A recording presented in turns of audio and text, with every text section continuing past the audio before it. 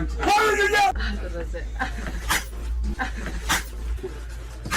different.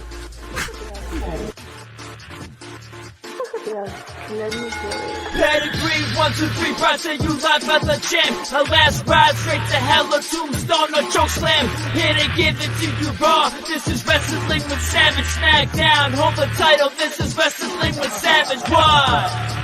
Wrestling with Savage begins now.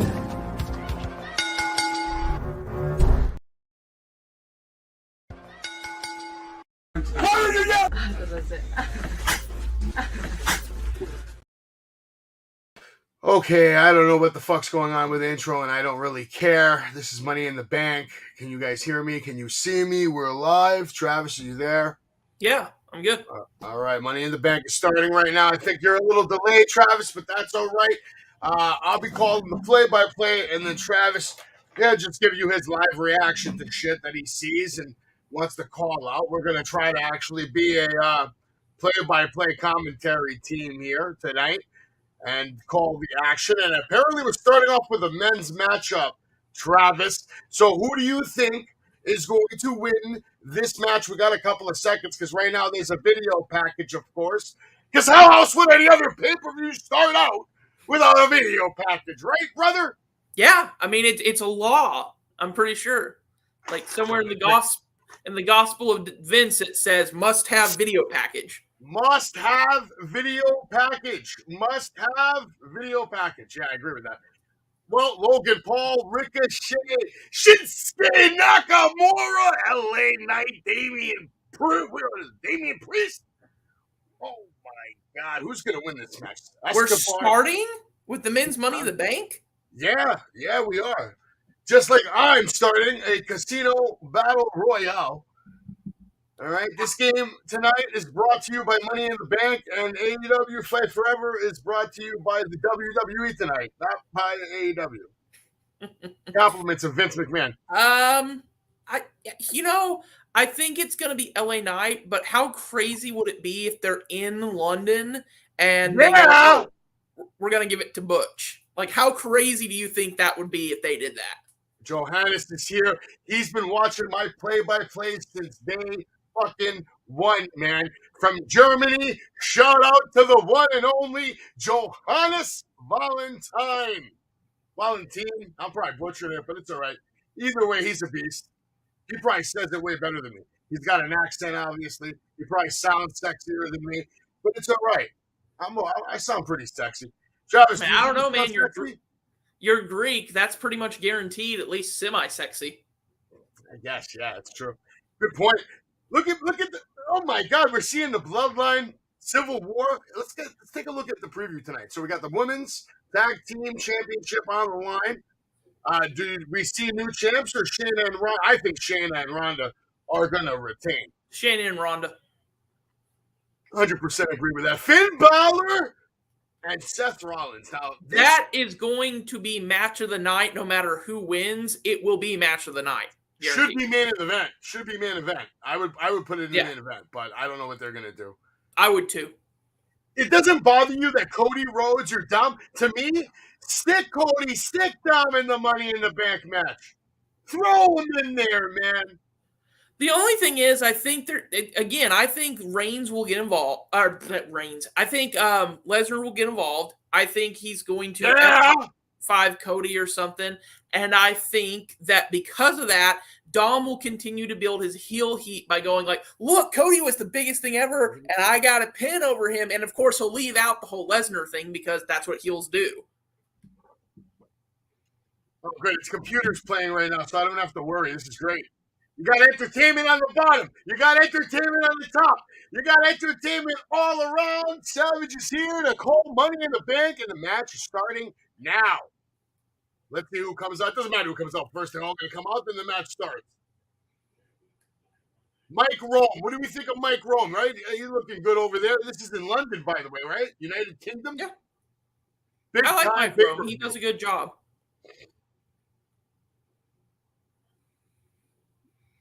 He's fairly new. Maybe not the flashiest person, but he's consistently good. I'll tell you who's getting a pop right now, man. Pete Dunne's going to get a big. Oh, bump. yeah. He's coming out first. Hometown hero. Like I said, how crazy do you think that arena will go if he wins? They will lose their minds. That's to me, he's a sleeper in this. He's an absolute sleeper in this. That's what I've liked about this Money in the Bank is I feel like literally you could Butch. any one of these We're guys. calling him Butch. They're calling him Butch. By the way, he's coming out with Sheamus. He's coming out with Rich Holland. And off he goes. Sheamus and Ridge are not walking up all the way. Now he's running. Butch running a little bit, catching up to the ring. A lot of ladders. We got multiple referees. Looks like a sold-out crowd right now. Now, of course, Shinsuke Nakamura. Everybody's going to get a pop in this match, except Logan Paul. Just there's like in gonna real life. Dude, there's going to be a lot of boos for Logan. Yeah. Because literally he's the only person that we like. Butch, maybe he's a nice guy outside the ring. Maybe he's a jerk. We all know Logan Paul.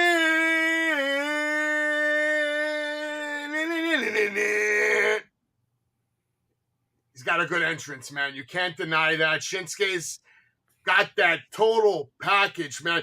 He's the reason why I don't need to watch New Japan Wrestling, man, because he is New Japan Wrestling, man. He represents them very well over here. Yeah. And I'd love I look at him. And that's with his style toned down, because there were certain things you could do in New Japan that you're not allowed to do over here, and he's still been this good. And vice versa. I mean, there's things you can do here that you can't do there that you can't do here. But either way, he adapts. And he adapted very well, man. The WWE Universe has taken him in. And in my opinion, a lot of people look at him as a heavy player, heavy hitter. They don't, he should they rank him right up there with AJ Styles. He should Something like that. Steven Chambers in the house here to watch Money in the Bank. And listen, if you're listening, if you're watching the pay-per-view, you hear how electric the crowd is. They love them. Some Shinsuke Nakamura. Mm-hmm. And what is this now? The London World Order. They made a new t-shirt that apparently was selling out. London World Order. I don't know where Jay is. That one felt like... Watching. I don't know. That London World Order thing to me just felt like shameless pandering. Like, let's make a new t-shirt for all of one event. 100%. 100%. He's got nice gear coming out. Is he wearing war paint too? Wow. Santos trying a new thing here with the war paint on. Pay attention to that. Let me know what you think about that, Travis. Nice outfit, though. It looks good. I will say, I'm not there yet, but I will say I like Shinsuke's outfit since he's returned. Yeah, Shinsuke looks like an assassin right now, when he comes out to the ring. Damian Priest coming out looking like the Undertaker, man. Holy moly, bro. He's got these huge shoulder pads. It's like a combination of Legion and Doom, Vader and Undertaker all in one, except it's all black and it looks legit dark purple trim. It looks huge. It looks ripped. It looks like an absolute monster. Wow. Impressive. Damian's got the walk down. Look at him. He's got the swag. He's been in the game long enough to know exactly how to do it. And in my mind, another guy that could easily win this tournament and wouldn't shock me. It wouldn't shock me. I actually kind of like Santos with the war paint. I think it looks good. Yes. I want to see what you're going to say about Damian Priest coming up in a second. Ricochet coming out now. Normal entrance, normal gear. Nothing new, but still incredible talent walking to the ring right now. Here we go. I'm probably going to say what I've said for years now about Damian Priest, but we'll God. You hate the honky-wonky bullshit, huh? No. No. Exact opposite. I'm going to tell you in just a second. Okay, that right there, that production value on his costume alone tells me they look at him as a major player. You don't put that on a guy who you're like, he's a mid-carder. That is a sign that they are going to make him a world champion one day, in my opinion. Damian Priest? Yeah. Oh, 100%. They're going to make him like the new Undertaker almost. You don't have that level of Yeah! LA Knight. Let's see if he gets his pop that he. LA Knight. LA Knight. The whole arena is yelling LA Knight. They're baptizing this kid right now live on the WWE network. Move over Cody Rhodes. WWE might have a new superstar in LA Knight. Get goosebumps over here, baby. Yeah. Yo, they're going nuts for him, bro. Absolutely fucking wild in the United Kingdom for LA Knight. You know, because I'm a little bit behind you, I really miss Ricochet's old theme. Did he do it? I don't know if he's going to do it. Holy shit. And they saved the absolute last. Logan Paul now coming to the ring. Well, you know what they say, you save the worst for last. Jay's tight that this game is playing right now. It's great.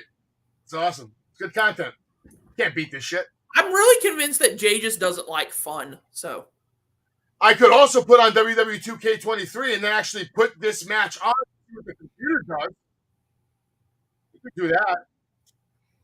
Yeah. It's a shame I don't have do whatever you want. Look, I press one button. I'll put another game on right now. Any fucking game I want. A lot of games. But right now, we're not worried about this. Jay, unfortunately, this is the Savage Show. And on my show, we do what I want. And what I want is this Battle Royale to finish. Yeah. Michael's saying that LA Knight is clearly the people's choice to win this. They're all, by the way, targeting Logan Paul right now. The problem for Logan Paul is they can't eliminate him right now. They're going to beat the crap out of him for 47 minutes. Let's see. They're all beating on him right now. Everybody in the ring is beating the holy hell, stomping a mud hole into Logan Paul's ass. Now Damian Priest with some solo shots. As it should Butch be. with the clothesline sending Logan Paul flying. They take it to the outside. Damian's paired with Santos. And what do you think about this, Travis? Shinsuke and LA Knight working outside the ring. I'm still on Logan Paul's entrance, what I'm watching, but.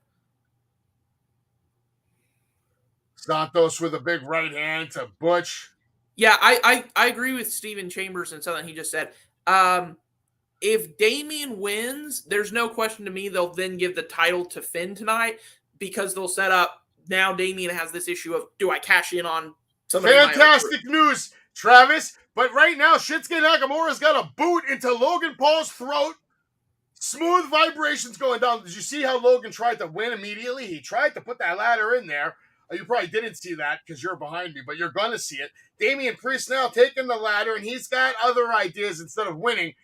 Punishing Shinsuke Nakamura in the shoulder. Santos comes in. He's having a fight with Damian Priest right now. Ricochet comes. It's Ricochet and Santos pushing Damian Priest into the corner, shoving that ladder into his gut. And now Butch getting involved. All three men trying to abuse Damian Priest. Butch, with a real sneaky move, slams the ladder on Damian Priest's fingers. And we have a crazy scenario going down. Damian Priest is pretty much laid out on this ladder. Santos and Ricochet are trying, I guess, do something crazy here. Let's see what's going to happen here. Nothing, because LA Knight's in town. DDT to Butch. Butch sells it like RVD. I like it. Now Shinsuke making a comeback. Damian Priest is knocked out. You're going to see this, and tell me what you think, Travis. Shinsuke Nakamura with a huge kick, knocking out LA Knight. Yeah, I'm just at the part where Logan tried to instantly set up that ladder and climb, and it was like, no. He said no. Yeah, he definitely said no. Nakamura about to stomp Damian Priest. Oh, my God, knee to the back of the head. Wow. Ricochet now in the ring, going after Nakamura, who dodges his attack. Ricochet with the drop-down Hurricane Rana, dodges a clothesline by Butch. Ricochet goes for another Hurricane Rana, backwards, upside down, in vertical dippity shit. I don't know what you fucking call that. But now Ricochet's gone. Now it's Pete Dunne and Shinsuke Nakamura one-on-one in the ring. They're both doing their taunts like it's a video game. And now straight right, left hands. They're just beating the shit out of each other, literally. Good shit. Santos with a beautiful crossbody slam from the top rope, taking out Nakamura. And now hitting the rope. Beautiful running Hurricane Rana, taking out Butch. Logan Paul in the ring now, going to work on Santos Escobar. Real slow, but he ends up shoving him face first into the ladder. And again, Logan Paul taking the ladder, and he's trying to go to the top immediately. I like this, but very slowly. I don't like this part. But It's I good guess heel work, but yeah. But now all 7 men are everybody's getting in the ring now. They all are targeting Logan Paul. They get him down. They commence the beating on him again and again. And out of the ring he goes. oof. I'm watching. What I like about this, though, brother, is that LA Knight hasn't really had any huge spots yet. That's a good sign. It means his shit might be coming for the end of the match. No, I agree. Butch grabbing a bunch of tables and, oh my God, some kind of spanking board. Oh, did you club, notice? maybe? I'm sure you're way past Cricket. it. The cricket bat. Did you notice that right before Shinsuke and Butch got into it, he did Butch's own taunt. That I think is part of why Shinsuke appeals to a lot of people, is you can tell he's having a good time doing this. Okay. If people coming in, I'm just going to tell them we're playing No Mercy. Like, I mean, basically. No Mercy. Oh, Damian Priest knocks the... I don't want to curse, but he knocks the hell out of Butch, who goes down. Now going after Logan Paul. The crowd's loving it. Very responsive. Logan's trying to convince Damian Priest to work together. He's trying to. You were right. You mentioned earlier heel work. He's trying his best. He said, put him on the table. Put him on the table. He literally just banged the table into Damian Priest's leg. And he's yelling at him, come on. And Damian Priest is listening to him. Now, I don't think this is a good look. If I was Damian Priest, I would take that table and break it over Logan Paul's little head. Be like, I don't take orders from you. Or better yet. Unless we find out that he paid him, maybe. Well, or even better yet, he does it for a little bit, making it look like he's listening to Logan Paul, and then cracks him over the head with it. Oh, see, that I like, because Logan comes in for the high five, says, hey, baby, we did it. And Damian comes back and goes, you're fucking right in the throat. Like a classic Undertaker shot.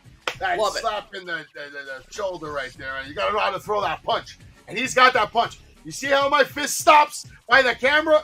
Right there. Bang! You pop him right there. You follow through, but you stop and follow through. You make it. You sell it.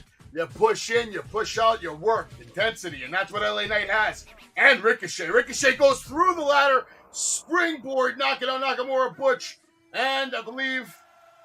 Holy shit. LA Knight now has an opportunity. Is he going to take advantage of this? Do we see Logan Paul, of course, comes in, rips LA Knight, but LA Knight says no. He says, actually, yeah, with a stomp. And then Logan Paul with the leaping backdrop, which I think you will appreciate, Travis, off of the ladder. Pretty good spot by Mr. Logan. Paul is a great competitor. I can't fault him that. The problem is he's just that guy that we do know what he's like, so we do know we hate him. Well, he's the guy that you're going to hate, guaranteed. That's why they bring him in. They knew exactly how this was going to go. Yeah. And I just got to the Damian Priest chop to the throat thing. That was beautiful. That was good ring psychology there. 100%. Do you think that Damian Priest has, now that Taker and Kane are no longer there, do you think he has the best chokeslam in the business right now? I would have to see more chokeslams before I give you a fair guess, but he probably has the best one in the WWE. Yeah. I kind of like a Luchasaurus chokeslam, to be honest with you. Yeah, it's really good too. I think that what makes it work is both him and Damian are both such big guys that they lift them up and it looks like they're in the stratosphere almost. Damian just tried to superplex Logan Paul through a ladder. Butch with the save. Now Nakamura getting involved. Coming in with a high kick on Damian Priest's head.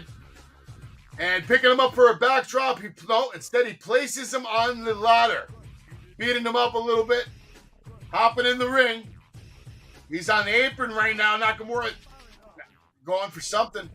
And I think Logan Paul's going to stop him, holding on to his leg. Not really going to give him an opportunity to do anything. Logan Paul with a nasty takedown.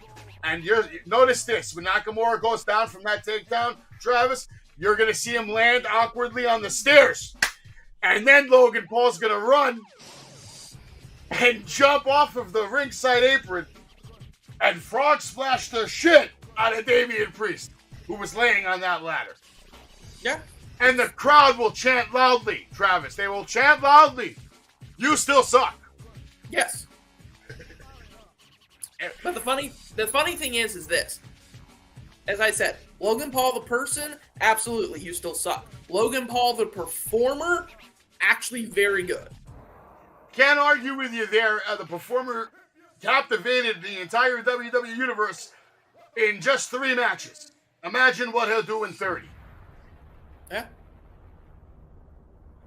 All right, now we have Ricochet and Shinsuke Nakamura inside of the ring. The only ones there.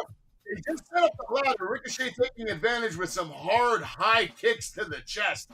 Nakamura laid out on the second step of the ladder, holding on. For some reason, Ricochet decides he needs another ladder. Goes for an attack on Nakamura, who dodges it. Now the ladder's set up through the ladder and the rope. Ricochet going for a ride. Yeah, you can tell Nakamura's arm was not supposed to hit the stairs that way. Yeah, not nice. Not nice. Nakamura with a German suplex on the ladder, and then a GTS to LA Knight followed by a DDT. Beautiful combination. A GTS into a DDT right after. Face off the knee, DDT. It was good. Well, since so many people love to talk about history and stuff, you know, a lot of people think, with CM Punk being the one who invented and created the go to sleep, but he's not. That was the very first person to do that was a Japanese superstar. Right now, Santos and Shinsuke Nakamura at the top of this ladder. Santos pulling on that hair, ripping on it, sends Nakamura crashing down. Butch climbing up he's almost like a spider wrapping his legs around Santos at the top of the ladder, putting him in a sleeper hold. Santos holding on for dear life. And I think he knows that he has to come down the ladder because if he doesn't, he's going to take a nap. But he's still not, he's knocked out. Butch took him all the way down. He's got him, he's laid out on the ladder, has him in a sleeper hold, and then Ricochet decides to come out of nowhere and hit them both with a 450 splash. Insane match so far. Yeah. This is honestly one of the better Money in the Bank ladder matches. It's very well done, very well put together. Everybody's executing and hitting their spots, and things are looking, wild, like they should, as should. So would your choice? So would LA Knight be your choice to win this? Like, if you were booking this, would you have made him win? I would 100% let him win right now. Yeah, I would too. Especially with the reaction. With what I heard tonight, LA Knight owned this match. Yeah. Just on pops alone. Mm-hmm. Furious rants of LA Knight. Strong, powerful. Shinsuke too. He was second for me from the pop. And I was watching an article earlier today saying that, maybe the reason why the back doesn't fully like LA Knight is he's managed to get over on his own. And I'm like, there might be some truth to that. It might be, but right now, LA Knight with a beautiful backdrop on Damian Priest off of the ladder. And Damian was on the third or fourth step. LA Knight just runs up there, hits him with a nasty backdrop. Woo. Logan Paul with a springboard blockbuster on LA Knight. They're both down. Ricochet comes in with the, I don't even know how you could rate that, A++++ running standing moonsault. Holy shit, perfection personified in video for you. That. Now Santos with a Death Valley driver suplex to Ricochet. He's down. I say suplex because he sat down with him. Looked real effective. He's out. Nakamura, beautiful, almost like a dragon screw suplex off of the ladder. Santos goes to repay the favor, but Nakamura doesn't let it happen. has to attack him. He flies off the ladder with a knee to the chest, sending Santos flying outside the ring. Butch now saying, I don't think so. Shinsuke Nakamura drags him outside by the barricade, dumps him, stomps Santos, double clothesline on Damian and Ricochet. Now Butch taking the ladder, placing it exactly, precisely where he wants. We can see Butch. Butch is a man with a plan, and he's going to the top of the ladder while all these idiots are beating each other up. And we know what's coming, don't we, Travis? Don't we know? We know what's coming. Pete Dunne, he's not off the top of the ladder. Second highest step, moonsault. Wipes out everybody, folks. Pete Dunne. I like this. This is really helping to establish every single person in this match has had a moment where they look good, and this has established all of these people as future players. All right, that is a great take, and I think you're 100% right. Wow, Logan Paul. Now, Pete Dunne goes to try to win the Money in the Bank match because that's what you do. He's going to the top. But Logan Paul comes in and hits him with such an incredibly given right-handed shot and Butch sold it. He's gone. Ricochet stops Logan Paul. We get multiple kicks to the midsection, to the thighs. Logan with another huge right hand. I think he just knocked out. He just knocked out Ricochet. Again, they're selling this shit like it's the Big Show punch. Ricochet's dead. Butch is dead. Santos coming in trying to stop Logan Paul. Will Logan Paul knock this guy out too? No, Santos dodges. Hits him with a big kick to the throat. Sends him to the corner. Santos calling for a running double knee stomp to the chest. Logan is finally down. Logan just knocked out 2 WWE superstars. What do you think that does for his career? I just think knocked him out. Except that man, have you seen those right hands he gives? They look like they couldn't knock me or you out. I think they sell that way too well. They sold it very, very well. Shinsuke Nakamura stops Santos from climbing the ladder. Right hand sends him reeling. Shinsuke's still trying to make a push for that ladder now. Now Santos joins him in the climb. Both men, same pace, going for that ladder. I'm sure they're going to start exchanging shots any second now as LA Knight coming in the ring with a ladder. He's beating them up with a ladder, Travis. He's setting up another ladder right next to them. What point did you want to get across? Well, the thing is, if you ever watch when Logan Paul does that whole one lucky punch thing, he does it like this. You don't punch in a downward arc. That will break your hand. So, to me, it doesn't look like a realistic punch that should lay out anybody. Well, it's the most they can do with what he has. I mean, what are they going to do? They're not going to blow up his arm the size of Popeye to make it look more believable. But, when you see that little spaghetti string coming at you, I understand what you're saying. It doesn't look intimidating. But in the eyes of the believer or the beholder, some people are going to think that was a quality-given punch. Yeah. Well, the thing is, it's so, like, to me, me and you were like commentators on this. We look and we see that kind of stuff. But this match is so frantic that most of the people in attendance aren't even going to notice it. No, we shouldn't even be calling that stuff out right now. WWE doesn't want to hear that. They want to hear the match be called. Pretend that you're Jim Ross. Pretend that you're Michael Cole. Oh, do I have to be Jim Ross? I sound like I should be in a retirement home. Oh, then be fucking Kevin Kelly. You be Kevin Kelly. Yeah. All right, we got Santos, Logan, Ricochet, Shinsuke. They're all on the top of the ladder. Ricochet trying to ignore it. Goes for the briefcase. Doesn't happen. All men still exchanging shots. And, oh, wow. Santos and Shinsuke go falling as Ricochet and Logan knock that ladder down. They kick it down. Logan now almost has the briefcase in his hand. Ricochet with the right hand. Logan comes back with his own. LA Knight about to send them for a ride.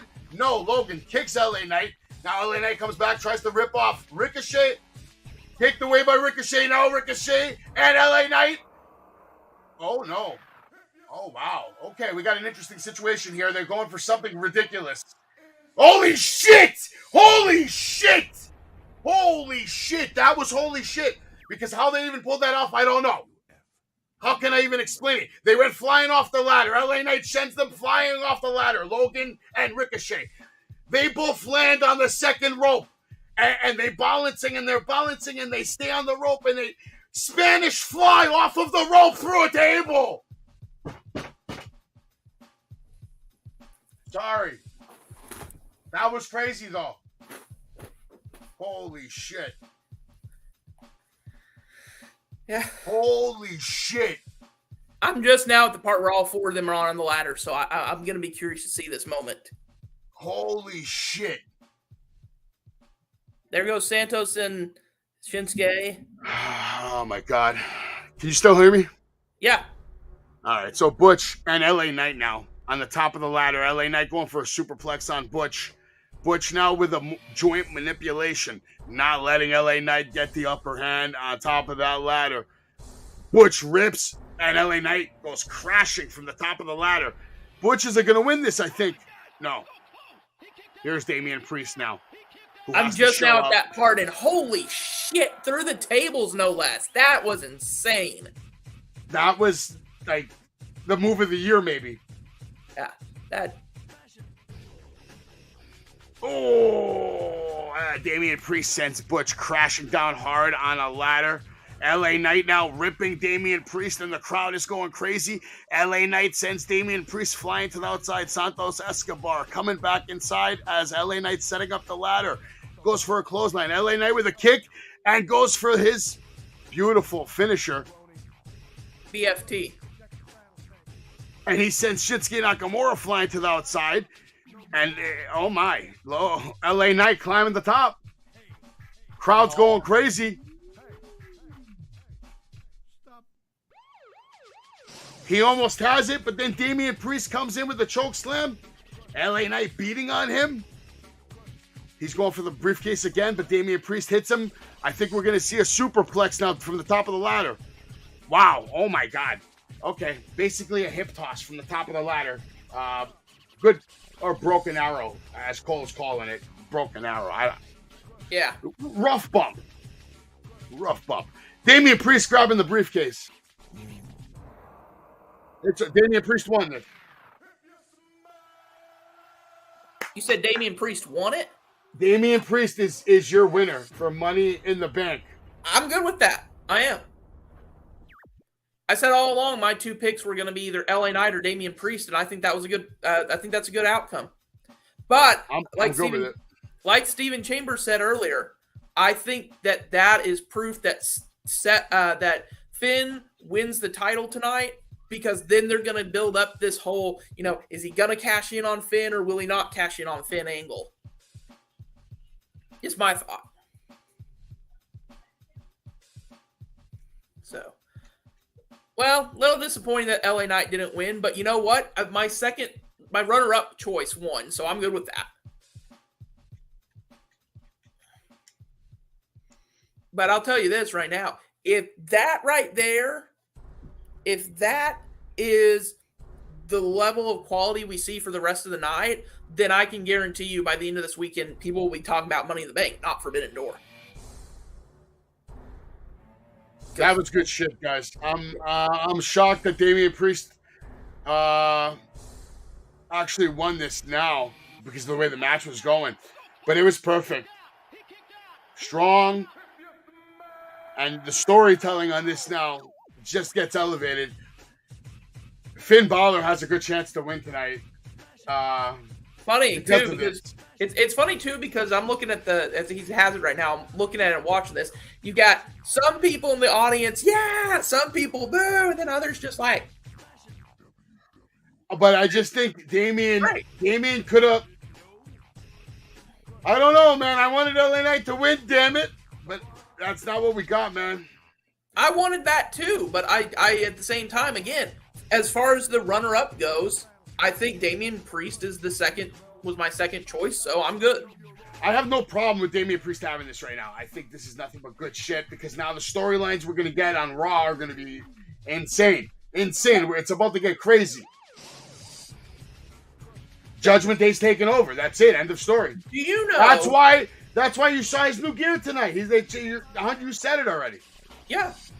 They don't put that kind of ring gear on someone who they see as a mid-carder. They are like, this dude is a future Hall of Famer. Who do you think's winning this match right here, all right? Exploding barbed wire death match. Miro or Orange Cassidy? Miro. Let's find out. I mean, I would have Miro win. These are just the computers.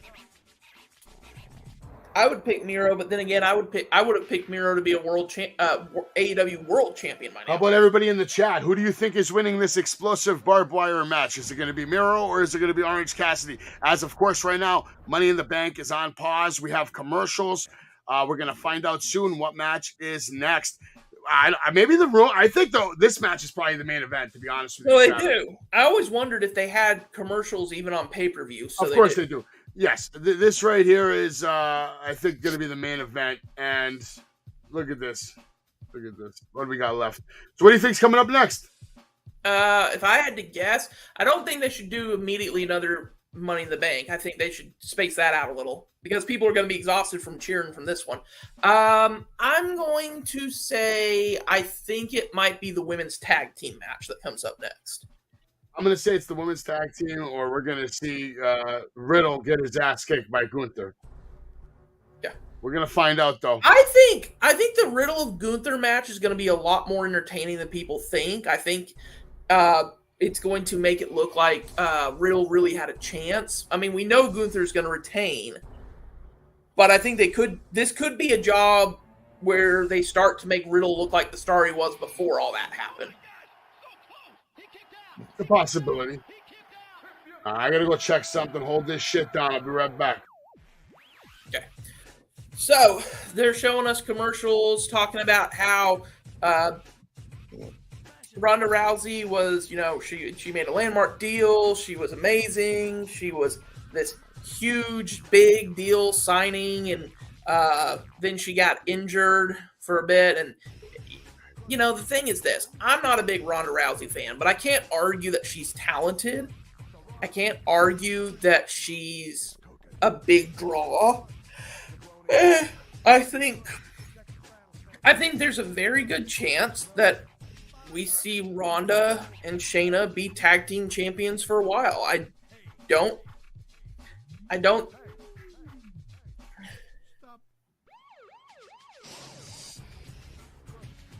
Mick Thomason, I don't know, man.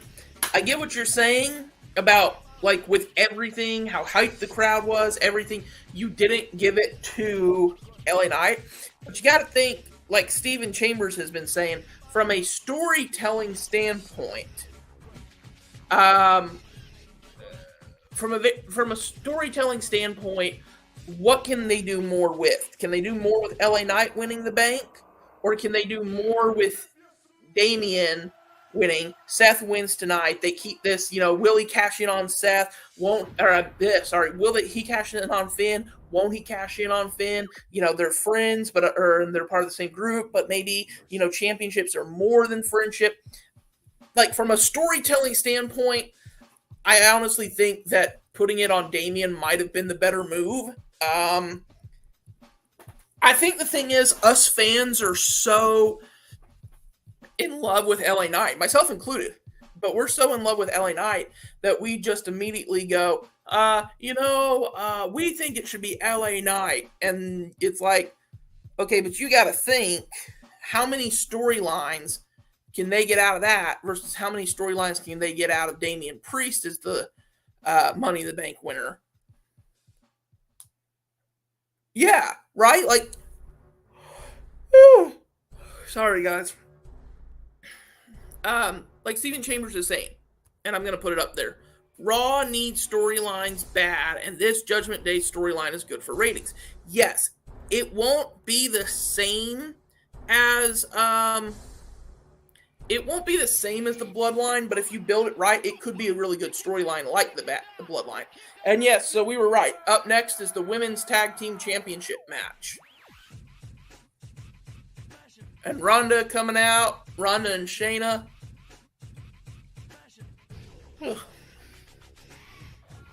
I'm not really sure if I like Shayna's current, I don't know what's with those eye things. Like, I keep thinking, I'm like, did somebody paint her eyes? Or they fake mascara? But who knows? Yeah, I'll say I agree with you, Steven Chambers. Like, I'm going to watch it somewhat, give y'all the occasional, input of, oh, here's this, and, they did that, and all that. But really, it's like, okay, I'm going back to my Assassin's Creed Odyssey because that's how little I care about this match. It's not even that it's like, it's not like I don't expect this match to be semi-good, but I'm just like, does anyone really care about this? Yeah, look at that. That tells me a lot about this match and how people feel about it. We've lost a third of our viewers already. What happens with LA Knight now? There's still some options, like you could have him win the Royal Rumble.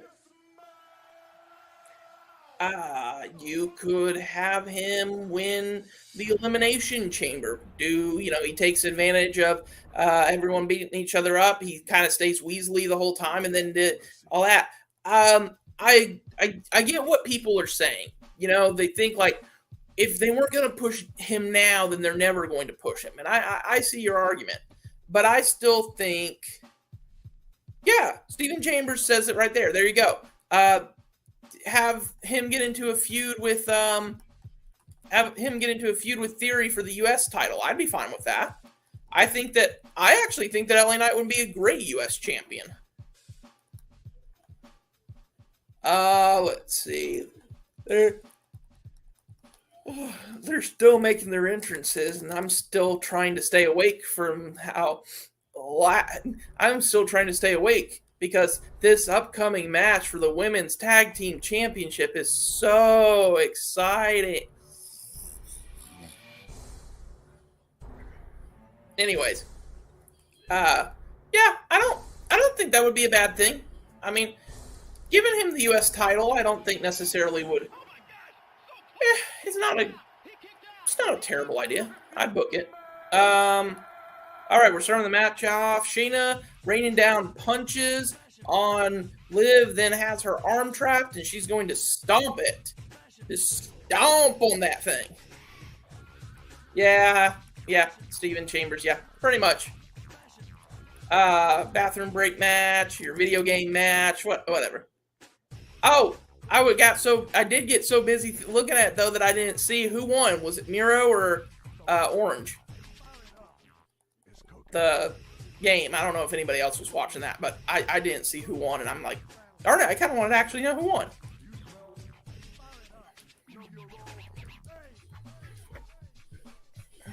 Let's see. Liv Morgan with the top rope, Enziguri knocks Shayna Baszler to the floor. Ronda tries to come in, duck. Raquel dumps her over the top rope. And now Raquel going for a powerbomb. She powerbombs and throws Liv off the top rope. And, Liv gets back up and is laughing and smiling. And I'm glad because that looked like a rough spot. That looked like she did not land well at first. But, So, anyways. Let's see. Now we're back in the ring. Shayna continuing to work on Raquel.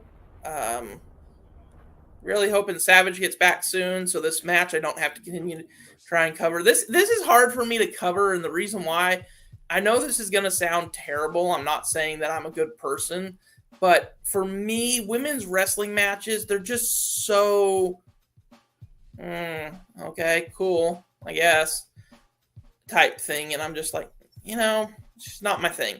But we're back in the ring, and Ronda Rousey with an arm drag to Liv. Now she's working on it. She's mocking Raquel Rodriguez, using Raquel Rodriguez's taunt against her. Boo, Orange won. Orange shouldn't win anything ever again. Ever.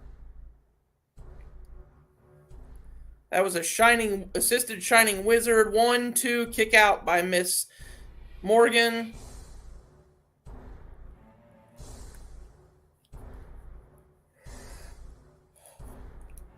Oh. Snap, crackle, and tap. Let's see. Shayna just working on the arm of Liv Morgan.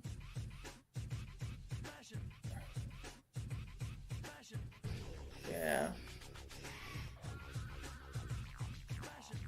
this is a really slow match. And as weird as this is going to sound, it's almost kind of like a bring the audience down match after that Money in the Bank, which is not necessarily in itself a bad thing, because you got to think they can't just be going 90-0 the whole time. The fans are going to get worn out and be like, "Oh God, we can't keep cheering like this. Our voices hurt and all this." So this kind of match is almost necessary. Yes, I agree with you, Johannes. I think Rousey and Baszler retain. Like, to me, there's no question in the back of my mind that I'm like, there's no other reasonable ending. Especially since, and look, I know it's scripted. I know it's, and I don't want to say fake because it's not. It is real, but I know it's scripted and all that. And the thing is this. Rousey with the ankle lock on Morgan. The thing is this. If you have two legitimately badass women like Ronda Rousey and Shayna Baszler, and they lose to Liv Morgan and Raquel Rodriguez, like, how do you get anyone to believe that? Because I sure as hell wouldn't believe it. I'd be like, so you're telling me two women who are both good in MMA lost to a woman like Liv Morgan? No. Now we've got Raquel Rodriguez in, and she's with a fallaway slam and a tour of the islands, or that looked more like a tour of the Bay Peninsula.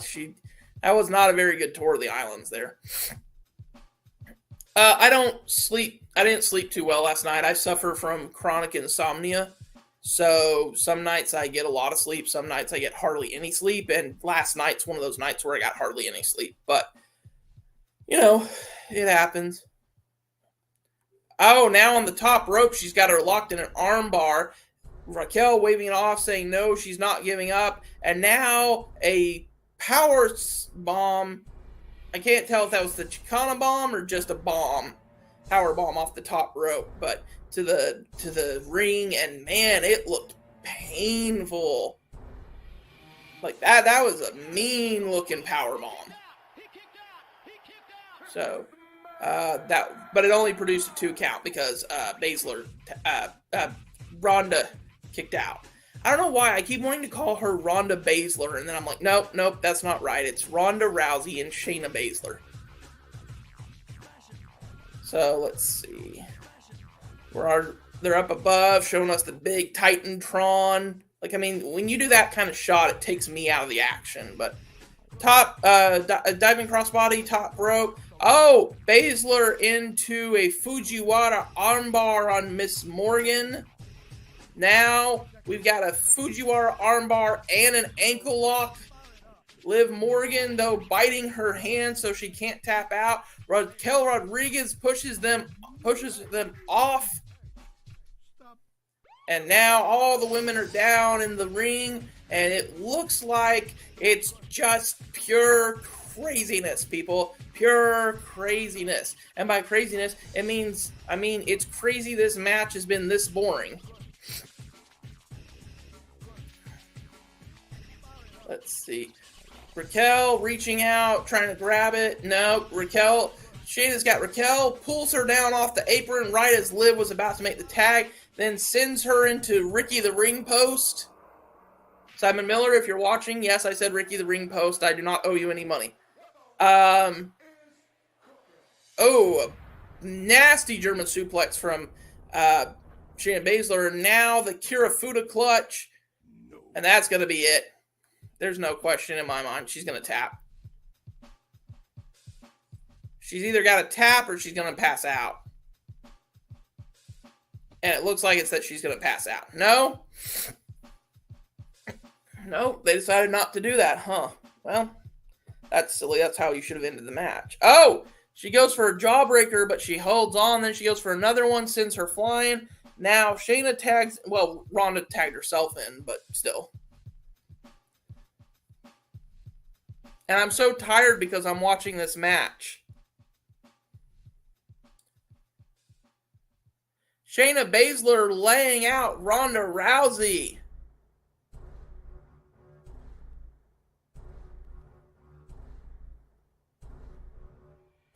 So I guess this is where we're going to set up Shayna Baszler and Ronda Rousey. So, okay.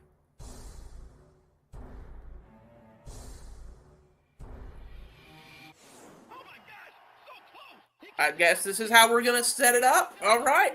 Well, we all knew this match was this feud was coming eventually. I didn't think this was how they were going to set it up, but evidently it is. So Raquel and Liv, of course, look like they're utterly confused, which I'm sure they are. Shihana Bomb. And now Oblivion. Oh, Ronda really sold that Oblivion, too. Looks like she got spiked on her head.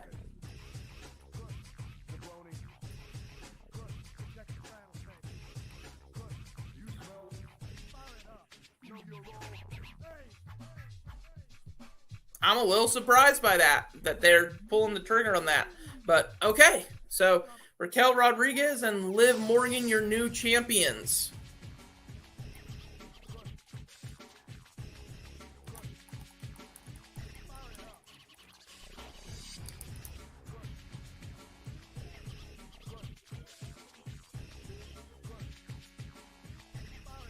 So, that was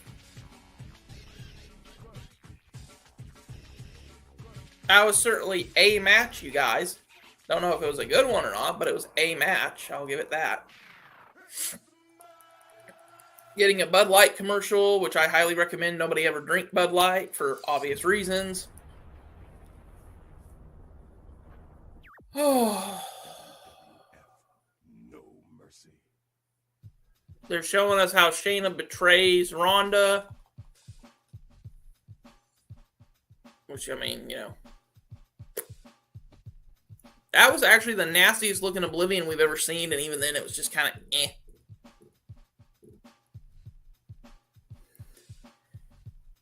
Sadie Baylor?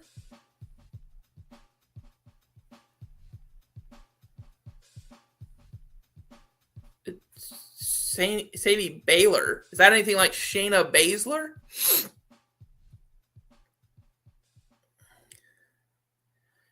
So, we now have a new champion, and it is Raquel Rodriguez and Liv Morgan, who have once again managed to capture gold. So, you know, that's something. This August, supercharge your summer with the power of SummerSlam. So SummerSlam is going to be in August this year, and it's going to be somewhere. I know that sounds stupid. Like, it's going to be somewhere. Well, of course it's going to be somewhere, but Ford Field, I don't even know where that is. Does anybody know that? Anybody know where Ford Field is?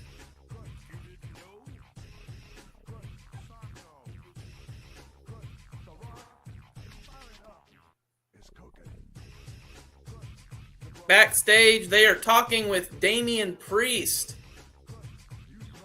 She says, please welcome the new Mr. Money in the Bank, Damian Priest.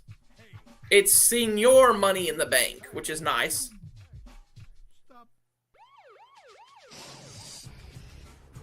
Congratulations. Now that you have won the thing, what are your plans? A lot to think about. I can turn in the contract and become Intercontinental Champ.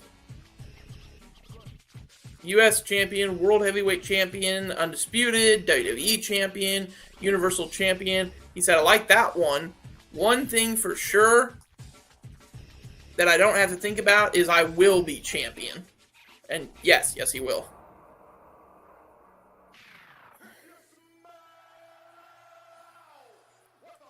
So.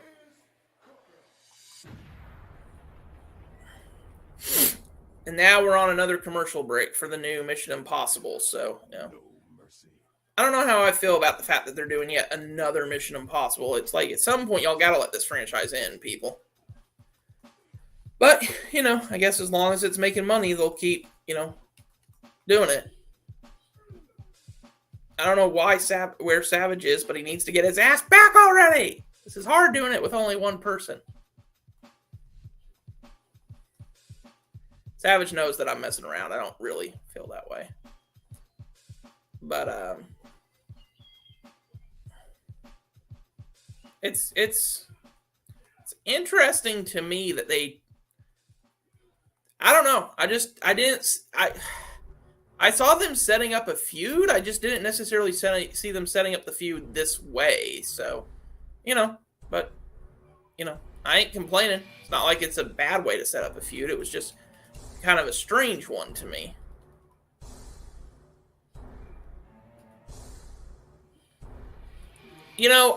I'm playing it right now, guys. I'm playing Assassin's Creed Odyssey. Don't y'all just love it when it's like you kill a guard, the guard accidentally, like in the process of killing the guard, you accidentally hit a townsperson, and now the townspeople are like, I'm gonna pick up a rake and try and attack you, even though I'm a farmer and you're an assassin or fighter or soldier or whatever, Mystios, whatever it is they call them. Regardless, my point is, it just is funny to me because it's like, really, you've got a rake and I've got a freaking battle axe. You really think you have a chance against me? Okay. Okay, so now we're on to Riddle versus Gunther. This one I'm actually willing to pause my game for because this one looks like it could be.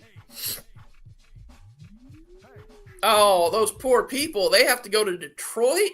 That sounds terrible. No. Mick Thomason, not a chance in hell. No, absolutely no chance. I'm trying to think of what I can say. I started to say I'll eat my PlayStation controller if that's true, but then I was like, but I'm not going to do that because that wouldn't be healthy.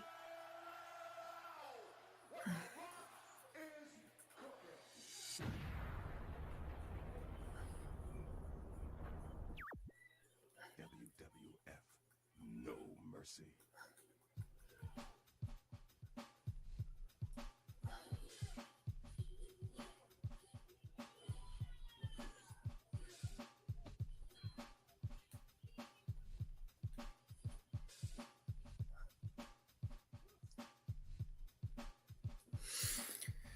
Ladies and gentlemen, I demand your gratitude for the Ring General, your Intercontinental Champion, and will still be an Intercontinental Champion at the end of this because Mick is insane. There's no way they're putting the title on Matt Riddle.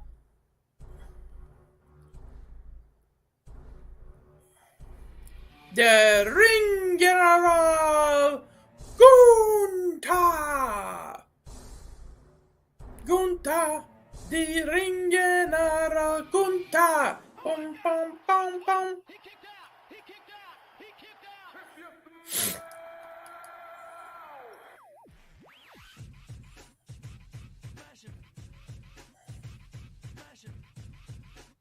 They're saying that this is the longest reigning Intercontinental Champion this century.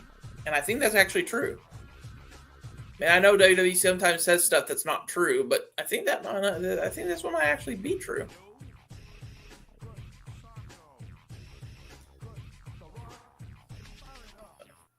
What the hell?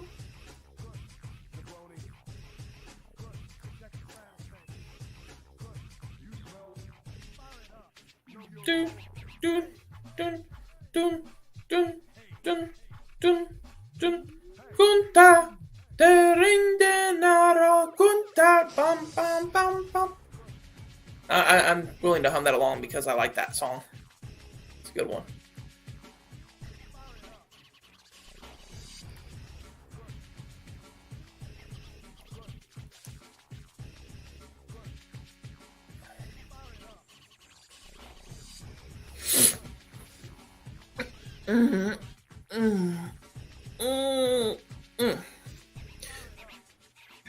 Gunther won the title back in June of last year. He's 6'4", 255-pounder. He is a big, big boy. He'll defend against Riddle, who, as we all know, is not going to get the title because why would WWE put the title on a guy that, quite frankly, is accused of a lot of really bad stuff right now? We're starting out the match. Gunther with a side tip block. Oh, Riddle going for a sleeper hold, and Gunther's having none of it. Backs Riddle into the corner, and repeated blows to the body. Now he goes in.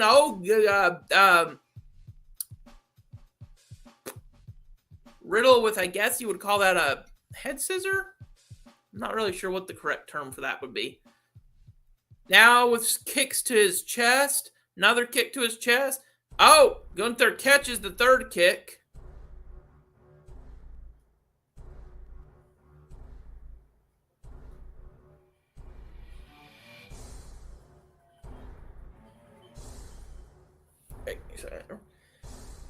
Oh, let's see. Riddle just got kicked in the face by Gunther. Gunther in gear.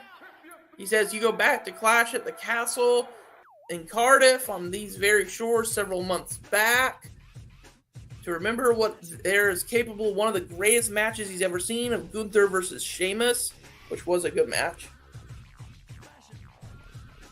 He says that he will wear you down, talk trash while you're doing it. We know Riddle is different, more made of a different mold, very unique individual, but a tremendous athlete as he's showing right now. Riddle with a leaping forearm smash. He's going for some sort of suplex, but Gunther beats it off. Now Gunther with that was actually a pretty good move by Riddle. He ducked the chop and then went into I guess leg bar, for lack of a better word. Agree, Johannes. I don't know about easy. I do think that Gunther will retain, but I don't know that it's necessarily going to be easy. I think they're going to make it look like there was a couple times where Riddle had a chance, but yeah, I don't think they're going to put the title on Riddle. I think if they do, it's going to be very weird. Now, chop, forearm, kick. All this is Riddle. Oh, Gunther catches it again. And he just kicks the leg out from under him. That was nasty. That wasn't even there wasn't a wrestling term for that. That was just a leg sweep. And now he is untying the bandages around Riddle's foot.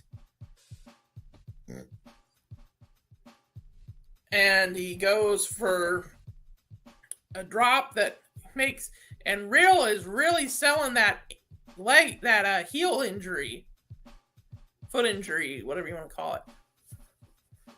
This would be better if Savage was here, so he was telling y'all stuff as well, but I don't know what's going on. But anyways, busted ankle, and now Gunther repeatedly dropping his weight on that ankle, and Riddle is screaming in pain. Just screaming in pain, suckers.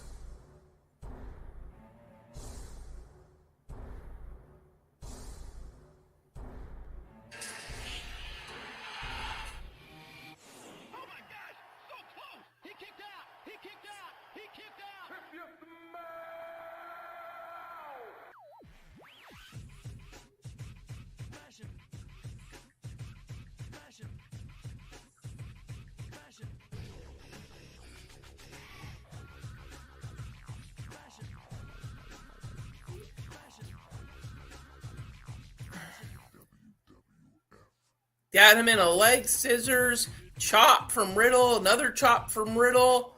Oh, Gunther with his chop, and Gunther's chop lays Riddle flat on his back. Oh, now Riddle with repeated kicks to Gunther's head, or I think it was his head. It might have been his chest, but I'm pretty sure that was his head. Gunther's such a big guy. It's just hard to tell whether you're kicking him in the chest or the head because he's huge. I've met Gunther in real life. That dude's he went for the Broton and he has countered it. Gunther now has Matt Riddle in a sleeper hold. Oh, Matt Riddle turns around, pinning predicament, 1-2, kicks out. Oh, he goes for a belly, for a German suplex, but Riddle lands on his feet. But that was a bad move because Riddle is, there was a pinning combination, 1-2, Riddle kicks out. Yeah, Riddle's doing a good job of selling that foot injury. I like this. I think he's doing a good job. Oh, kick to the face. 1-2, kick out by Gunther. Oh, goes for a penalty. Riddle going for a penalty kick, and now he's trying to climb the turnbuckle. He's going to go for something. I think he's going for that floating bro. Hits it. Nails the floating bro. 1-2. Gunther kicks out. So far being exactly what I've said. I have no doubt Gunther's going to retain, but I'm pretty sure that they're doing a good job of making it look like, Riddle's giving him a fight.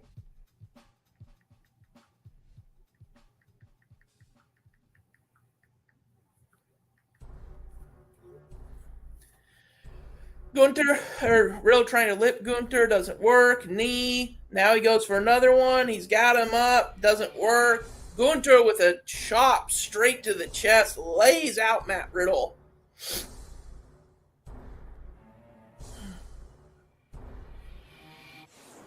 Gunther goes flying. Oh, Riddle catches him, and he is in an armbar now.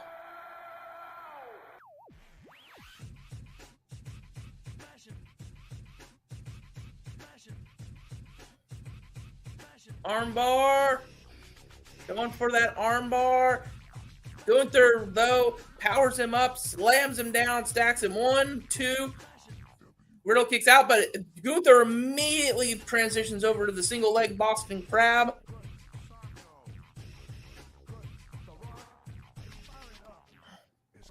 Dragging him back to the middle of the ring. Riddle with repeated kicks to the head. Oh, Gunther grabs the leg, though, knocks it to where he can't. And now he is just chopping Riddle's ankle. Sits down, and we've got him in a... Up, Riddle taps. Gunther retaining his title. I hate to say I told you, Mick Thomason, but, yeah. So here's your winner by submission, and still the Intercontinental Champion, Gunther!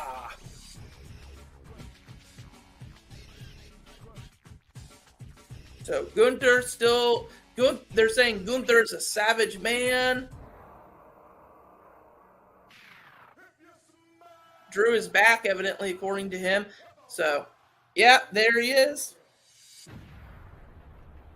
Drew McIntyre making his return. Savage, you getting on here, or are you just typing things? No mercy. Drew McIntyre makes his return. And,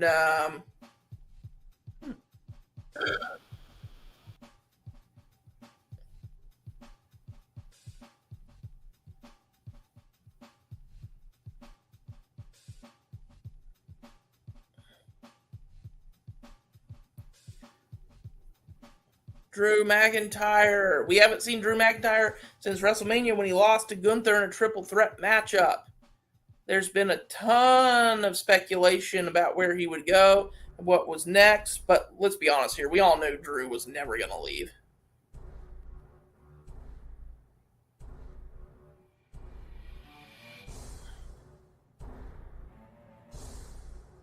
The rumors of Drew leaving WWE were exaggerated. The rumors of his demise at WrestleMania were not true.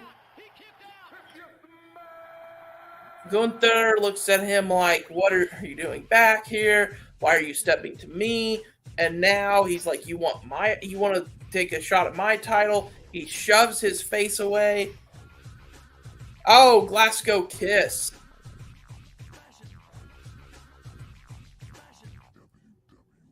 And now he's counting down. 3, 2, 1. Claymore to Mr. Gunther. So I guess guess what we're setting up is Gunther versus Drew pretty soon. Nice.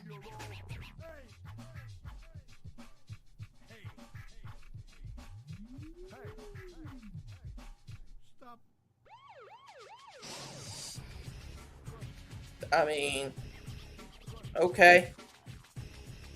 You're right, WWE doesn't care about Matt Riddle, and guess what? Neither do I.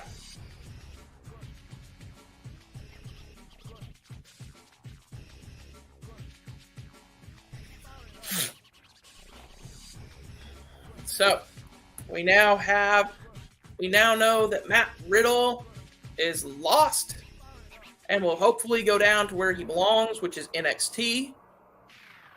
Because he should never have even come to the main roster in the first place. He was a waste of space on the main roster. Still is.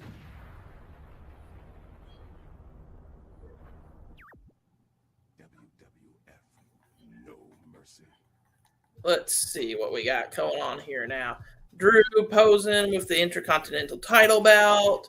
Drew being like, yeah, I'm back. Yeah, I'm back. I'm back now, guys. Woo, yay, I'm back.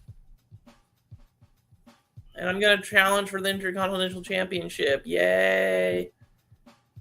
And we get another commercial break. For July 30th is going to be the NXT, the Great American Bash. The Great American Bashing Bash. I don't know why I did that. I just felt like it.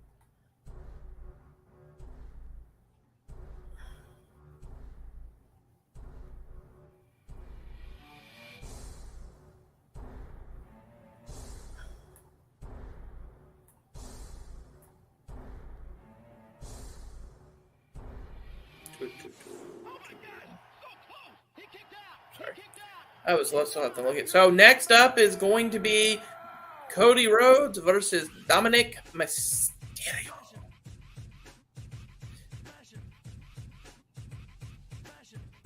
And unfortunately, it will probably be another match that we already all know the ending to, but you know.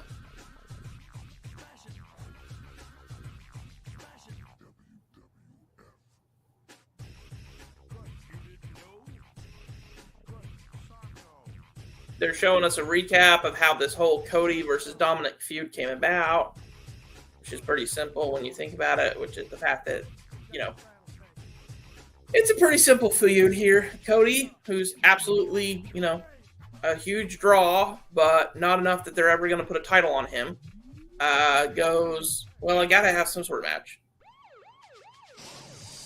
I've already said it, Mick. I don't like Matt Riddle. He's a waste of space. There you go. The end. Just go ahead and say it if you're going to say it. I'm saying it. He's a waste of space. Move on. He will be perfectly fine without him.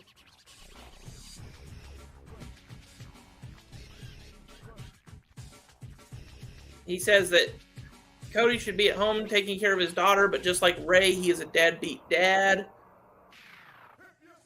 Nobody is perfect. He knows he's not perfect. And he knows Rey Mysterio is not perfect because he knows that Rey Mysterio has made some terrible mistakes because he's looking at one in Dominic Mysterio. No mercy.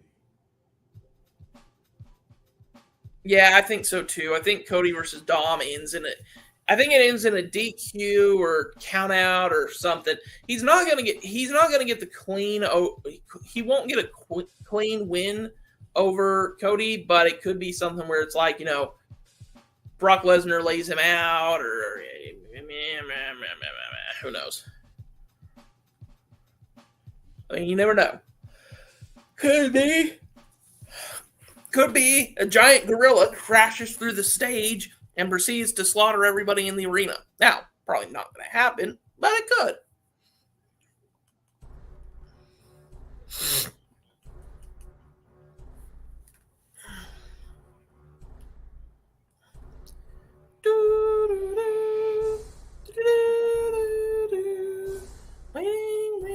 Waiting. I mean, it probably is going to be a DQ.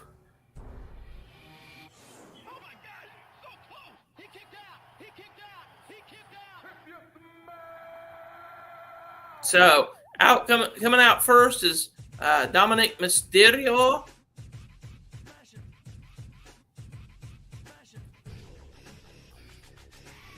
He comes out wearing some sort of stupid headband over his mouth thing, and then Rhea Ripley's coming out now, and I'm not even sure what you would call that look. Goth Xena?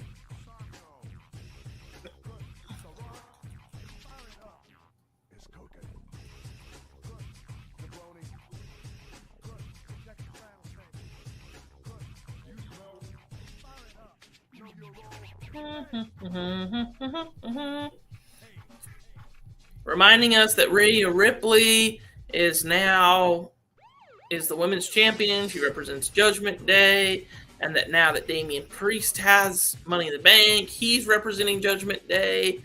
And, heck, we could see by the end of the night. Just a thought here, but Dominic wins by DQ. Damian wins Mr. Money in the Bank.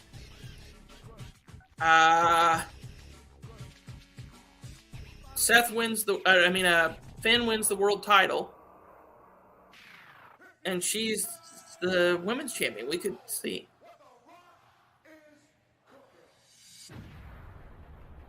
No. Yes, it will be by a DQ. No mercy.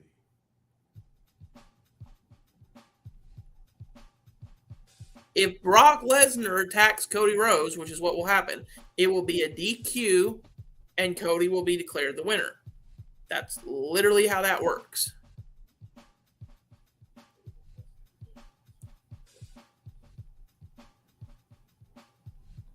And now Cody coming out with his entrance, as we all know, which is honestly one of the best entrances WWE has right now, if not the best.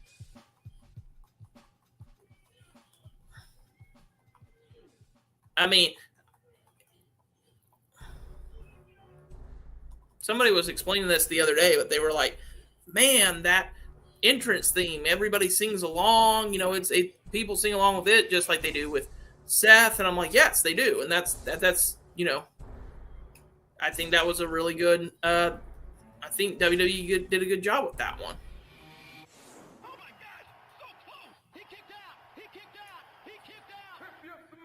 So, anyways, let's see. Cody making his entrance. Savage needing to get on here before I kick him in the face. No, I'm kidding. I don't even know where Savage is, so I can't say that. He might be having to deal with a family emergency or something. You never know.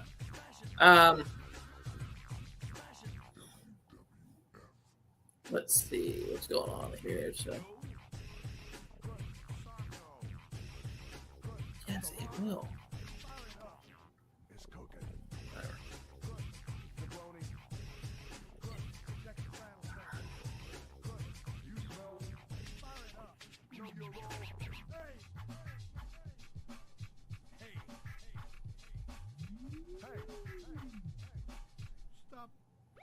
Explosions, big stuff for him, a bunch of cheering for Cody Rhodes. I know, right? Johannes, right? Like he goes, well, he tells me before the show's going to start, he tells me, I'm going to do most of the play-by-play commentary, and, you'll just comment on what you see that you think is really good. And then he disappears for the better half of an hour, the better part of an hour. Teach me to listen to him. But anyways, in all seriousness, so far, Money in the Bank, pretty good.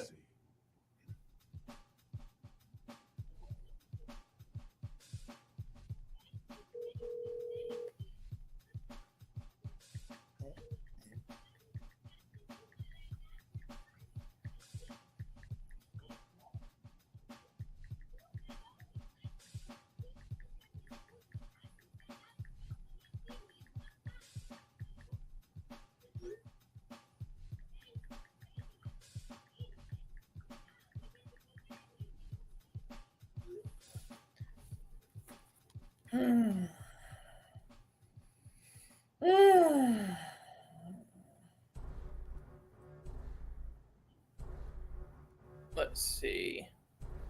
And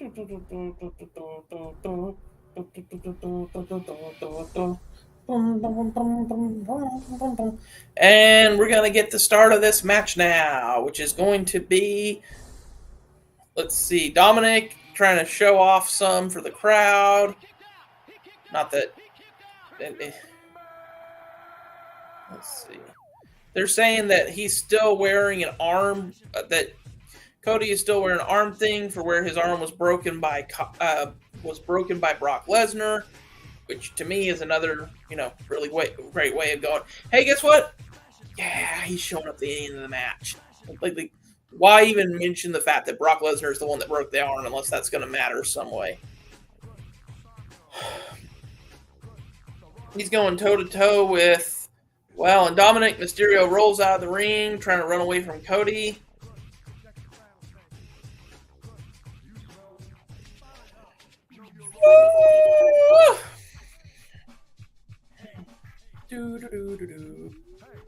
Dominic slaps Cody across the face, and Cody looks pissed about it. What is going on with Rhea Ripley? Like, she's got like 15 looks going on at the same time, and it's like, why? Why are you? What? Why? Why are you doing weird stuff? Knock it off, woman. Make up your mind. So, anyways,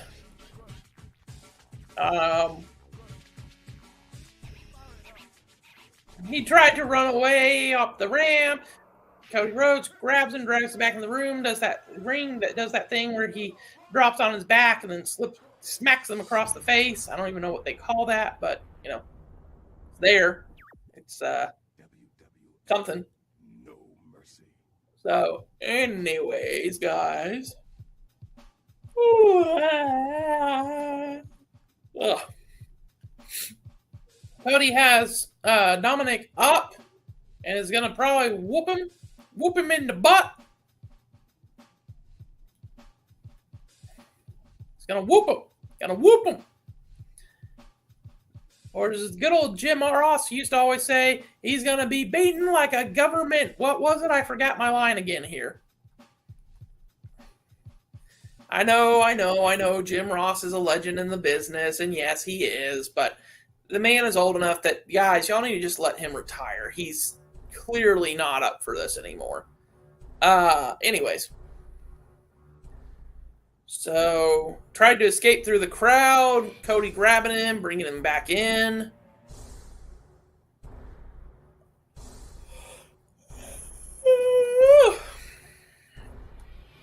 A lot of just, Dominic running away and Cody grabbing him, trying to get him back into the ring, and, all the stuff that you would expect from a typical type of heel that Dominic is, because he's the kind of heel who,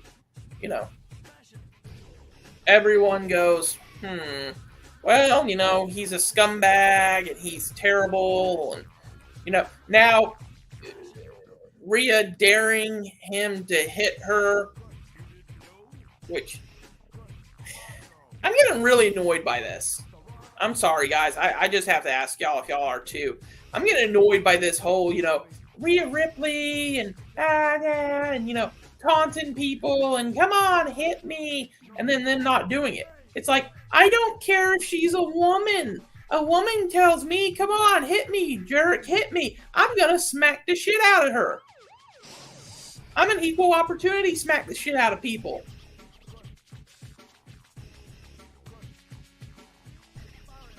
I like the Hall of Fame fine. I just don't like... Just because somebody's a Hall of Fame doesn't mean that they're still good. You have to understand the difference, Mick. A Hall of Fame career means it's in the past. Not they need to keep coming back every 5 minutes.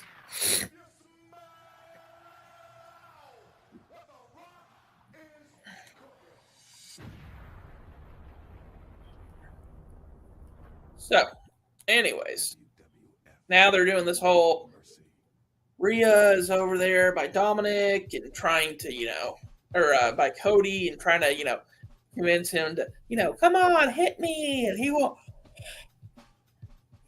do it, even though he should, because let's be honest here again, it's stupid that these guys are like, I'm not going to hit her, she's a woman. Hey, guys, we're in the 23rd century now.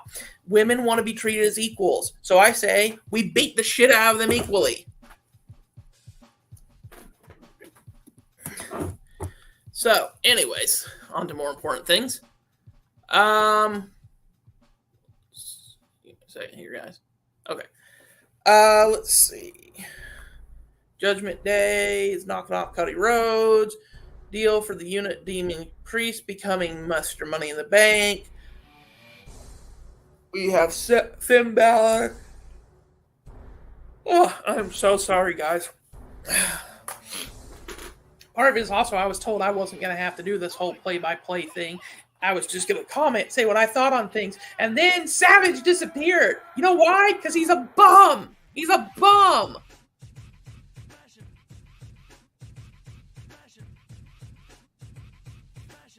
No. He keeps doing this. We're going to change the name of the channel to Wrestling with Travis. No, we're not, because that sounds like a terrible name for wrestling. It's just bad. Well, why is this? Okay, we're going to get this on the right slide now that Savage isn't here and isn't doing stuff. Let's see. So, Cody Rhodes off the ropes. Shoulder tackle. That running power slam thing that Randy Orton does. Dominic Mysterio's looking like they might lose. Rhea Ripley looking really concerned for Dominic. Cody going for the Cody. No, disaster kick. I thought that was going to be the Cody cutter. My bad. Disaster kick. 1, 2. Dominic kicks out. They go to picture-in-picture, which I always hate when they do that because then I can't tell what's going on.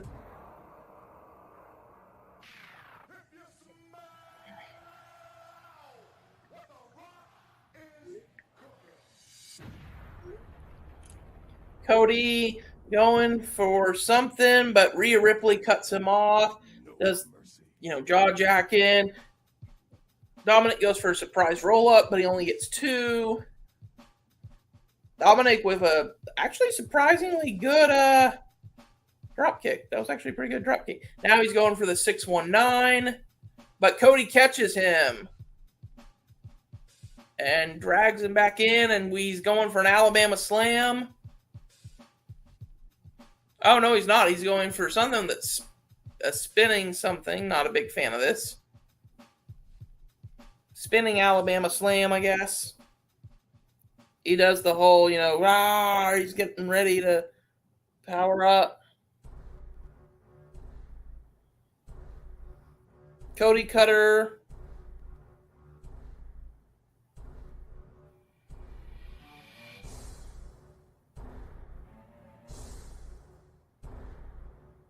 Crossroads. Well, that was a disappointing match.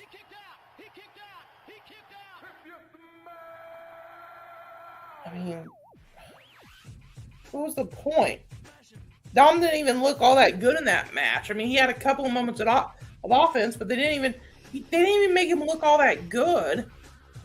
And so how did that build stock for either one of them? Cody Rhodes got an impressive win over Dominic Mysterio. The guy who's been a joke since he turned heel. And yes, he's getting better, but still. That was very disappointing.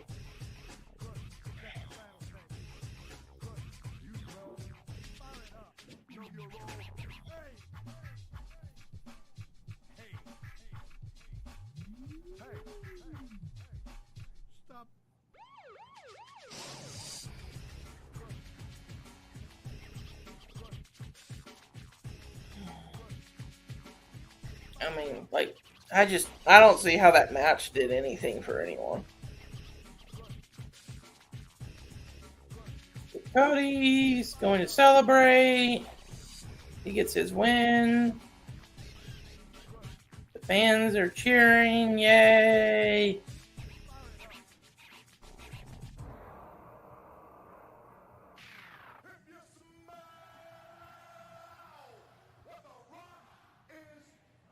It was not an awesome match. And you get over it, Mick. Stop saying everything is awesome. You don't sound cool just because I like everything and everything's awesome.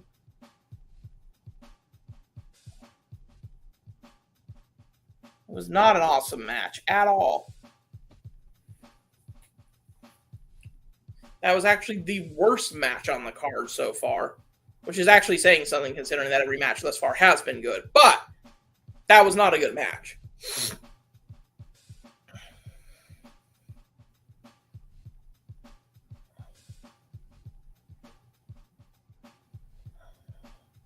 Commercials again, Superstar Sunday, blah, blah, blah, blah, blah, wordy words. Showing us inside London, UK, and stuff.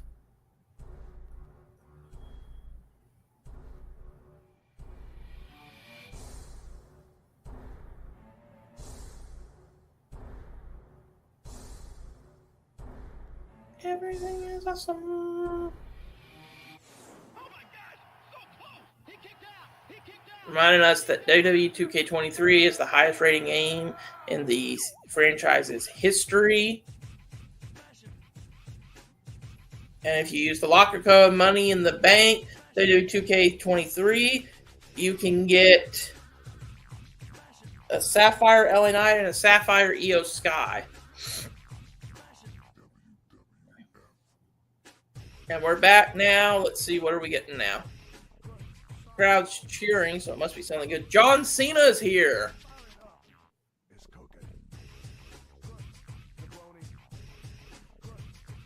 So everybody's happy. Mick, quit being a dumbass, and I'll quit being that. Jesus, you can't. Oh, Jay doesn't like anything. Travis doesn't like anything. I'm the only one who likes anything. You sound like a fucking 5-year-old. Grow up.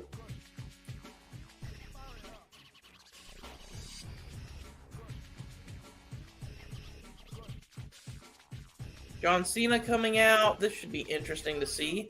I don't know what this is about, but it could be interesting.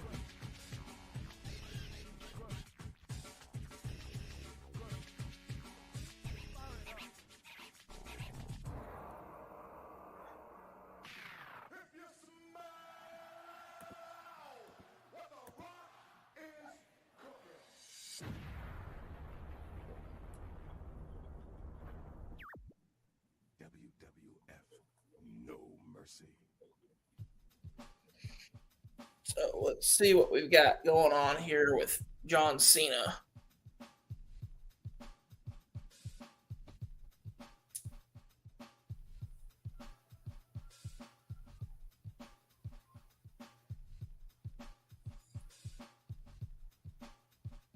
He says, surprise.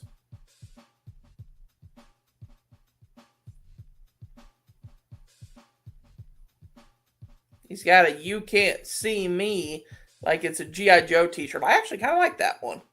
That's actually not a half bad t-shirt.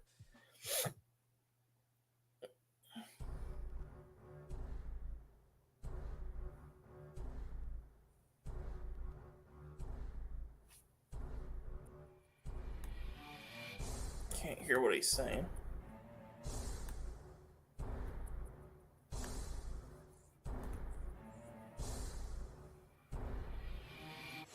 Oh! For those of you who care, Savage just explained to me basically family emergency, so I'm going to be holding it down for a while, which is okay. I will do that. But yeah, so, you know, just keep Savage in your thoughts, prayers, good wishes, you know, all around family emergency. So, you know, not good. He says he hasn't been in London in over 20 years. I look around. I hear the noise.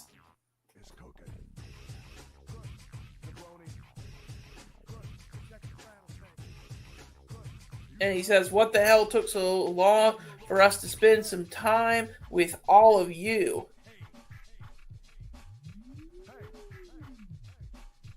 Look around. Crowd chanting Cena right now.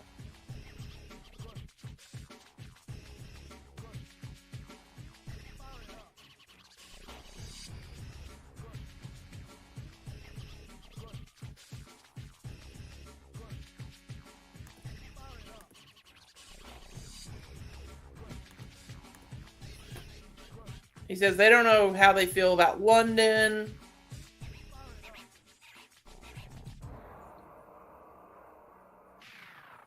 He says that they think this is kind of a hostile environment.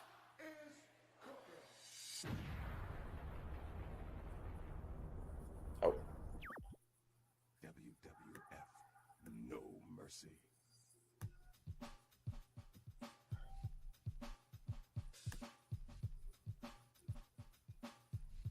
Oops.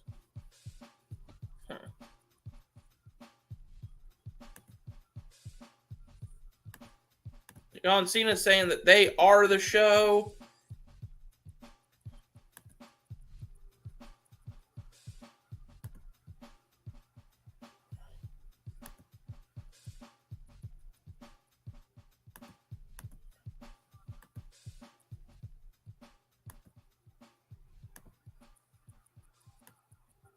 He says, why am I here, though?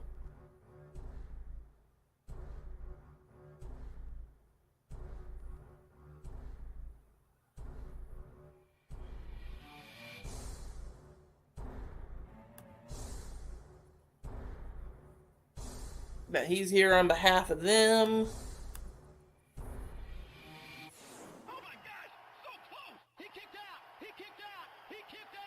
He put the shoes in the ring because he knows the world is watching. And he wants the world to know that you are underappreciated.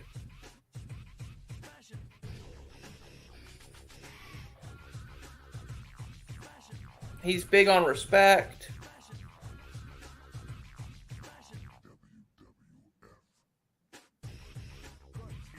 He says that they've earned his respect here in London. Thank you, Cena chants.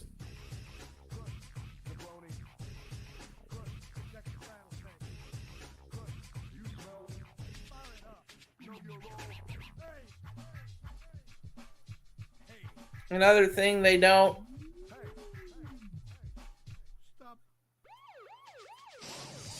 like for them to stop the show and do that.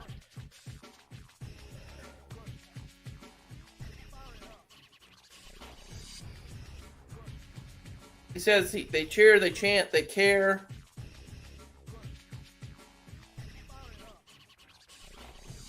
Hyping up the fact that he says they're the best audience, which is not true.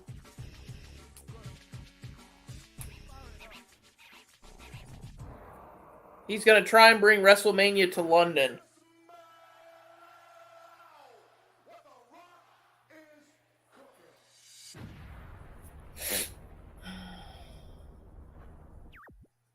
WWF, no mercy.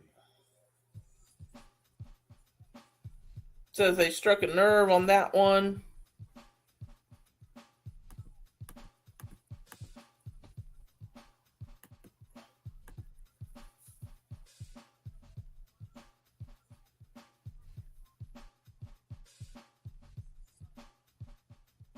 He wants to give all these people something right here at home.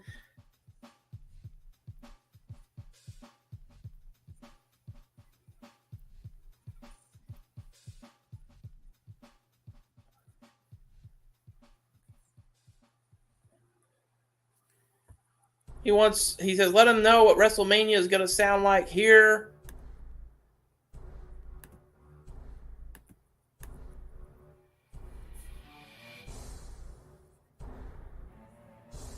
Oh, and out comes Grayson Waller.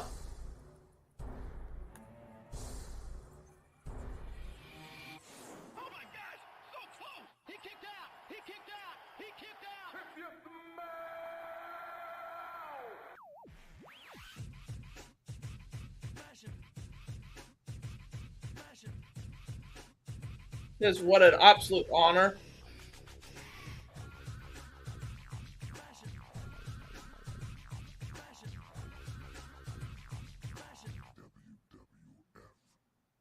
The Grayson Waller Effect, the hottest talk show in WWE, which it is. It's cooking.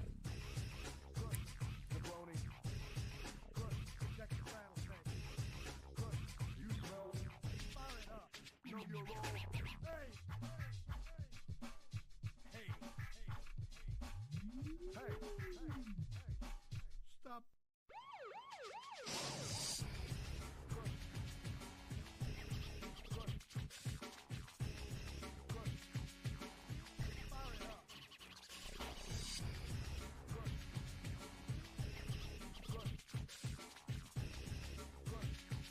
They're telling him to shut the f up.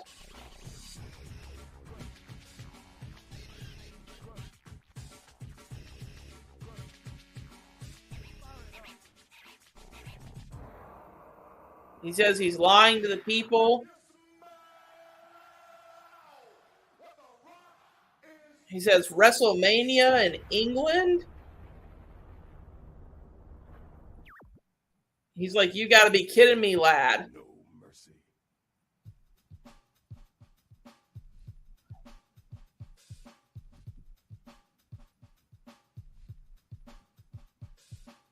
He says it's real cutting edge that they boo the people they're supposed to like and cheer the people they're not supposed to like. That's real cutting edge.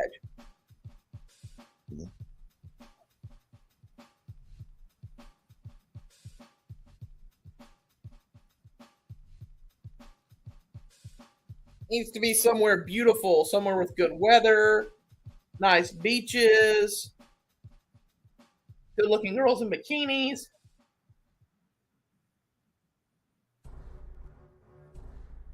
That if it needs to go, if it's going to go international, it needs to go somewhere good like Australia.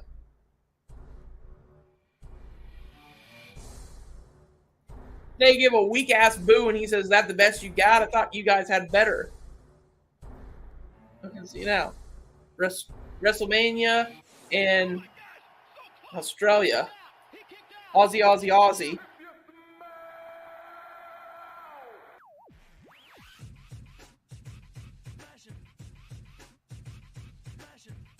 They're calling Grayson Waller a wanker.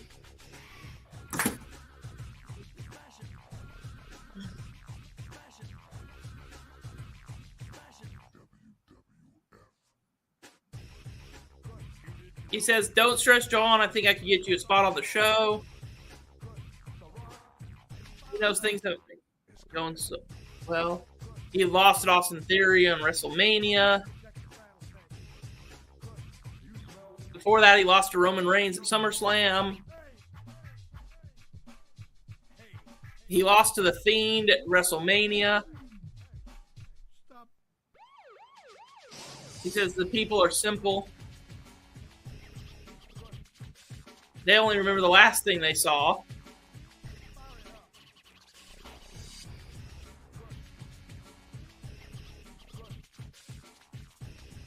He says you as a country are supposed to have class, which it's the UK. We all know that's not true.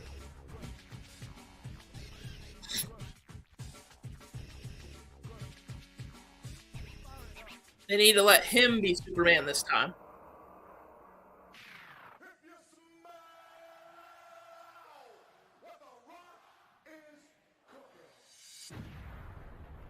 He says, let me help you save your career. WWF. No mercy. The biggest Grayson Waller effect of all time. With his special guest, John Cena. At WrestleMania Australia. He's not asking the fans, he's asking Cena.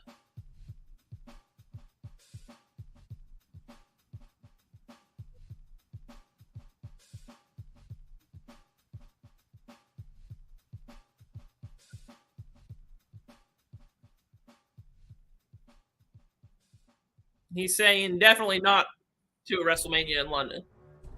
He wants him to fly to Australia to get a rub from Grayson Waller.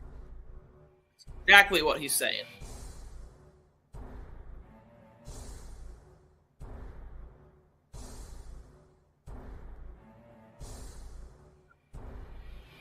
Nobody says no to the Grayson Waller.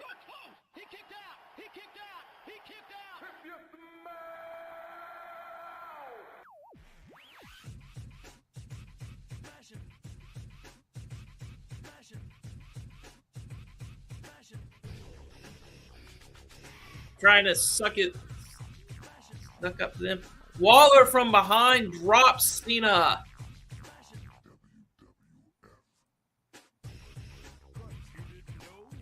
Wade Barrett says you don't turn your back on a rat like Grayson Waller. I like that Wade is still being, he's supposed to be like the heel commentator, and he is, but he's still.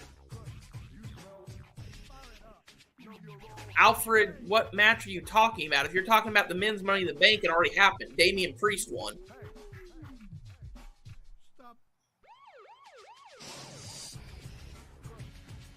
John Cena with an AA to Grayson Waller.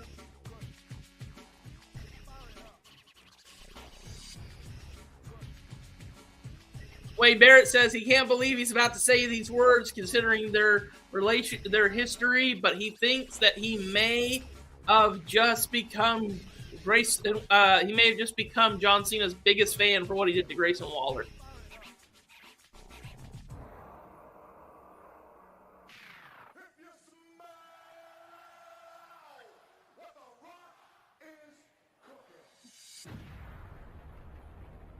So, up next is the women's Money in the Bank ladder match. No mercy.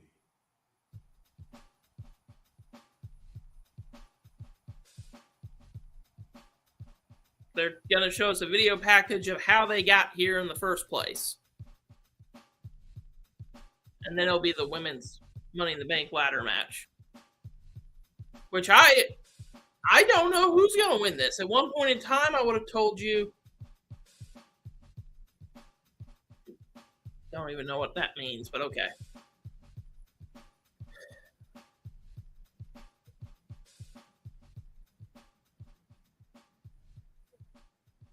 So,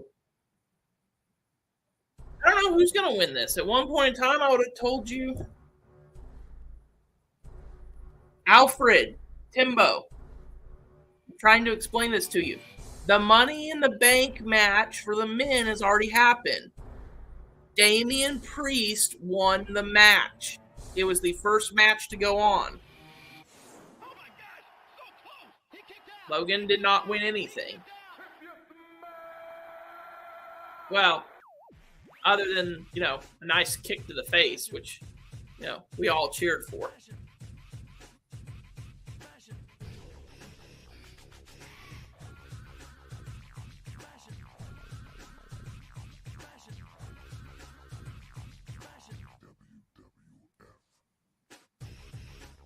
They're saying it's a contract that could easily change the life of Zoe Starks.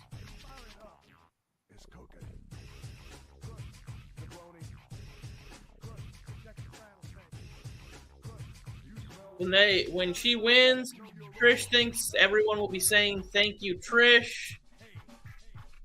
Nobody will. We'll all be saying, well, I won't say we're all going to say anything, but I know that Jay is going to say, get off my screen.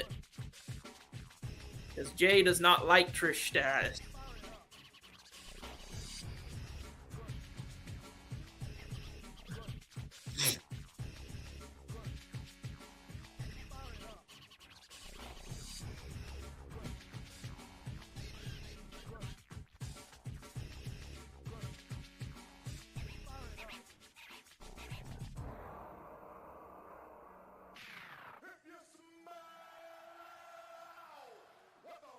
Who do y'all think is going to win the women's Money in the Bank ladder match? I feel fairly confident it's going to be. No mercy. I think it's going to be Zoe Stark. But what do you guys think?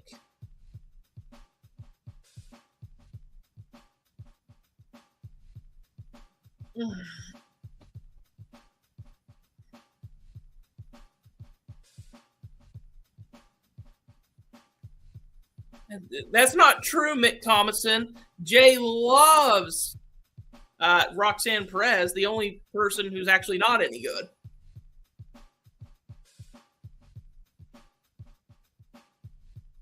Explaining the rules of Money in the Bank right now, which is kind of funny to me. So, Johannes, you think it's going to be Zoe, and Mick Thomason thinks it's going to be Io Sky. I think I'm leaning Zoe, but then again, I would not have leaned Damian Priest for the men's Money in the Bank, and they absolutely did that, and they haven't had the match yet, Alfred, for that.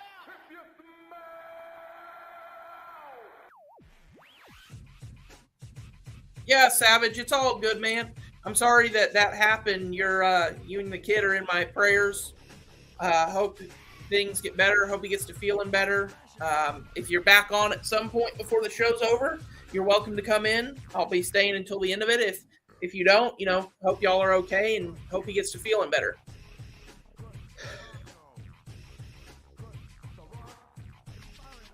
So, Io Sky making the first entrance.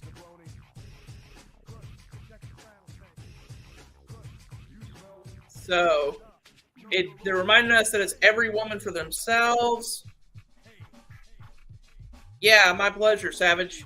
I know, man, stuff happens with family. There's nothing you can do about that. You got to take care of your family. Family is priority number one.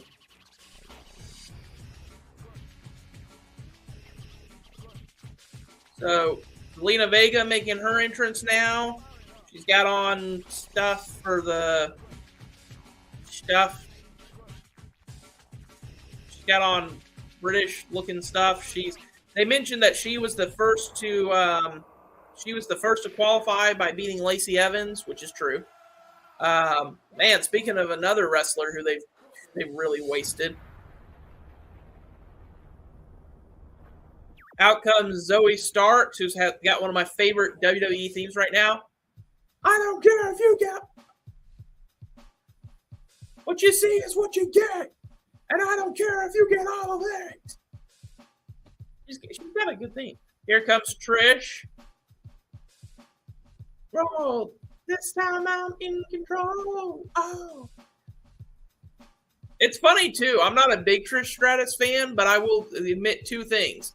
She was influential for her time, and she does have a good entrance theme. Like I said, I'm not a particularly big Trish Stratus fan, but, I don't absolutely hate her either. She is, if that makes any sense, guys. I don't hate her. I don't love her. She just is. So, let's see. Zoe Stark. Whoa. Whoa. Whoa.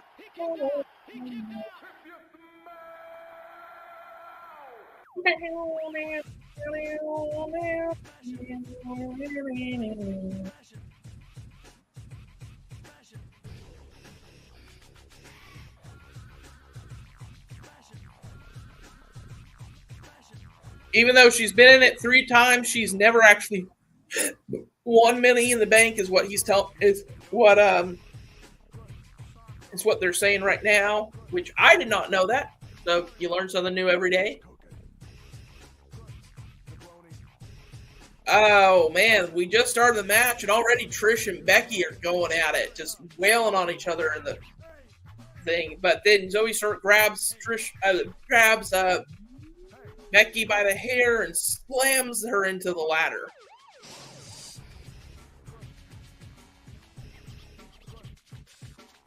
Bayley grabbing the ladder, but Zelina Vega hits her with a running senton from the apron. Hey! Trish and Zoe are absolutely trying to take Becky out so she can't do anything. Zelina, Io stomps on the ladder and gets Zelina trapped beneath it. And now Bayley and Io just kind of stomping on it. But Zoe Starks and Trish Stratus coming to help Zelina, which does not make any sense. Maybe they don't understand how this works. Io Sky driven into a ladder. Bailey driven into a ladder. Mercy. Oh! Zoe Stark with that beautiful buzzsaw kick. They throw Io, but she actually leaps up onto the ladder.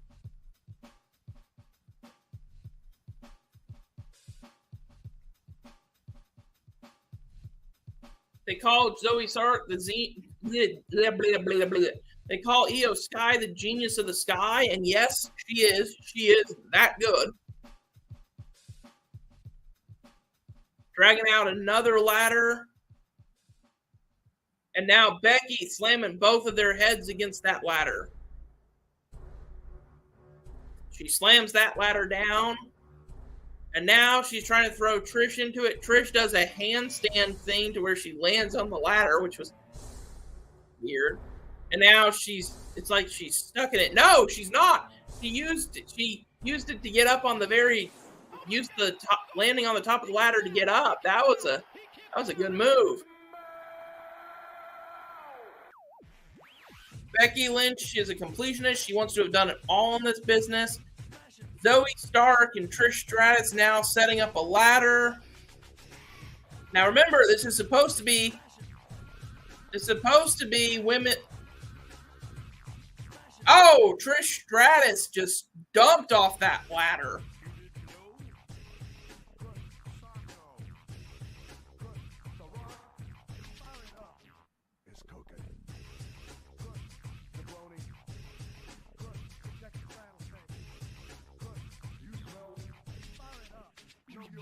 So, let's see now. Bailey kicking the ladder. She's going to set it up. Meanwhile, Zelina is wailing on Io, and Bailey's just letting it happen.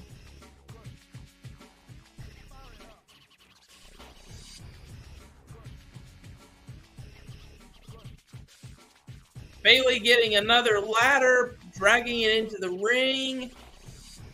Io is now taking advantage and is, I guess, shoulder tackles to Io, but then Zelina gets it again. Zelina she kicks Bailey through the ladder. That was pretty impressive.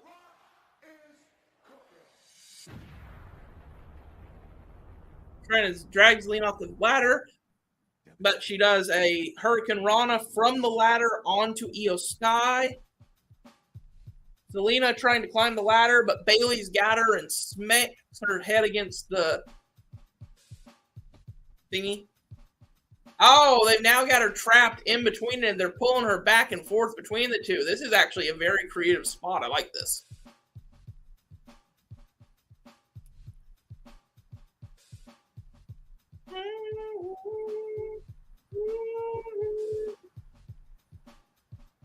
Becky Lynch, they're saying she got taken out so early that she's been a non-factor in this match. Now, Io and Bailey are both trying to climb the ladder, but Becky pulls Io. First, she pulled off Bailey, then now she's pulled off Io.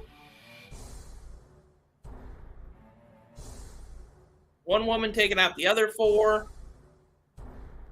Zoe Stark, dropped toe hold into she went right into the ladder, and now she's trapped in the ladder, and Becky is repeatedly kicking her.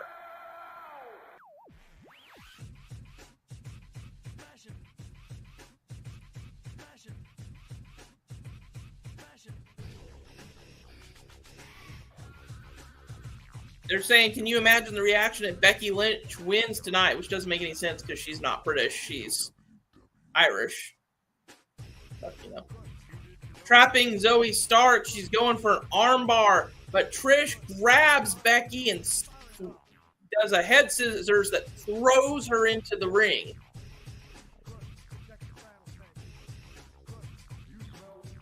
Trish Stratus trying to climb the ladder. Bailey tries, but then she does a Hurricane Rana to her, throwing her to the side.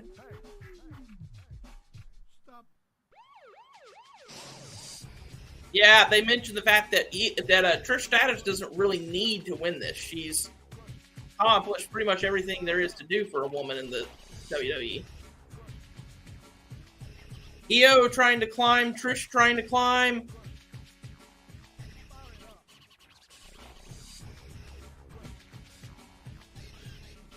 A version of the Trish kick, knocking her off the ladder. Zelina Vega now going for a... Well, they're now battling it out between the two ladders.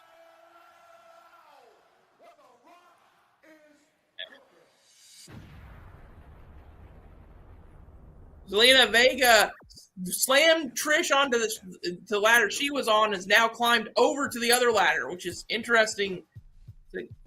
Interesting spot. Bayley lifting Trish up. Becky Lynch back in the game. Bayley slams Trish into the corner. Io get with a massive right punch to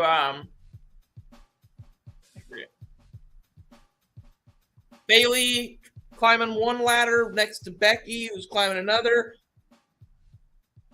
Bayley with an elbow drop off the ladder onto the... Io Sky looking to climb the ladder. She's almost got it, but they're going to tump the ladder over. Oh, no! They didn't do that. They moved the ladder away from the briefcase.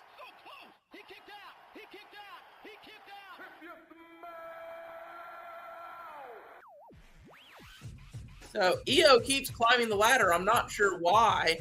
Oh my gosh, is she going to do her moonsault from the ladder? She is. She just did the moonsault off the ladder, wiped out all of the women. I think. Did it wipe out everyone?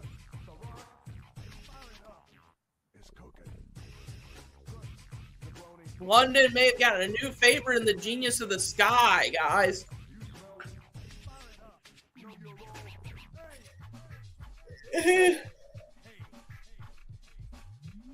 Oh, it did. It took out the entire field. I couldn't see Becky in there at first, but she's in there.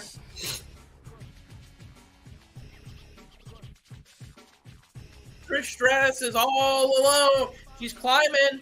She's climbing. They're making it look like Trish is going to win. Up comes Becky. Becky and Trish slugging it out on the top of the ladder. Raining down blows against each other. Becky getting the best of Trish at the moment. Is she going for it? Is she going for the Beck-sploder? No, she's not. Trish instead drops down so that Becky can't. From the top of the ladder, Becky does a clubbing blow. Zelina Vega climbing up the ladder. Becky Lynch. Zelina with a diving crossbody onto both Becky and Trish. Out goes Bayley. Out goes Io. Io off the top, though, does... Zelina ducked, though, and it missed. Zelina climbing the ladder.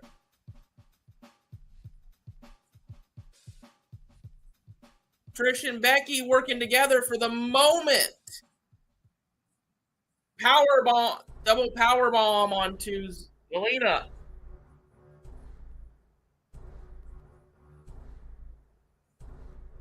Remembering how they turned on each other. The two of them just wailing each other, just peppering each other with blows. Oh, Becky slams Trish into the ladder.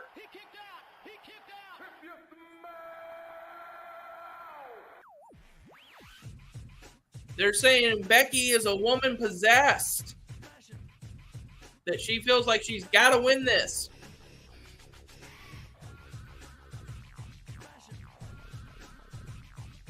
Becky and Trish still peppering each other with blows.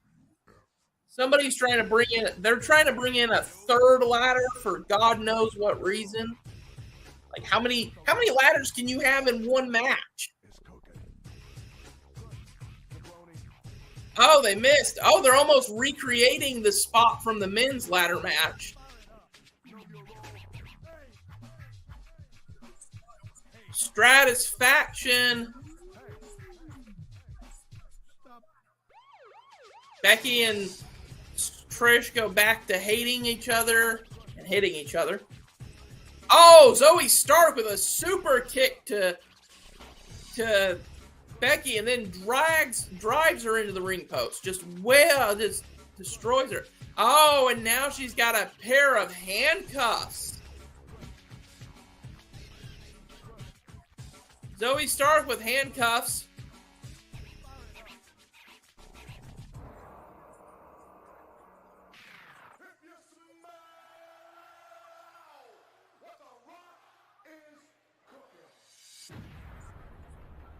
Trish Stratus choking Becky Lynch. WWF, no mercy. What's going on here? Stark is going to handcuff Becky Lynch to the ring rope.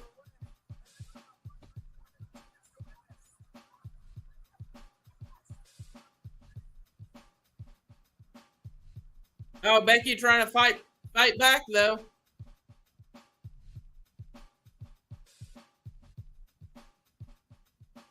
Throwing both of them against Barry the Barricade. And now Becky is trying to clean off the announce desk. Zoe Stark, though, and Trish are both wailing on her.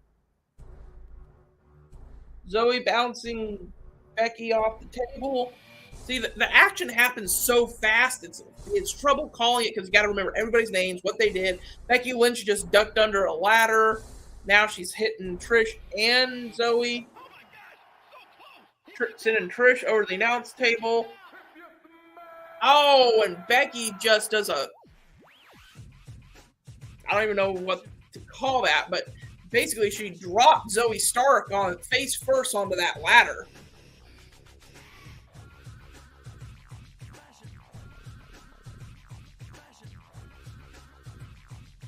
What is Becky doing now? She's getting up on the announce table, but Trish is behind her, and the two of them are fighting again.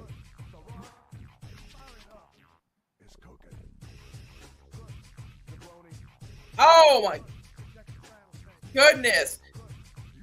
Becky Lynch just did a manhandle slam to Trish Stratus on the ladder, and then Zoe starts with a running blockbuster from the apron to Becky, taking her out. Wade is like, he's like, I can't pick a winner now. These women can barely move, and it is. Up, Zelina is climbing the ladder. Oh, but Starks uses the top rope to catapult her, and now the two of them are wailing on each other in there. Zelina, did Zelina take off her shoe?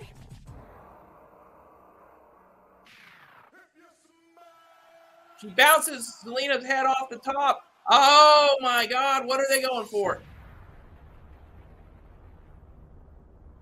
Oh my God, Zelina Vega just hit a code red on Zoe Stark from the bottom of the ladder from the top of the ladder onto another ladder position on the ropes. And that was brutal looking. Brutal.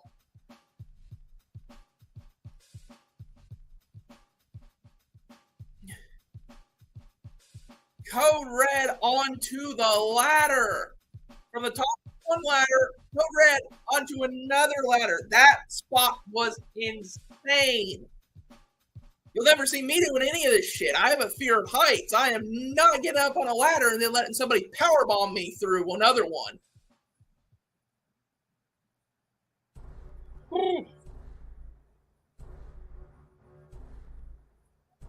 EO trying to climb the ladder.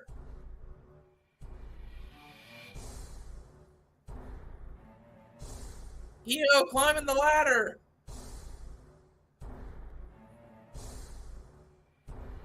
Oh, but Bailey dumps the ladder.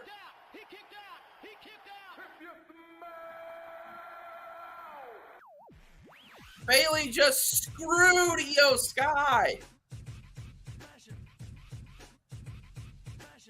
Wade is trying to defend it, saying that Bailey had no idea who it was, but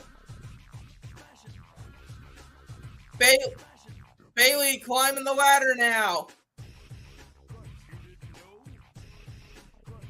And here's Becky on the ladder now.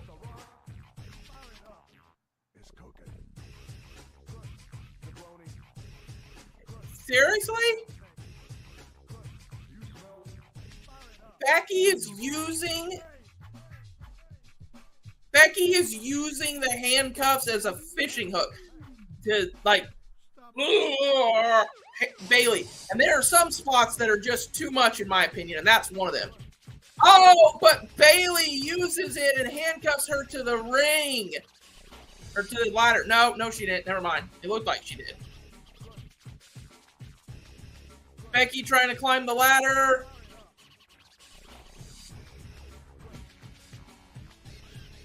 Bailey, though, grabbed a hold of that handcuff and used it to... Oh!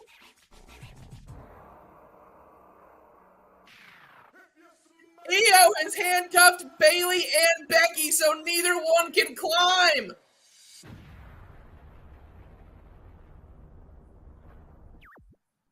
WWF, no mercy. Wade saying she's a traitorous turncoat. Io is climbing over Bailey. She is standing on Bailey's shoulder to climb this Money in the Bank. Sky is going to win this, you guys. She does. Io Sky is Miss Money in the Bank. And honestly, a match that exceeded what I thought they were going to do. That was crazy. So many good spots in that. The code red onto the ladder, the handcuffs coming into play, that finish. Oh my God. As someone who is not a huge fan of women's wrestling usually, this was amazing.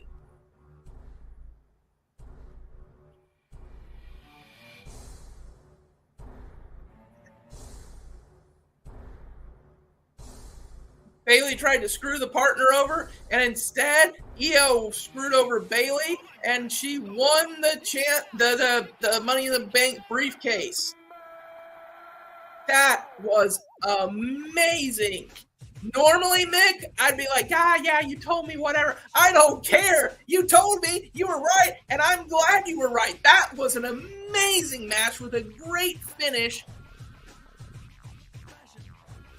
I can't believe I, of all people, am saying this, but this Money in the Bank, so far, match of the night. Now, I do think that there's a very good chance that Seth and Finn top it, but so far, this is match of the night, no question. This was insane, you guys. I can't even do it justice.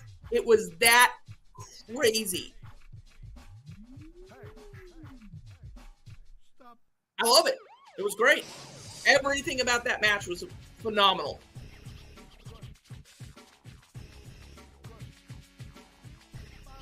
And Io Sky, your Miss Money in the Bank.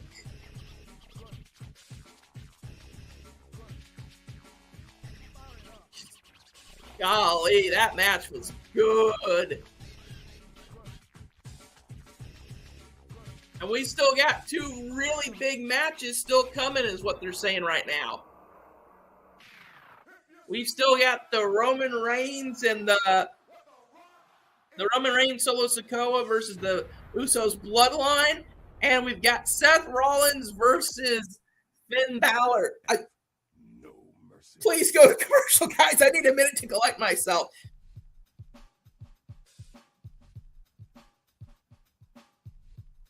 You did. You absolutely did call it, Mick. You were right this time. You're not right all the time, but you were right this time, and it was amazing. So good.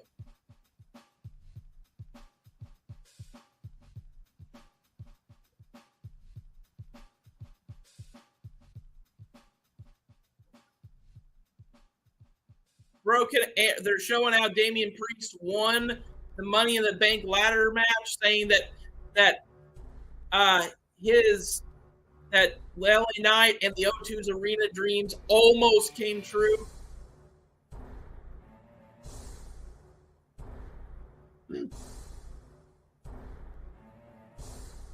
Okay, they're gonna take a slight break. Then we get what I think could be match of the night: Seth Rollins versus Finn Balor for the world title. But you guys, give me 1 minute. I will be right back. I gotta go get me some water. My voice is tired from yelling in that match, and I need some water. It was insane. Insane.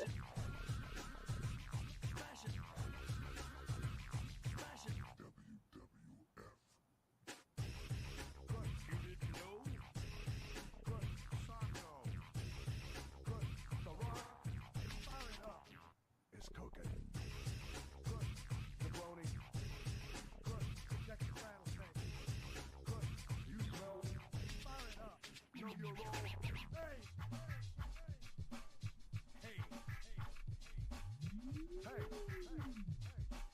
Stop.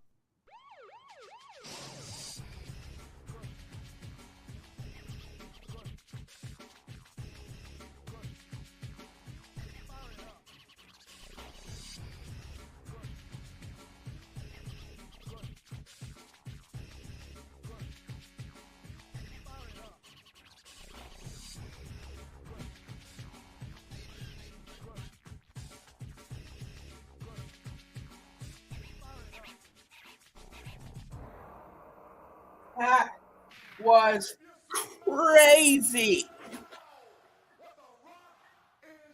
Where did I put my PS5 controller? It was so crazy, I've lost my mind. I don't remember where any of my stuff is. No mercy.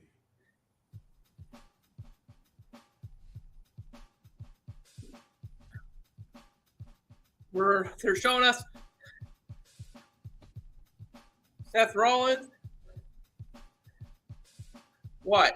Say what? That it was insane? It was insane! It was insane!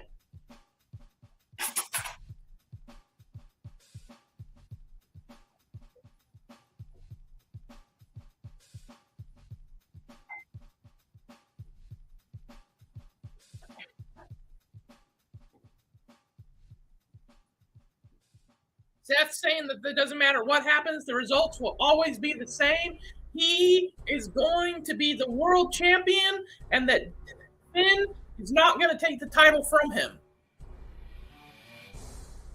Finn saying he is going to take the title, and that will be a bitter pill for Seth Rollins to swallow, because Seth said that he'd become bitter, so now it's going to be a bitter pill for him to swallow.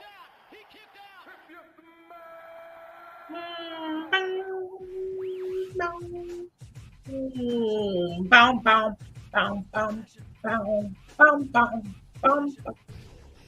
Am I the only one who actually really likes Finn's new theme? I actually really like it.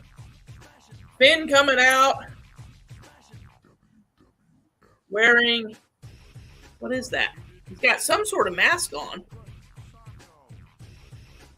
Oh my gosh, he's wearing a, I don't even know how to describe this mask. It's actually really cool looking. It looks almost like, if you've ever seen Naruto, it looks like Toby's mask, except blue.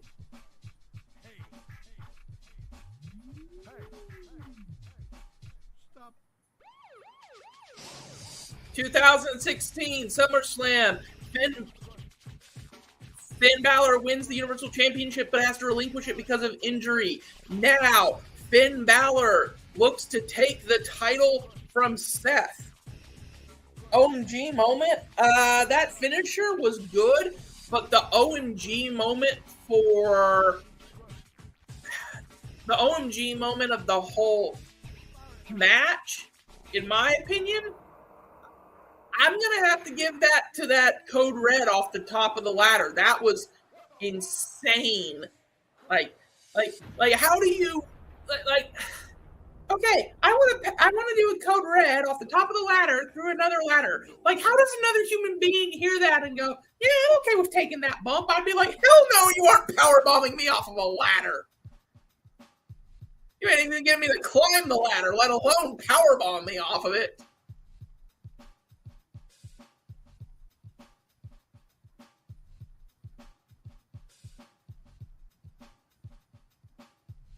Finn Balor, Wade is trying to pitch it as like Finn Balor was okay, who tried to make it okay with the fact that for 7 years he had to stifle himself. He had to pretend to be happy, to be okay with this.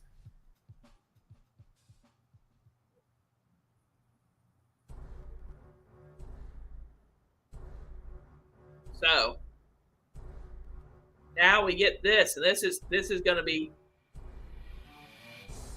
We're told that out comes Seth, and they are singing his song. Whoa, whoa, whoa.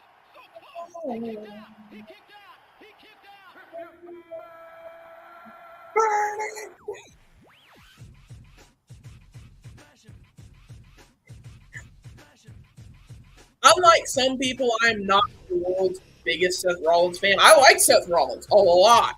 Is he my favorite wrestler? No, probably not. No, I will tell y'all this. This was an actual thing. So I was watching one of Will Ospreay's interview with New Japan Pro Wrestling reporters after Forbidden Door, and New Japan Pro wrestlers obviously are going to ask New Japan announcers and stuff are going to ask different questions than what American ones will, for obvious reasons.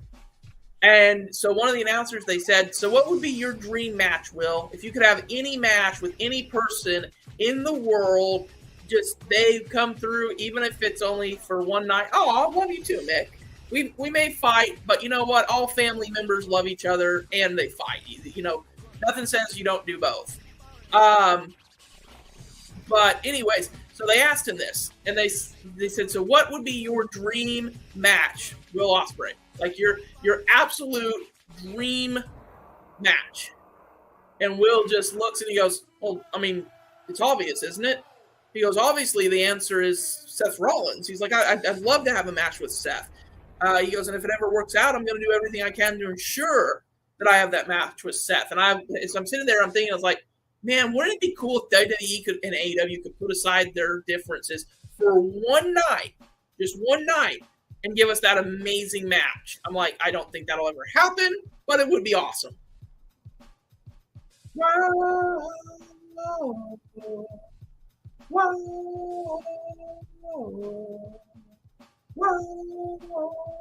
whoa.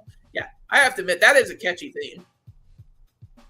I'm not necessarily the biggest, like, in love with it guy as some people are, and here we go for the match where you guys are in luck. I am actually going to put my game on pause for this entire match. I don't even care if it goes to commercial. Representing the Judgment Day from Ireland, 190 pounds, Finn Balor, and his opponent from Davenport, Iowa,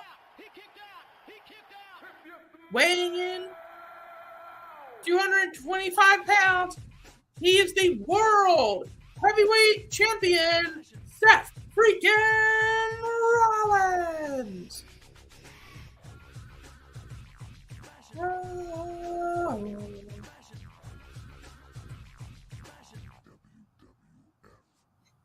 Michael goes, "I would like to talk about, well, eventually," because he knows he ain't going to get a word in edgewise, because these people are going to sing, I'm willing to bet you, the whole damn match.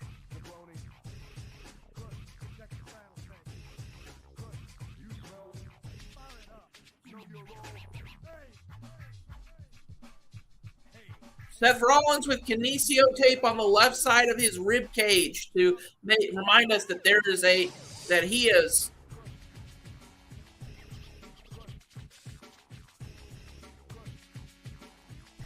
Finn Balor hit another hit and run last night at a house show and further damaged the ribs. Finn and Seth are giving us the textbook definition right now of if looks could kill. Seth's going like this, like listen to the song, and because he knows it's gonna piss Finn off. Immediately Finn rushes at him, leg sweep from Rollins, mounted punches, they flip over, mounted punches. This is already going so fast I'm out of breath. Finn with a kick and now repeated punches to the ribs.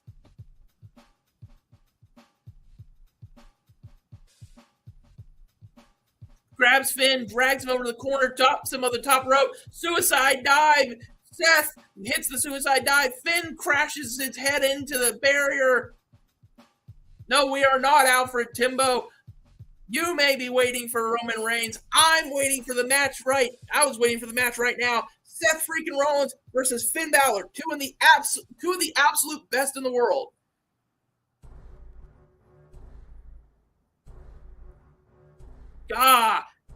Finn is pulling Seth's hair. Seth is pulling on Finn's beard. They are making this look insanely personal, and I love it.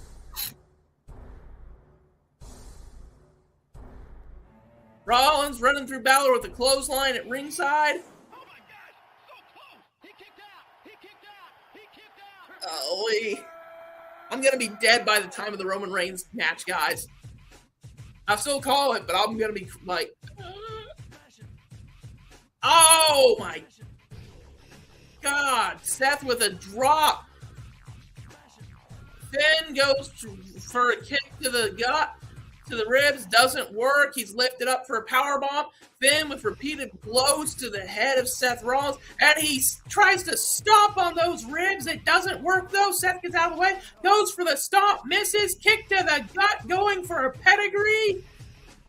Finn Balor reverses, stop to the ribs.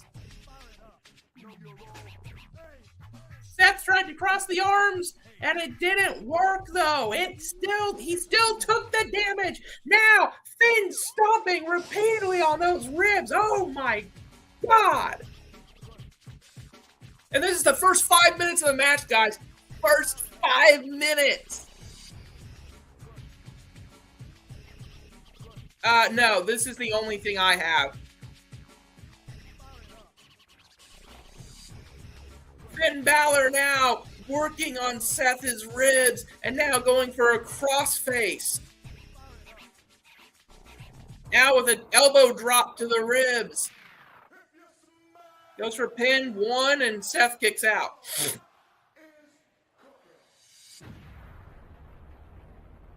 No, I don't do social media, Mick. I got tired of going on there and people having nothing but negative to say. And I was like, you know what? If this is just going to be nothing but negative the whole damn time, I'm just not going to be a part of it. Finn now mocking, going like this. Like now, who are y'all singing?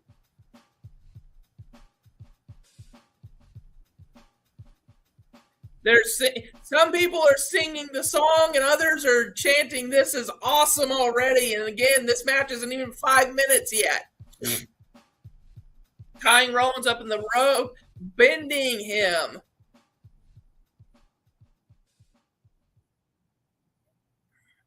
Repeated blows to the back. And now a kick to the ribs on the other side. Oh. And Finn just mocking. Oh, I love this. This is the Finn I wanted to see.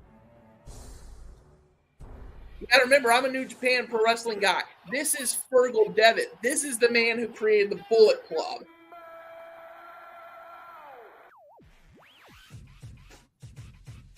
Champion's advantage lies with Seth, but Finn is just stomping a mud hole in Seth's ribs.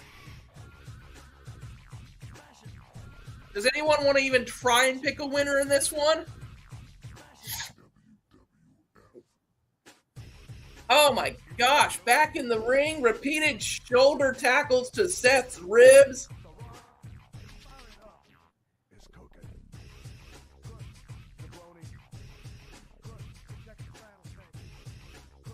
Yes, I do not have any social media, Mick.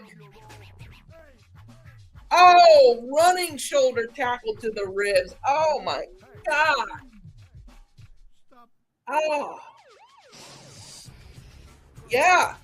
Wade saying that this is not a Finn Balor even as vicious as the one we saw at that SummerSlam. This is a Finn Balor that is trying to ruin Seth's career. Seth, though, responds with a discus lariat. But even that has left Seth drained. Seth is struggling to get to his feet. He's panting hard. Those ribs are hurting, guys.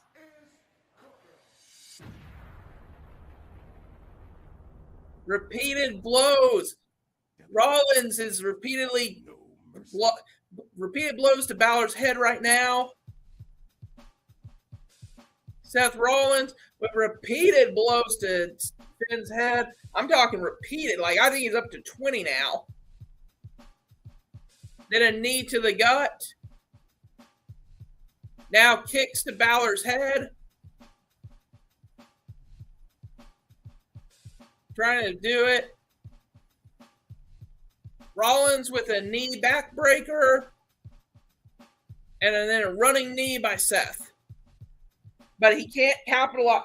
He can't even try to capitalize on that. He's breathing so hard that he hit that running knee and he's down on the ground. He's breathing like he's back up though. Seth is back up.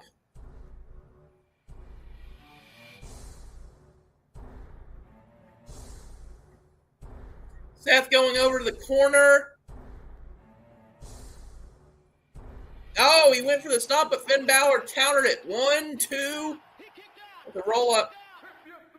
Finn with the, I think they call that the final cut where you hit him in the back. Then that Seth Rollins kicks out at 1, and Finn looks shocked. Finn is now laying into Seth's ribs.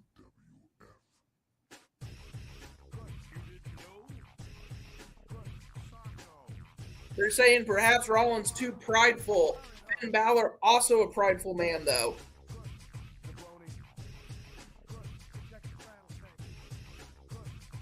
Finn in the corner getting ready. He's going to go for that shotgun drop kick of his. No, swing blade.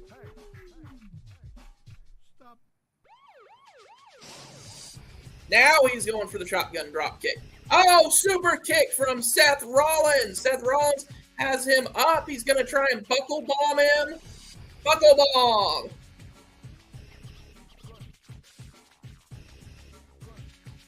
Seth Rollins climbing to the top. Oh, my God. Bad move, Seth. Oh, Seth went for a frog splash, but Finn gets his knees up, and Rollins comes down, ribs first on Balor's knees, and my streaming thing froze. Hold on, you guys. My streaming thing froze on me. WWF, no mercy.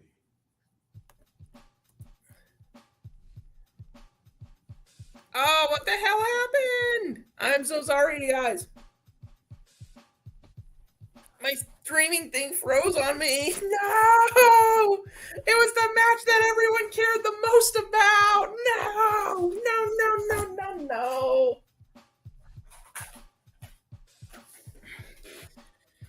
Oh, Lord. Well, that may be the end of the stream, you guys. I'm not sure. It'll kind of depend on if I can get this to run. Oh, there we go. Seth going for a pedigree. He hits it, but Seth can't capitalize because he's too injured. Seth can barely move. He tries crawling over. 1, 2, kick out by Balor. Hold on a second, you guys. Give me 1 second. Oh, here comes Damian Priest. Damian Priest is coming down. He's got the briefcase. But he's not going to cash it in yet.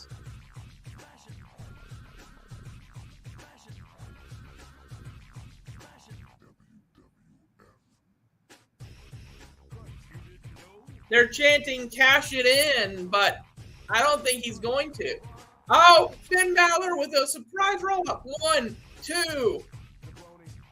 Super kick by Seth Rollins.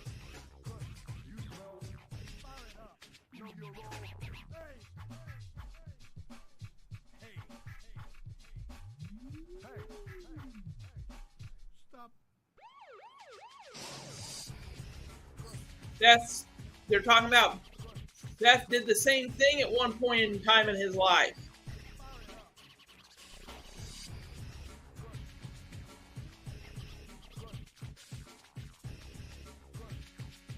And now Damian's going to grab a chair and he's going to sit down and he's going to watch this match closely. And then Finn with a shotgun dropkick to the barricade. And now a coup de grace. Finn Balor with a coup de grace. Finn Balor with another coup de grace to Seth Rollins. What happens if Balor wins is what they're questioning. Finn, shotgun drop kick. Finn going to the top rope, guys.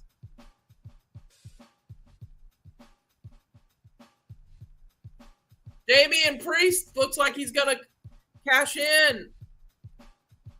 And that slight distraction made it to where Rollins hits the stomp. 1, 2, 3, and Seth Rollins retains.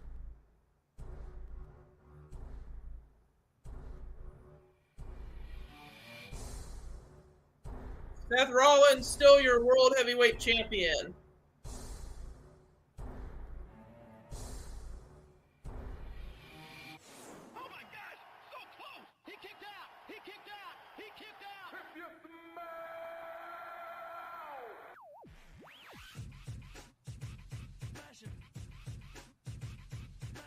Yeah, Finn Balor had that match won, and then Damian Priest acted like he was going to cash in, and it cost Finn.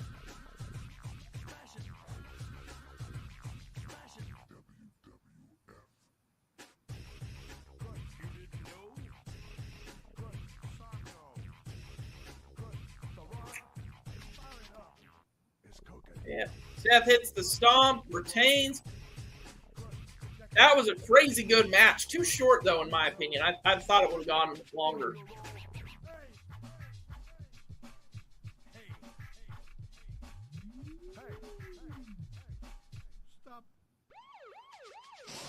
They're saying the fans were singing along with Seth Rollins' song. Finn and Damian now arguing.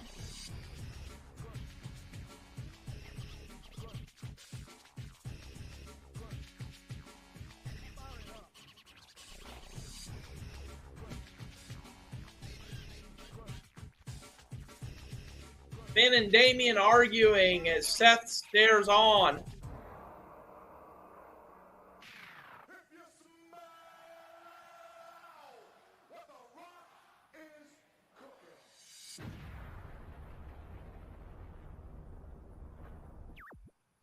The Waller effect next Friday is going to be showing Edge. Edge is the guest. To this. On this day, I see clearly everything has come to life.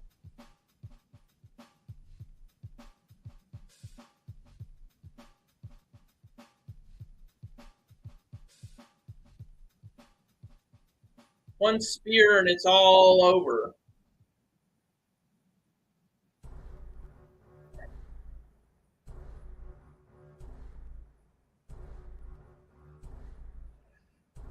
Woo! Nice.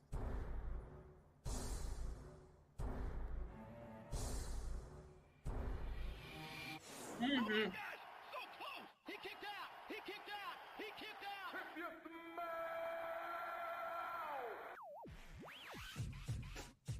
They're reminding us about Edge and how he retired and how sad that was. Then 9 years later, 9 years, you guys, 9 years.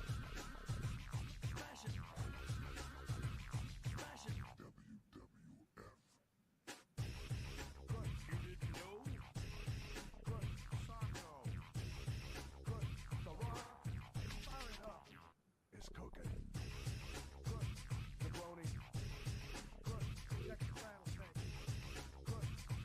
So, only one match left, you guys.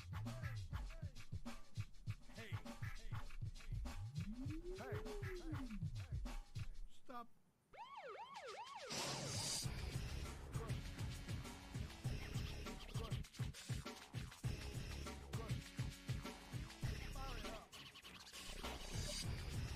Woo!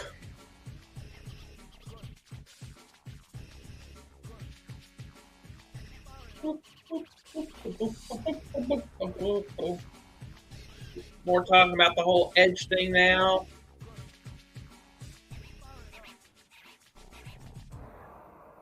Ding takalor, papalanda moichakai.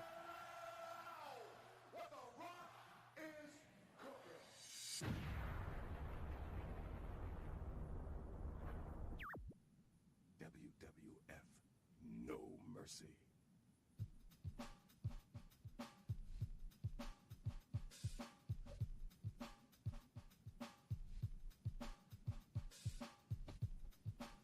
Ah! And here we go, guys.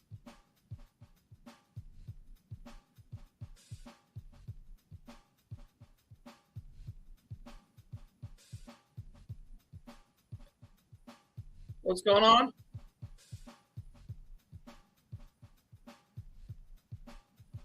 Oh, Kevin and Sammy are here.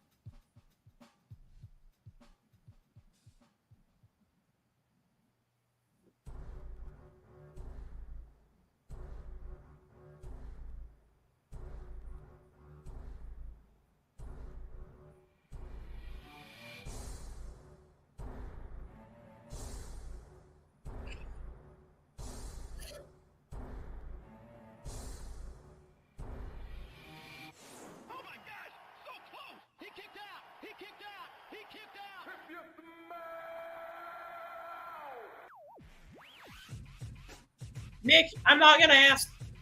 I mean, at the moment, I'm not going to ask Savage anything because Savage is at the hospital. Well, he's at the doctor with his family. His son is. I don't really know what's going on, at least not fully. But he's at the doctor / hospital, and real serious stuff. So.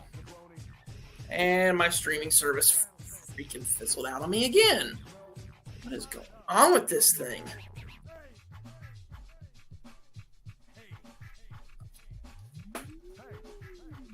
Give me 1 sec, you guys. I'm going to see.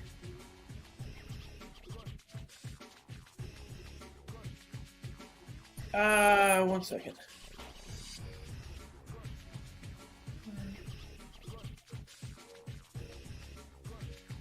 Okay.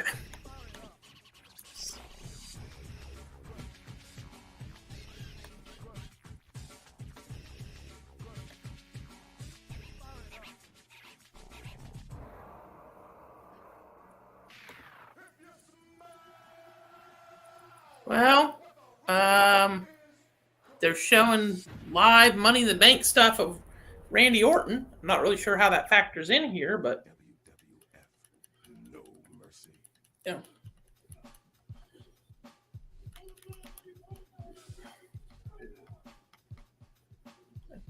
I'm not sure why they're showing this.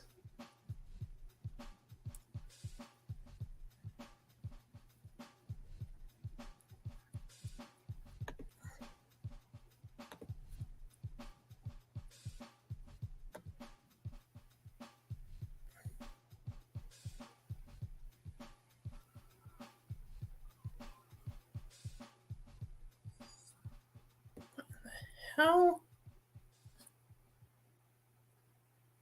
It went from randomly being about Money in the Bank and Kevin Owens, and then we're talking, and now suddenly they're showing stuff about Jinder Mahal versus Randy Orton at Money in the Bank. I'm like, what the heck happened here?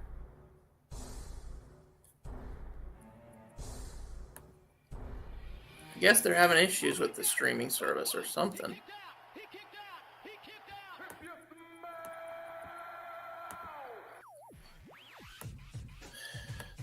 Give me a second here, guys.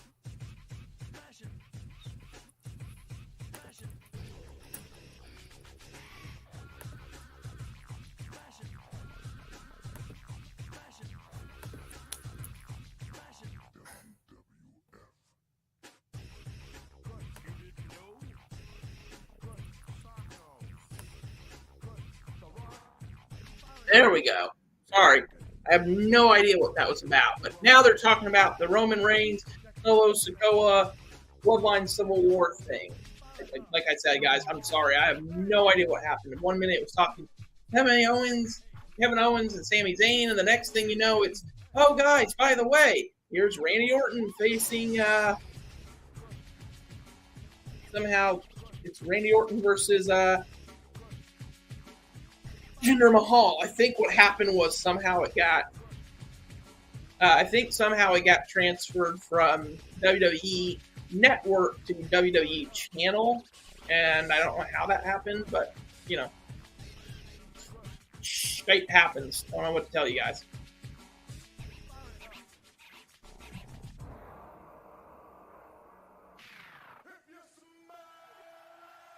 So now they're giving us a recap of how the whole Bloodline War came about. WWF, no mercy.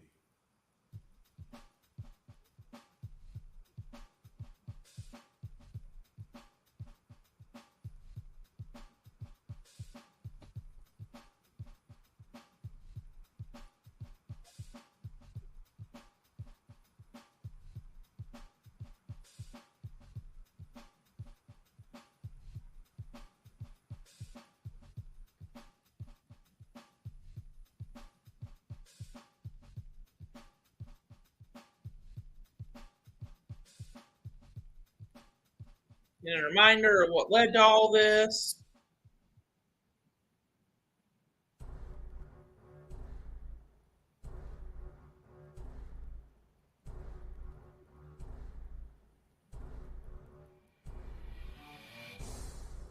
We're getting reminded of it.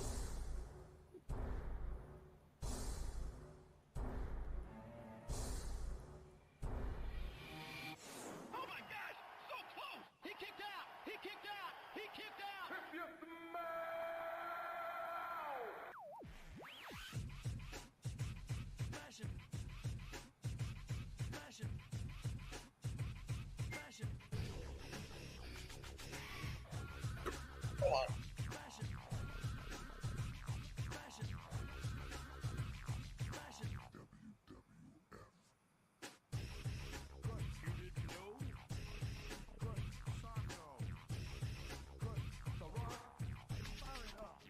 It's cocaine. Jabroni. Check the rattlesnake. You smell. Fire it up. Know your role. Hey.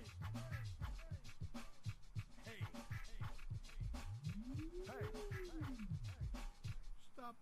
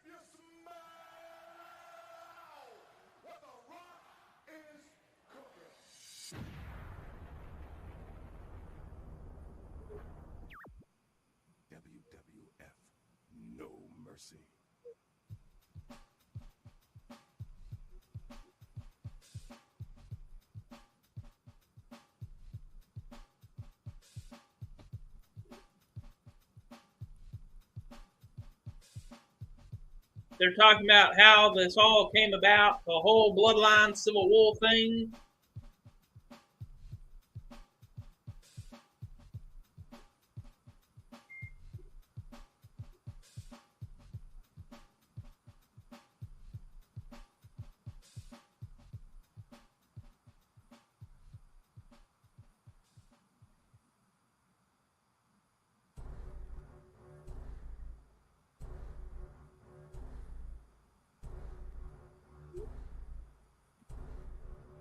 Waiting for it now.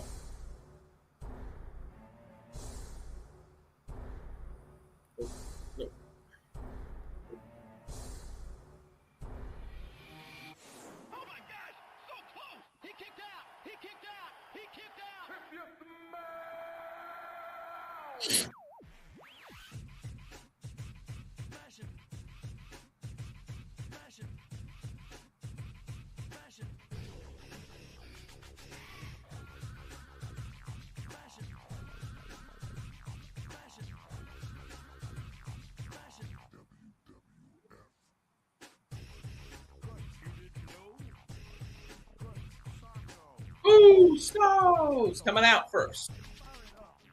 It's cooking.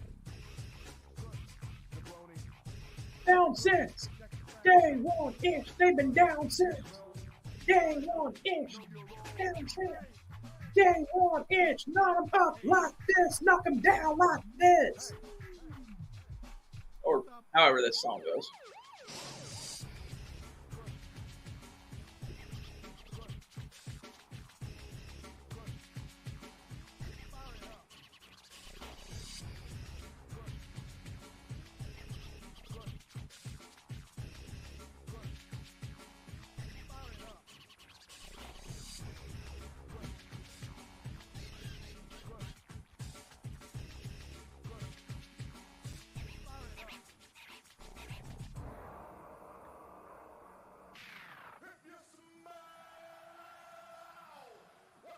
I mean, I don't sound anything like Justin Bieber. For starters, I sound like a human being instead of an auto-tune machine.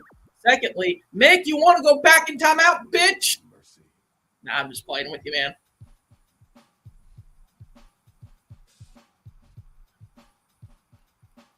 For those of y'all who don't know, I'm just playing with Mick. I'm not really going to put him in timeout just for calling me Justin Bieber. Even though he's wrong and obviously has no hearing whatsoever.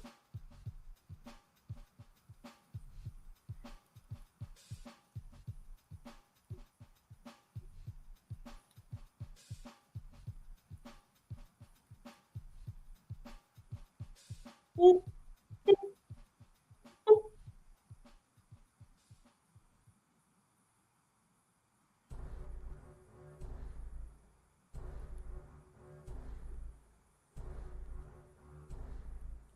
Son of a bitch. Sorry, I've had 4 mercenaries come and attack me in the last 5 minutes.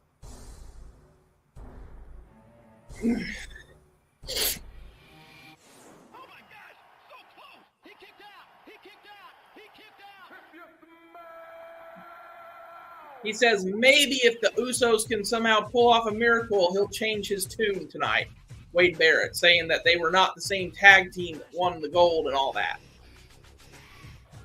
And now, here comes your tribal chief.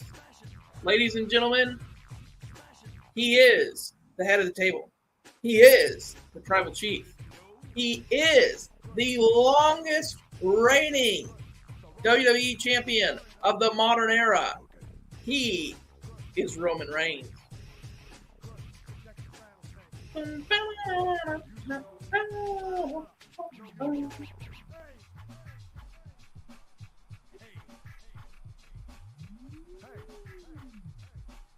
He's going to get a whooping. There's no question that, Mick. Now, will he lose the match? That's the question. I don't know. Part of me says yes, because I think they're still going to get to a Jimmy versus Roman feud eventually. But I think that it's something that can't be rushed. It has to be, I don't want to say moderation, but for lack of a better word, moderation in all things. I feel like they need to take their time with it. They can't just go, well, you know, the two of them, the group broke up, and now immediately Jay gets a title shot. No, you have to build up to it.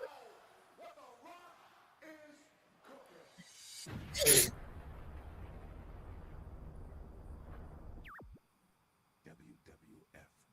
No.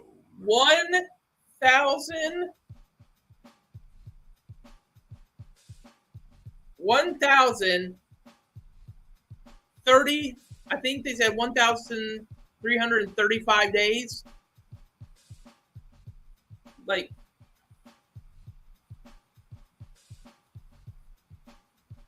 the last time Roman Reigns was pinned, submitted, or anything was, he said, September 19th of 2019.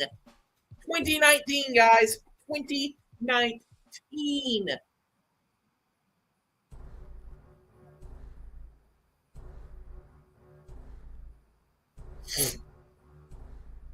This should be. We'll see. We'll see, Mick Thomason. He may lose. He may not. Who knows what's going to happen? There's rumors, hasn't been confirmed, there's rumors that this may not be the end. There's rumors that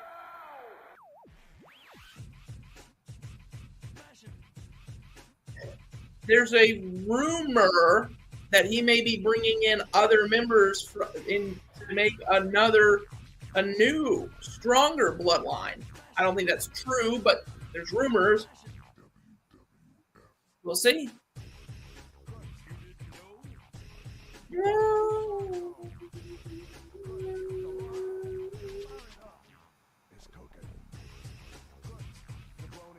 Yeah. Mr. Money in the Bank, Damian Priest is still lurking around. For all we know, he could cash in on Roman tonight. Don't think it'll happen, but it could.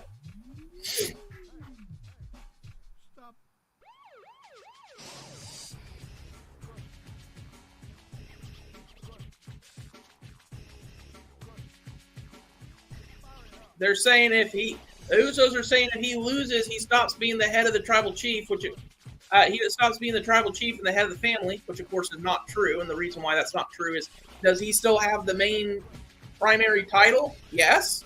Then he's not done being the head of the table. They got to take that title off of him first. And this, as far as I understand, this the title is not on the line tonight. It's merely just bloodline supremacy and yada, yada, yada, all that. Well, you're going to have to wait. You're going to have to wait, Mick. Because Savage has said it before, and I agree with him. They're going to probably have Roman break Hulk Hogan's record. So that means you got at least another, I think, 400 days.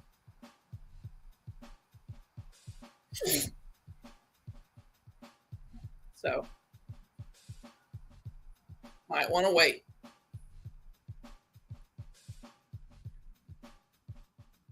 Bloodline Civil War match.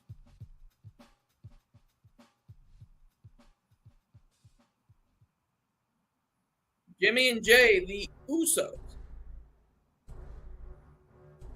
versus Roman Reigns and Solo Sikoa. They took so long with this that we always knew it was coming, but a small part of us in the back of the mind were like,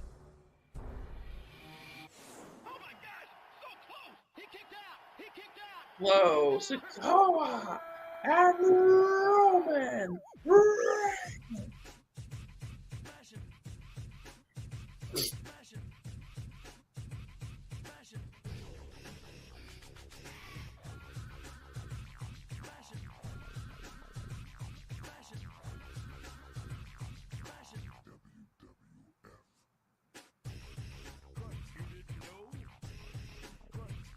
The referee telling him to back up. Like, what are you going to do? I mean, you're a ref. What are you possibly going to do?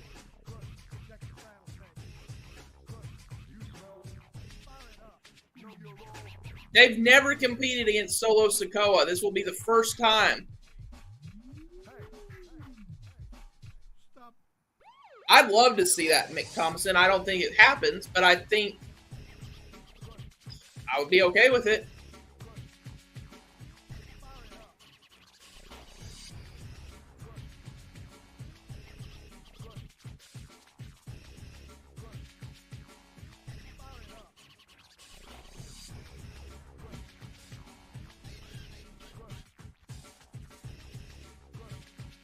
There is a loud few Roman chant going on right now.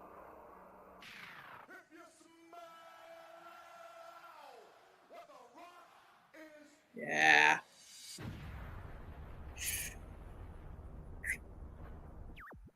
That's going to get censored out at the replays, guys.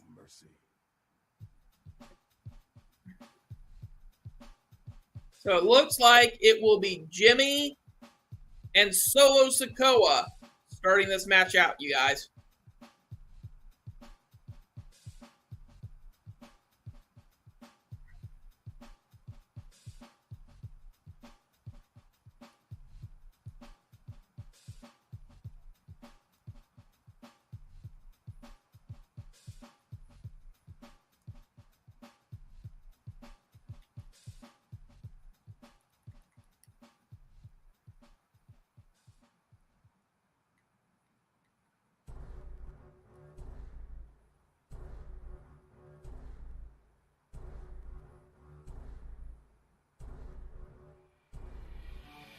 Here we go, guys. Locked it up. Sikoa getting the better of the lockup. Throwing Jimmy. Jimmy.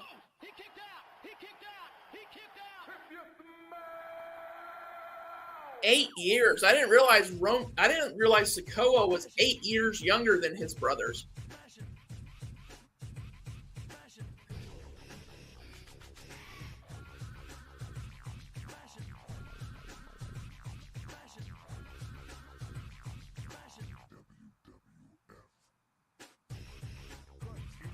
They're chanting something, but I can't tell what it is. And it's probably good because knowing the London crowd, it's probably something that's not appropriate for us to have on this channel.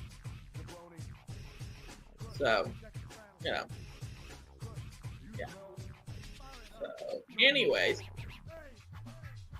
Solo establishing dominance very early on.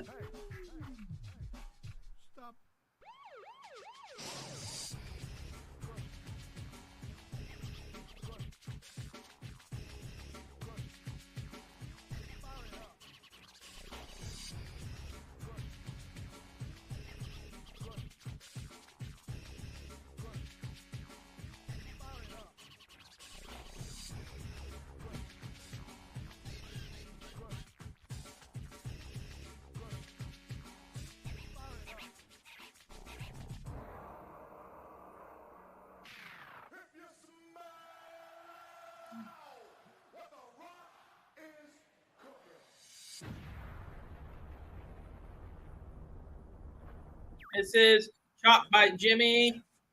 No mercy.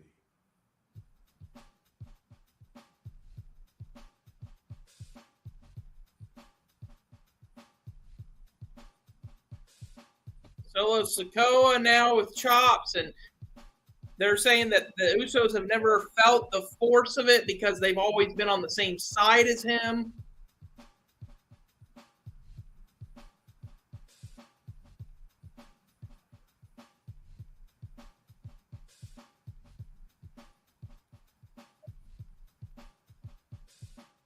Tag made.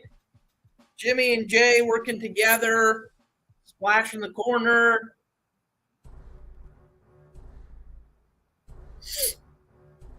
Uso chant.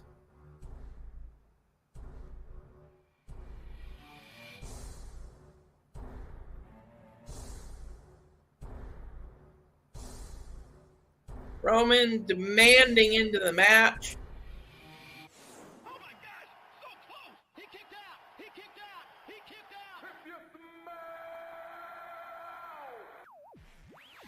Yeah, he's demanding to tag in.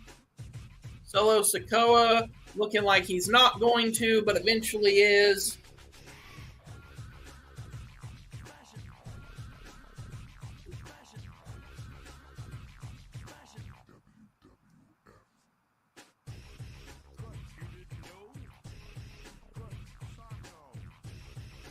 Solo tag agrees. So Roman is now in the match.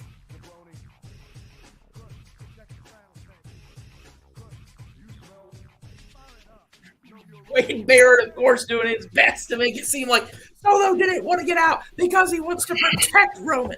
Hey, man. Hey. Yeah, what's up, buddy? Who won the women's? Io Sky. Really? And in what was thus far match of the night. The women's? That good. Absolutely phenomenal. Finn Balor, Seth Rollins yet? Yes. Who won? Seth Rollins won because Damian looked like he was going to cash in on Finn Balor.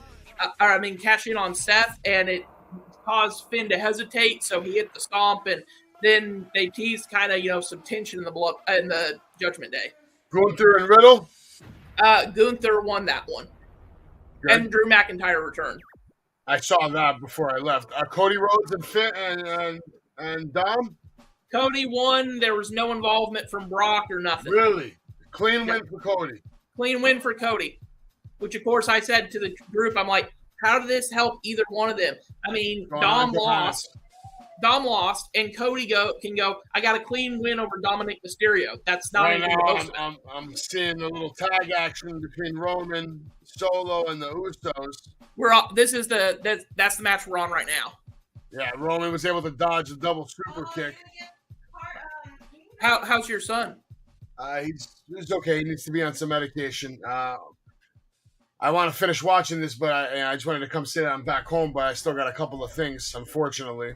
Yeah, I get it. I got to take care of. Family I'm gonna miss this first. match. I missed the whole damn pay-per-view. Yeah. Well, family comes first. Yes, it does. But I feel like I got to see the best. For me, you're telling me the women's match is better, which is kind of crazy because that men's match was really good. Thus far, the women's was the best, and then the second best was the men's. But the women's match for me just had so many things. And then, unlike the men's match, which was just, broken arrow, he climbs, he grabs it. They actually had a really creative finish for the end of the I can't believe Io Sky is actually won the match, man. What's going on, Mick? Did this match just start? Yeah. All right, so cool. All right, so let me go do something. I'll be back. I'll try to make it back for the ending of this match. Usually these matches are always about 30 minutes, 35. Yeah. You'll take care of whatever you need to, man.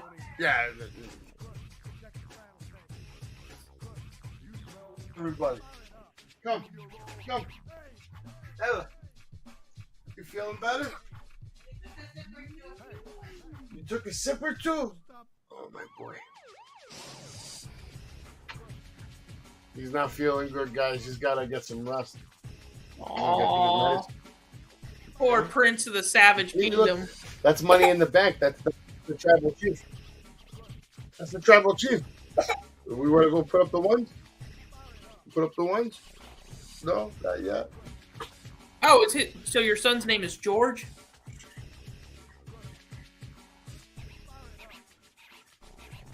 What's up, Joe? How you doing, buddy? I was trying to watch Money in the Bank, but I had to run out, go to urgent care, take care of Nico over here. He's got a little ear infection. Thank God. Yeah, Joe. Joe's on the show. He's saying what's up. Got a little ear infection, had a little fever. SP says hi.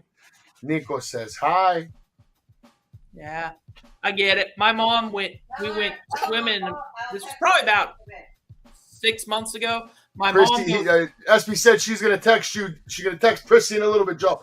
Travis, keep doing a good job. I'll try to be back in a few minutes to see the ending of this. Nico, it's time for dinner. Say bye to the Savage Kingdom. You want to say bye to the Savage Kingdom? No? Maybe? Next time? Okay. Say bye. Bye-bye. Get feeling better. So, all right, guys. So, he is.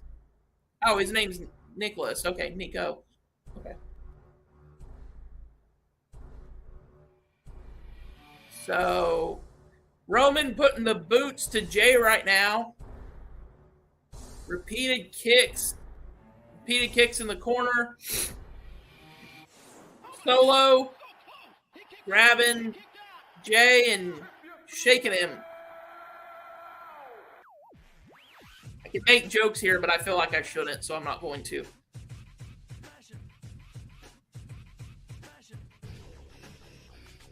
The champs are trying to intimidate the referee, says Cole.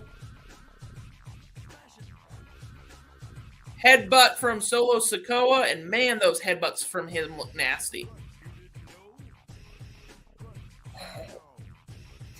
It's 105 outside today, guys, so hot.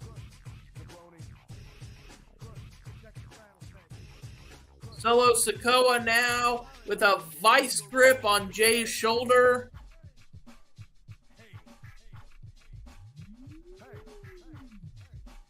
Stop.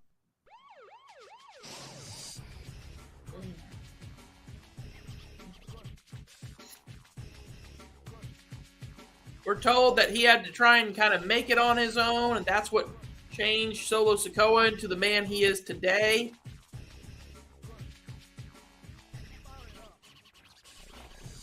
He's doing very well so far, says Michael Cole.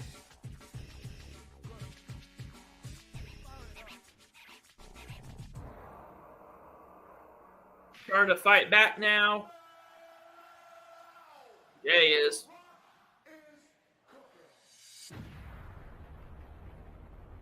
Jey Uso, top rope. Nope, misses. Solo Sikoa catches him. Jimmy may be out.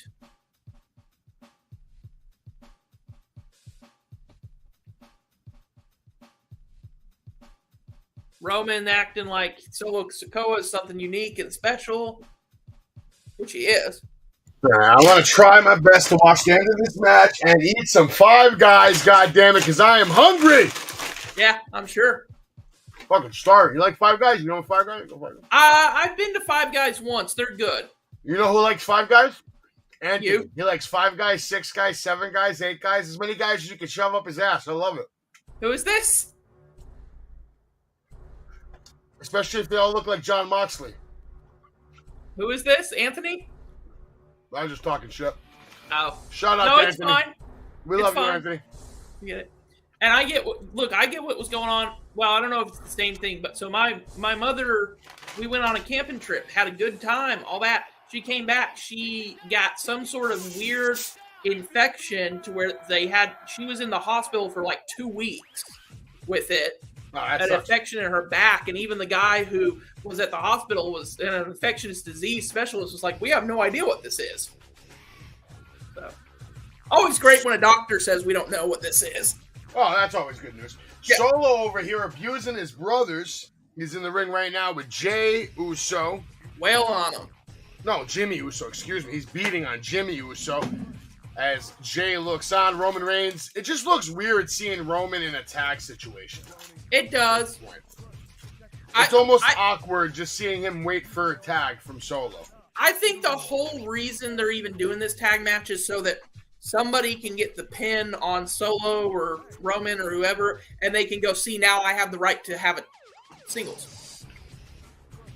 Roman with a beautiful Yeah. jumping drop kick to the face. Yeah. Oh, and then the only other big thing we got was John Cena kind of hinted at WrestleMania may be in London next year. No, it's in Philly next year. Oh, it's in Philly next year? Okay, well, he said something about bringing WrestleMania to London, but, Maybe next year. But, the typical Oh. also, the UK is the best crowd I've ever been in front of, and it's like you say that in every town, dude. Yeah. You think Paul Heyman's getting tired of carrying all that gold? I think Paul Heyman is, I don't know. I think Paul Heyman has one of the smartest minds in this business. So I think just lugging that huge brain about is probably exhausting for him. Carrying those titles for half an hour, it's a workout, I promise you. Oh, I guarantee. Yeah, I'm sure it is. I was watching a video today of Paul Heyman, and he was talking about like his favorite moments that he remembers from his career.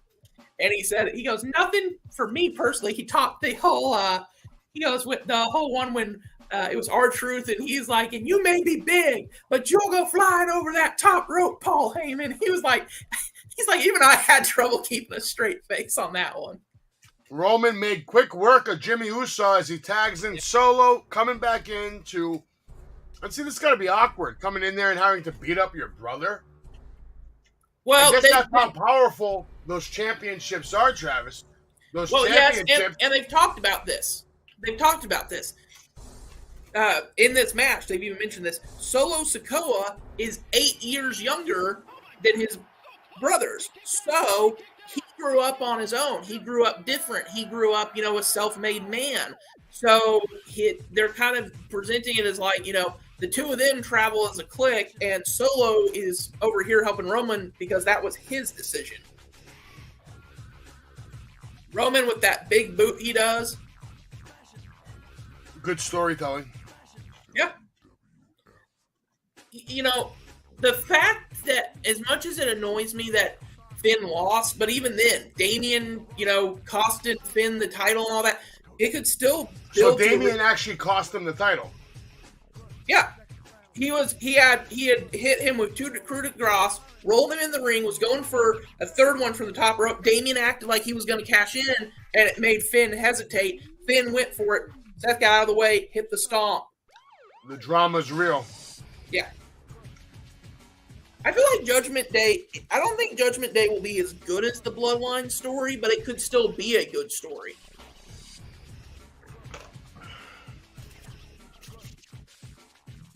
And people, of course, everyone who's like, well, now what? Now what for LA Knight? I'm like, guys, you got to think of it this way. LA Knight could still win the Royal Rumble. He could still win an Elimination Chamber. I mean, in a million years, if you had told me Bray Wyatt was going to walk out of Elimination Chamber, Damian Priest, though, that feels like a Vince booking because Damian's that big, classic, traditional-looking superstar. I would agree, but Triple H is a big fan of Damian, too. I'm not saying it is Vince booking. I'm just saying it smells like Vince booking. Yeah, it does. It does. Well, the thing is, I've met Damian back when he was in Ring of Honor as Punishment Martinez. Nice dude, and just the way he carried himself, you could always tell. It's like, this dude is going to be a huge star one day. I didn't meet him, but I saw him wrestle at WrestleMania Access as Punishment Martinez. Yes. And I got to say, I mean, that was the first time I ever laid eyes on him. He was impressive then. He's impressive now. He was impressive then, and he's done nothing but get better.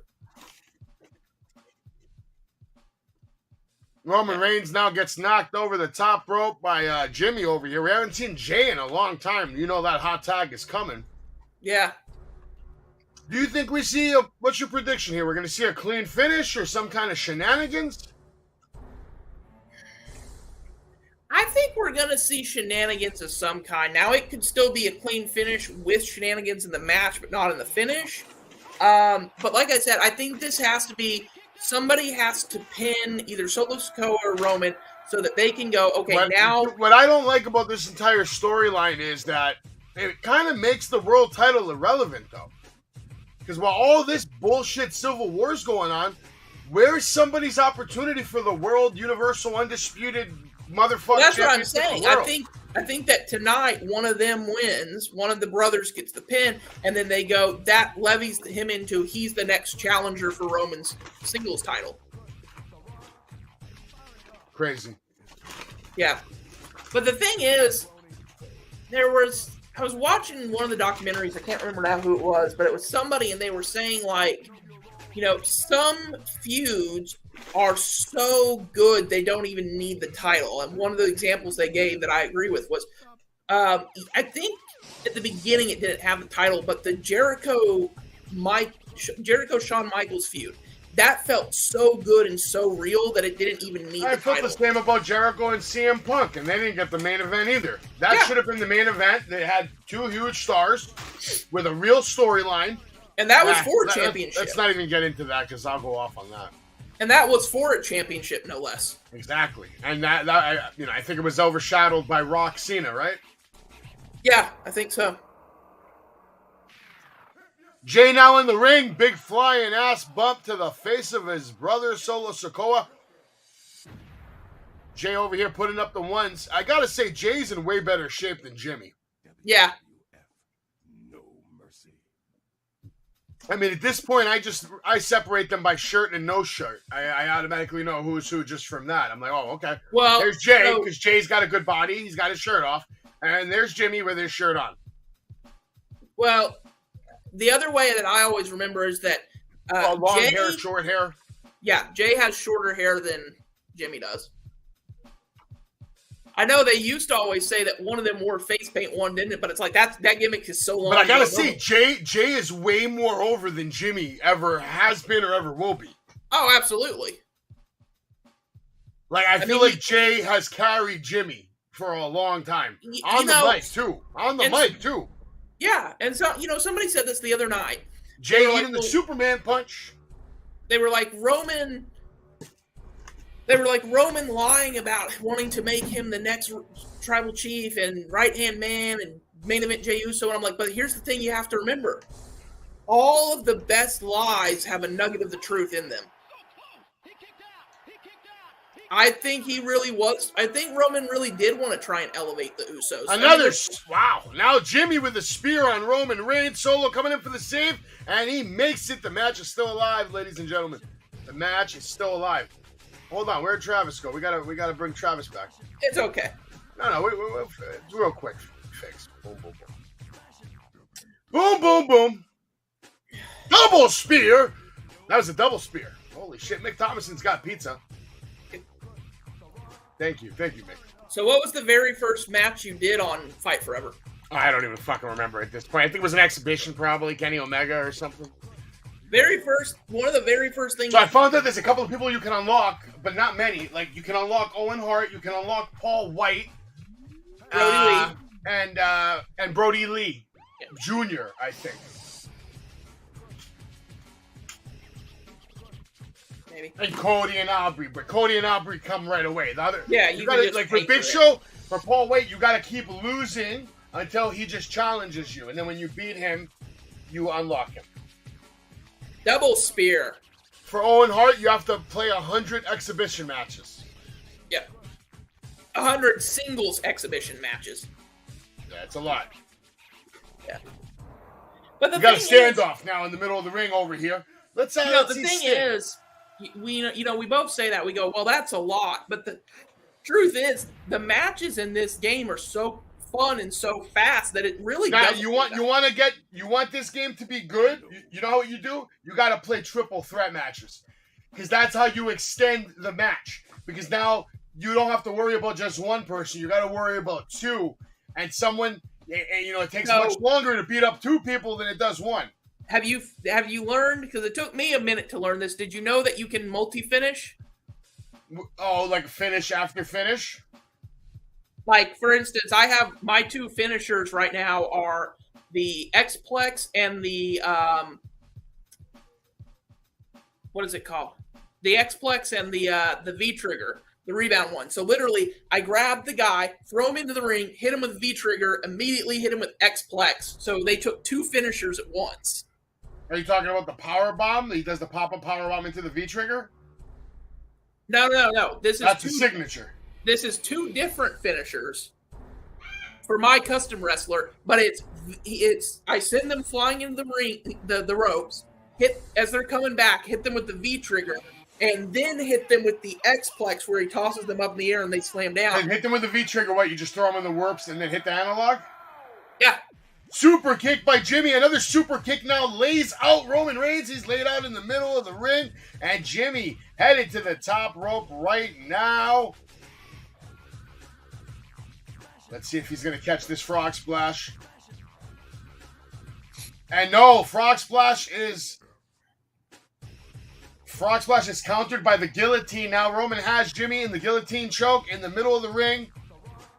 Paul Heyman with a very confident look on his face, like he knows exactly what's about to happen. He probably does. Probably. He's probably the one who he's probably the one who did this match.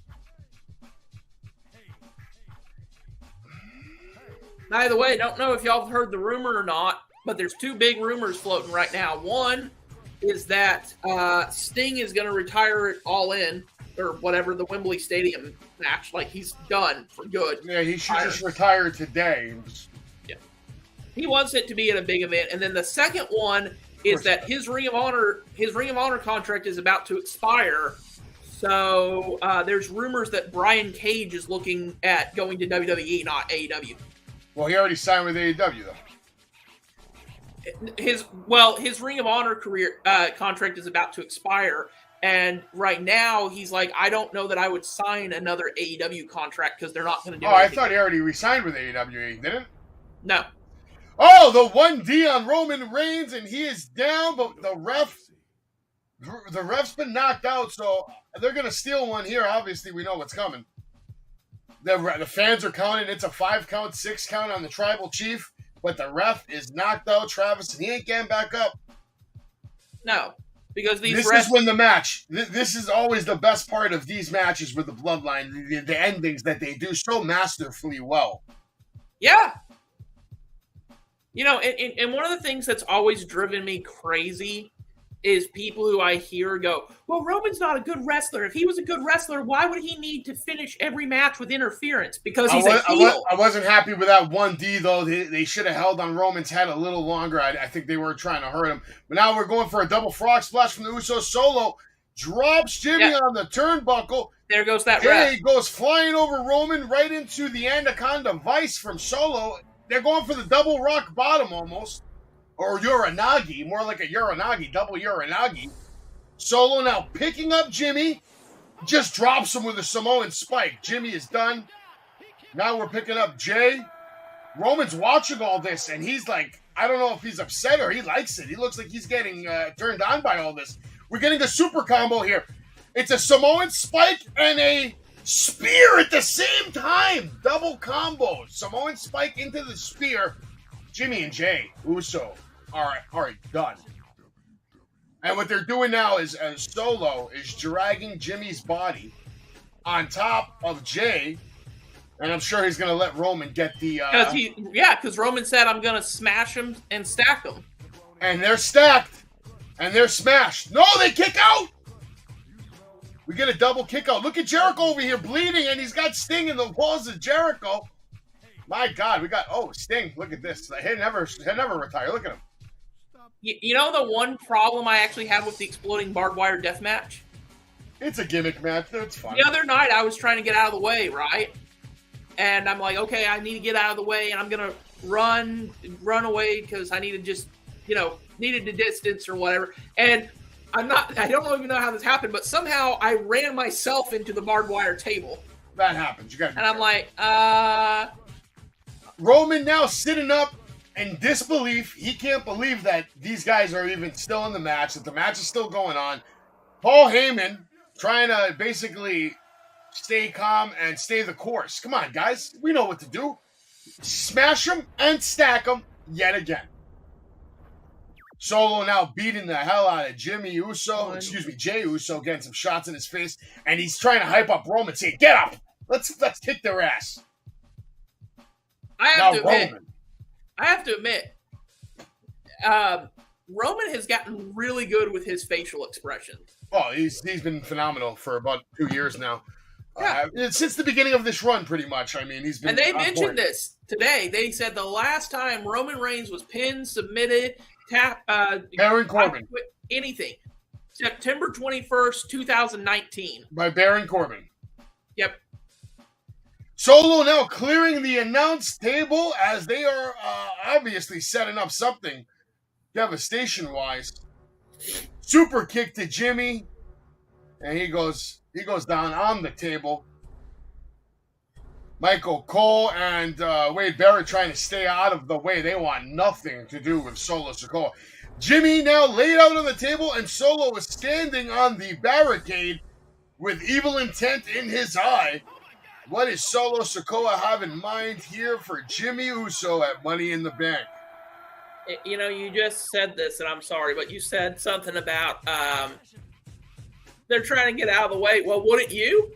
Yes. Solo goes for the splash, and Jimmy is able to get out of the way to the shock of Roman Reigns. Roman Reigns does not look pleased because now He has Solo, who's down and out. He went through the announce table. Roman eats a super kick from Jimmy, comes back and answers with a Superman punch. Jimmy comes back, answers with a super kick. Roman answers with a spear, and Jay is down. I might have said Jimmy, but no, it was Jay. And Jay kicks out of the spear yet again.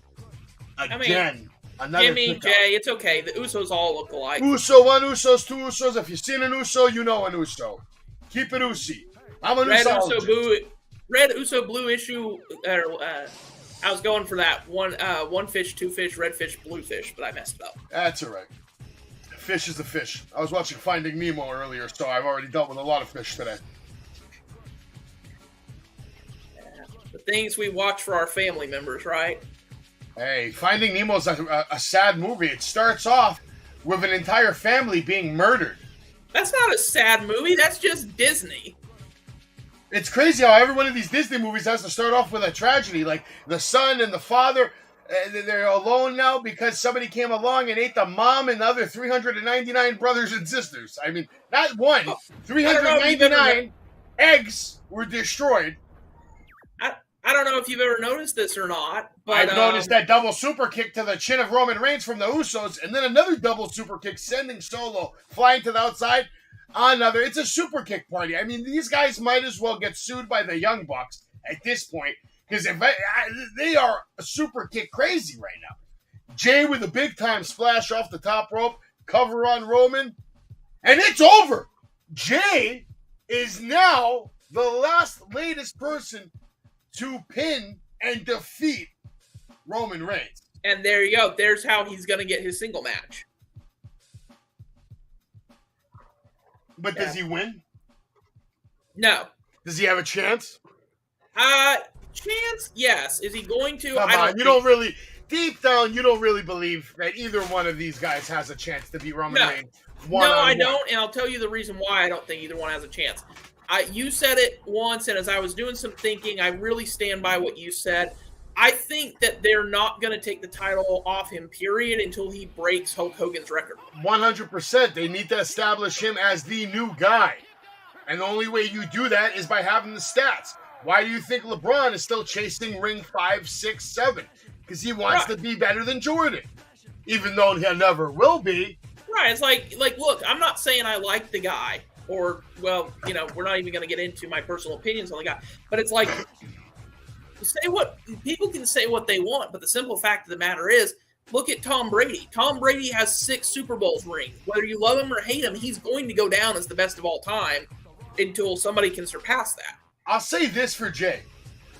Jay has been superb in the last 5 years of his career. Everything he's done is great. He's a great wrestler. He's a great worker. He's great on the mic. And things like this tonight, I believe Jay is going to be a world champion. I think so, too. It won't be in the next year, but when the time is right, he could be the guy to end the career. Or not career, but the streak, let's say. Mick Thomason said this tonight, though. He was like, I told him, and I was like, well, you're going to have to wait a bit. And he's like, I can't wait that long. I'm like, oh, buddy, you're going to be waiting at least another 400 days. All these people that say they can't wait or they don't want to wait, they're all full of shit because they're still here week after week after week. All right? Every time somebody tells me that they're not going to watch if this guy wins, they're the first person turning on the TV. Oh, yeah. No, I remember that because I remember being the first person who said, if CM Punk wins the world title, I'm done. I'm not going to watch it anymore. And then as soon as I said that very same evening, after what was it? It was after Punk won the title and MJF came out and revealed he was the guy in the devil mask. I was like, ooh, now I'm going to watch it because I want to see MJF take the title off him. And it's like, that's one thing I don't like about this is I understand that this is your top storyline and you wanted to go off the air with it. But, if you really want to put some respect on that world title that Seth Rollins just won, have him main event, man. You send them to another level. For my personal taste, and not that my opinion really means much of anything, but for my personal taste, I actually felt like the Finn Balor Seth Rollins match was too short. I'm sure. I always love WWE. WWE does the best job at the end of the pay-per-view of putting together that video package to complement everything that happened through all the night.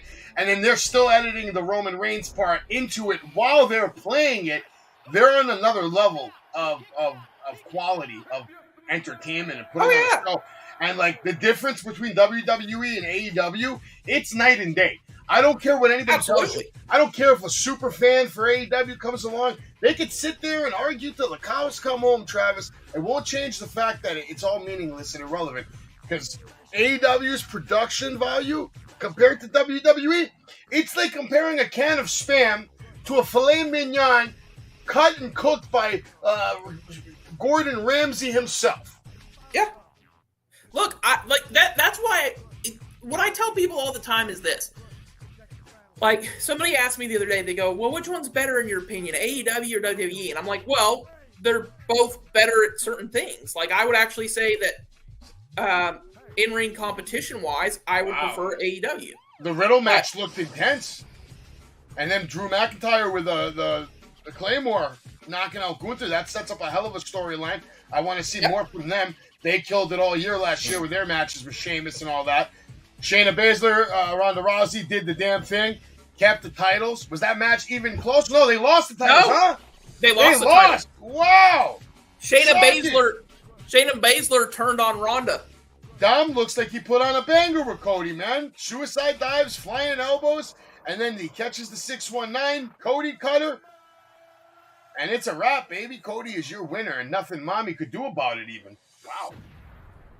And that's a shocking thing in the Money in the Bank. We had two shocking winners tonight. Well, Damien's not that shocking, but Io Sky is, I can't believe I called Io Sky Ishii. She would be very upset if she knew that. Io Sky, what a pick. What a pick. That shows you the confidence they have in her. That's actually who Mick Thomason picked to win. Mick Thomason making good choices. And yeah, they pinned Roman Reigns, baby. Finn Balor and Seth Rollins looked like they had a hell of a match, but I see what you were talking about where Damien cost Finn that title right there. Now you see Finn and Damien arguing on the sidelines as it's all going down. But at the end of the day, who's holding up that world title at the end of the match? It's Seth Rollins. Mm-hmm. But I will say this. Finn, what they did that was smart to me was the miscues and, that, and I'm going to cash in, but I don't want you to cash in. That cost him the win. But Finn dominated that match. Really solid pay-per-view here, man. So Roman Reigns and Solo lose to the Usos tonight live at Money in the Bank. Logan Paul did not shock the world. LA Knight did not captivate the audience and the world. But Damian Priest and everybody, like Travis mentioned earlier, everybody in this match had their significant moments. The moment of the match, and for me, even from what I've seen here in the highlights, the moment of the night has to be that Spanish Fly between Ricochet and Logan Paul. Oh God, the way they were able to maintain their balance and then still effectively, because they could have called out of that, Travis. You know what I'm saying? Ricochet could have said, "Oh, this isn't good. Let's change it right now. Just fall down." But no, they said, "Just go," and they pulled it off. Absolutely, and on top of that, if you notice something live on pay-per-view.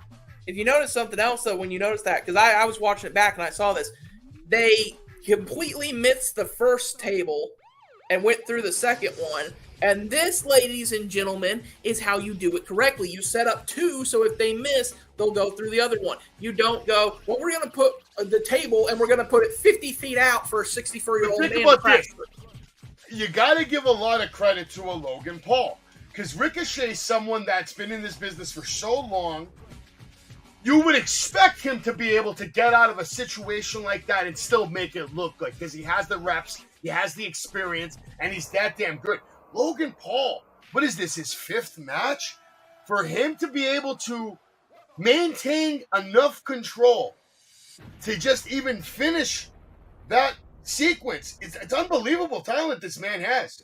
People got to stop hating on Logan Paul. What we saw there tonight was Logan showing you, even during a crisis, because that was a moment of crisis where it could have been a botch, they could have fell down, they could have got hurt, they still pulled off the sequence.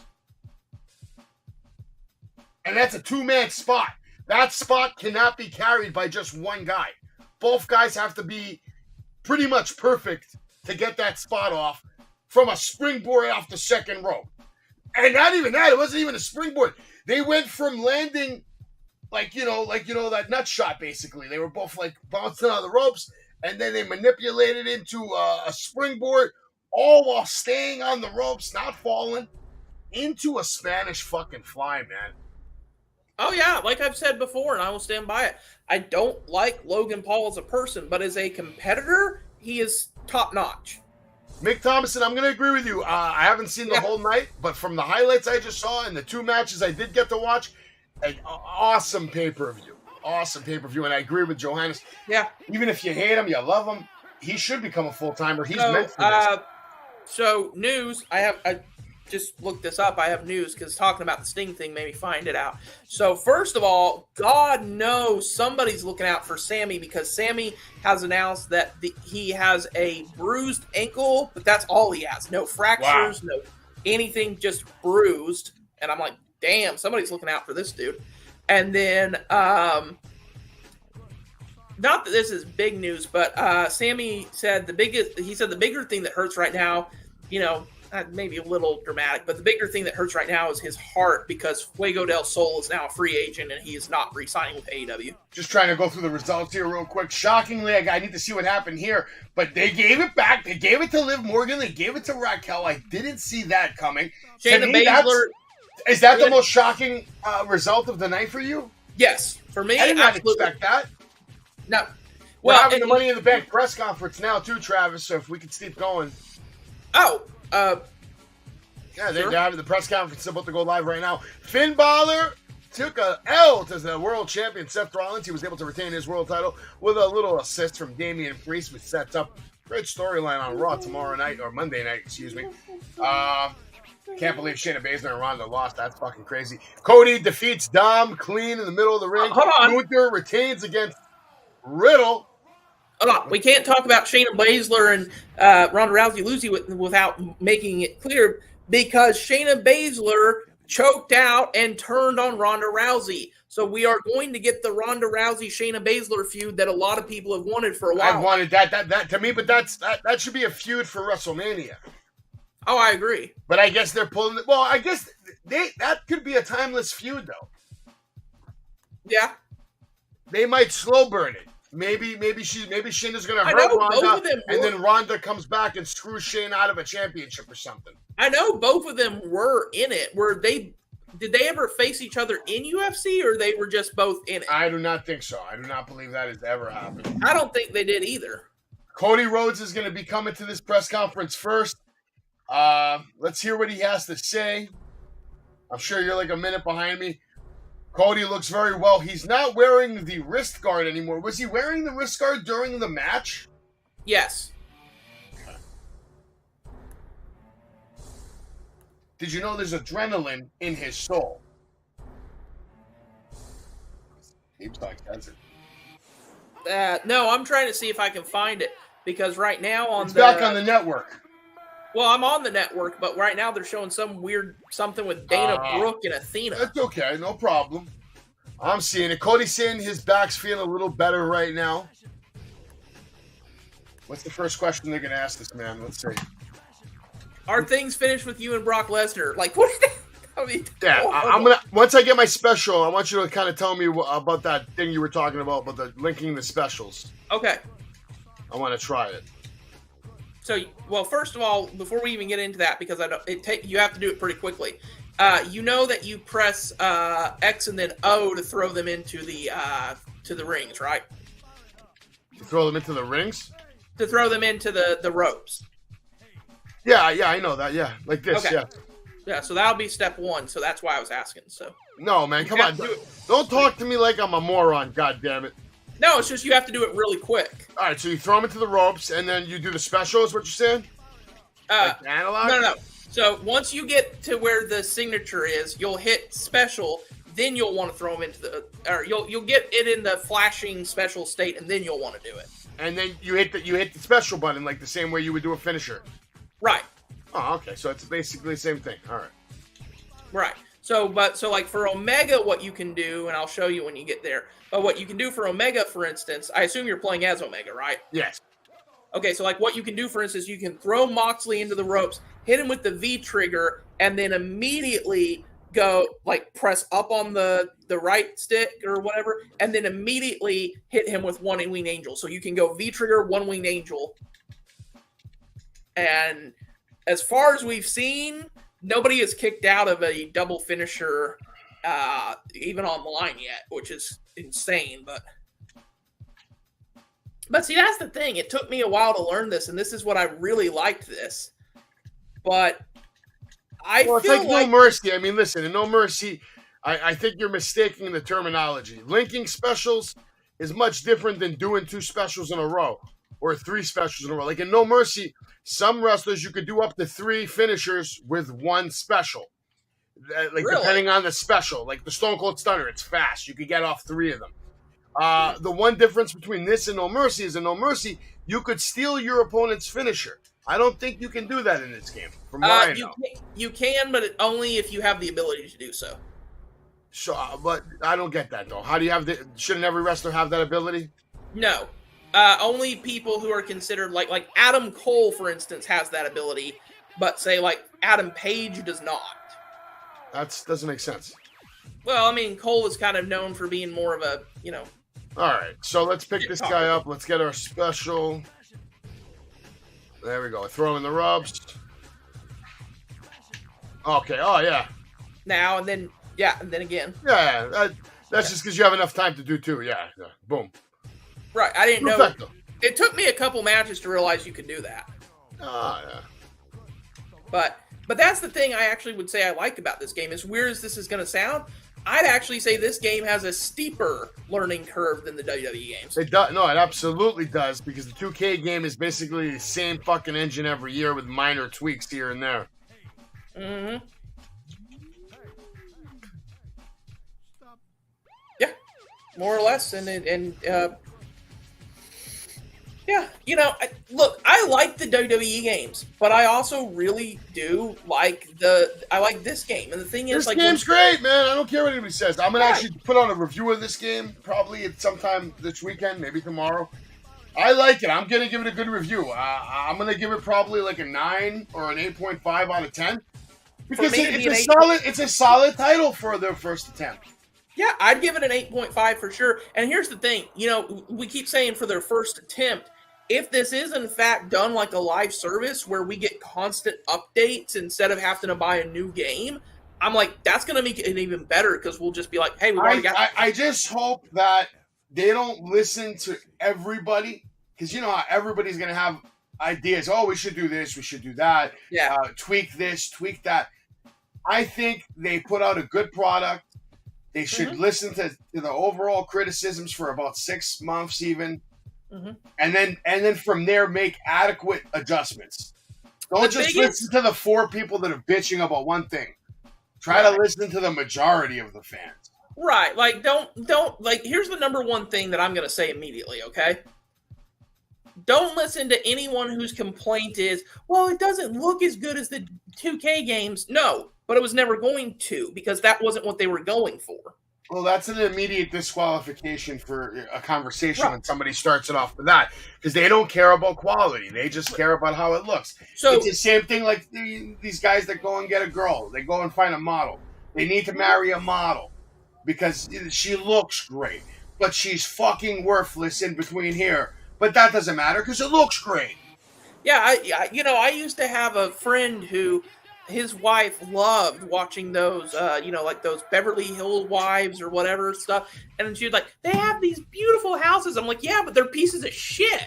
I'm like, why would you want to watch a beautiful house being ruined by that? That would make me be like, wait a minute. These people are miserable human beings. Why don't I have a nice house like this? Have you tried going backstage yet? Right now I'm doing False Count anyway. I want to see if I can even... No, I haven't actually. The one... I'm going to do that right now. I'm out of here. You know what my biggest complaint against this game that's really just a small one is? What's up? Dear God, please tell me you're not playing as CM Puke. Yes, I am. No! The only reason he's in the game is so you can hit every finisher in a row on him. No. No, I'm just playing. Anyways, my biggest complaint and the number one thing I would say they need to address, in my opinion, other than the stereotypical stuff, like frame rates and online disconnects and all that. That's just normal. Everybody's got to work on that shit. Number one thing they need to add, in my opinion, Road to Elite needs more stuff added to it. It's too short. The fact that you can beat it in under an hour if you know what you're doing is not good. But other than that, I kind of like that because you need to you need to beat it 10 times to get a certain achievement. So I think there's a gold trophy that's beat it 100 times. Oh, I didn't see that one. But maybe on PlayStation. On Xbox, it's just the 1 for 10, I think. So there's that, and then the other one that I would complain and I would say I would want fixed is right now you're only allowed one character with one save slot for Road to Elite. Like I'd be like, give us I'm not saying give us 1,000, but give us 3 so that if I go, you know what, I'm tired of playing as Adam You Cole. should be able to climb on top of this little tunnel. Give me 1 second. I'll be right back in just a minute. You should be able to climb on that tunnel right there, man. I'm gonna.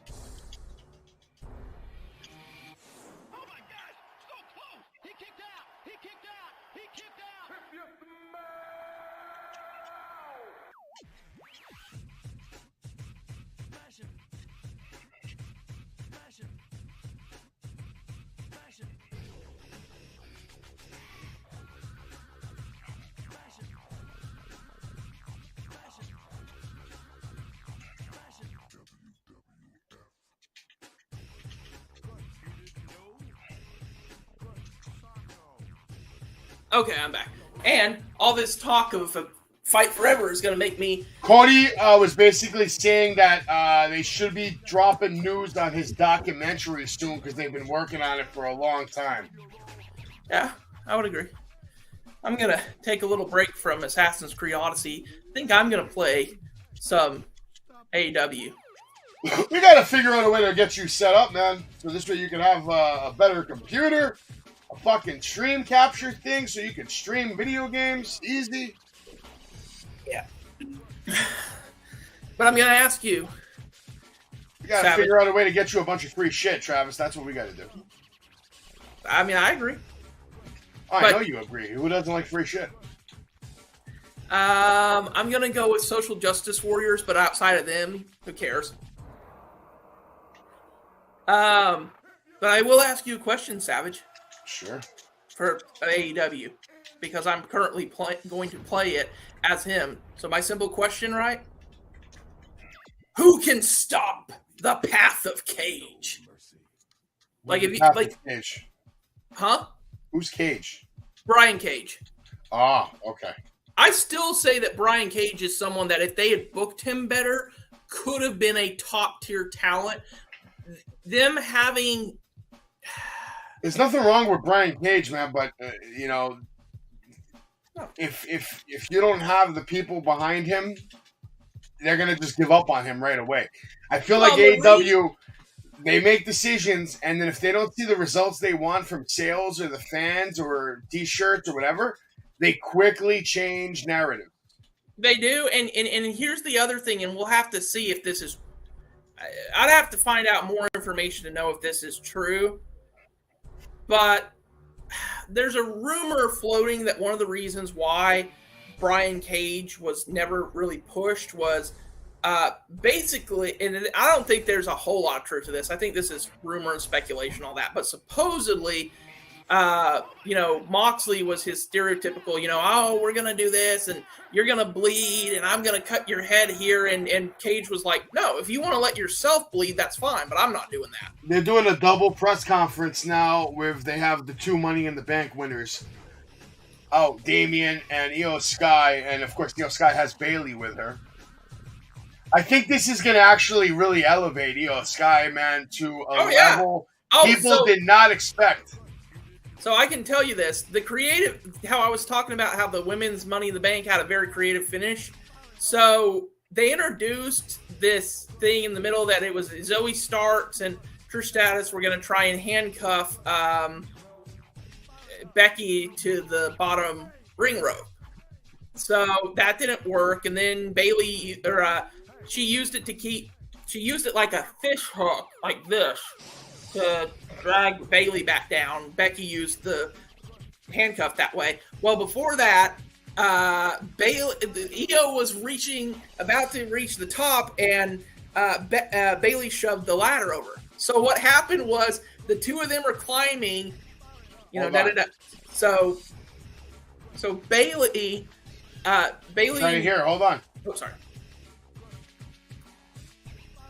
Oh, they just asked Damien, they're like, is Bad Bunny going to join Judgment Day? Continue. Stupidest question I've ever heard. That's why I wanted to hear it, because it was pretty, I was like, what did he just say? It's like, I just wish Damien would have in that moment pulled an MJF and be like, dumb fuck, next question. Anyways, so what happened was, so as Becky and Bailey are climbing, Io comes in, grabs Becky's handcuff, grabs Bailey's hands, handcuffs them together, and then she climbs on Bailey's back to get the briefcase. One of the most creative finishes I've ever seen. I'm going to have to watch that match, man. It sounded like a barn burner. Are you going to be watching Collision later? Yeah. All right. I'll send you the link, but you don't need the links anymore, man. You can just, if you go to StreamYard on your computer, like just StreamYard, it should take you straight to the main dashboard. Oh, okay, cool. I don't know. Try it right now. Open up a new browser. Just go to StreamYard.com. See what happens. Okay. Teach you something new. You see, the rank system is not still working on AEW. I'm out here trying to look for a ranked match, and it's like jerking me around. They're doing maintenance at the moment. Yeah. I'll be doing maintenance the rest of the year. Yeah. Okay. Yeah, I see it. I can, like... So now, from there, you see all the streams, even though there's probably only one left, right? It's Collision. Yeah, Collision. And then you just enter studio and, start the stream just like that. Yeah. As we continue, I'll show you some more shit, but I'm going to tell you this here before I end the show. I am going to try to figure out a way to see if I can get you a new computer. I have a computer, but the problem is shipping is extra special today. So I got to see how I could get it to you without it costing me an arm and a fucking leg. Oh, yeah. The shipping costs more than the computer does these days. Oh, yeah. Unless you're buying from Amazon, which unfortunately I'm not Amazon. Yeah. All right, look, I got to fight this guy's created character bullshit. He's punching me. So, are you going to be on Collision tonight, or you don't know? I can't guarantee I am, but I will try. Okay. Let me see if I can beat this guy up real quick with Jon Moxley. Because in my opinion, I feel like Jon Moxley might be the most overrated character in this game. Oh, absolutely. Or overpowered is what I should say. Yeah. Oh, look, I'm countering everything so far. This is good. Let's see if I can... Piece of shit. Get your ass up. Oh, good Lord. It's an hour away. I'm like, I got to go in a minute when you're done with that. I'm actually like, I'm going to go make me like some dinner and then... Yeah, go eat something. I'm going to finish up this match and I'm going to end the stream. And you start up Collision. I'll try to join you here and there. What's the main event on Collision tonight? Do we know yet? I actually have to look at the Collision card. I believe... let me look up. Let's see. The lineup for tonight's thing is we're gonna have AEW World Champion MJF in action, ROH TV Champion Samoa Joe versus Roderick Strong and Owen Hart. Moxley, see, look, he has a good submission for a basic move, man. Yeah. Let's see. So, Samoa Joe versus Roderick Strong, Juice Robinson versus Ricky Starks in an Owen Hart match, and Dustin Rhodes versus Powerhouse Hobbs in a match. So, who knows which one will be that, but, it sounds like a pretty good card, though. Get some, bitch. Get You your know? ass up. Yo, I think this match is over, bro. I think I'm going to whip this guy. Oh, my God. Look at that combo. I mean, Let's see if we can do a power move right now. Into the special. Oh, my God. It's over. Signature time, kid. This guy sucks. I'm telling you, I'm going to start whooping people's asses on this game. You ready for the Ghost Rider? Because it's coming. Here it comes. What's this? Power Driver first? There's the Power Driver. Let's get the special. Death Rider. Death Rider. Now get your ass up. Get your ass. Oh, yeah. Here it comes. Oh, yeah. Yeah.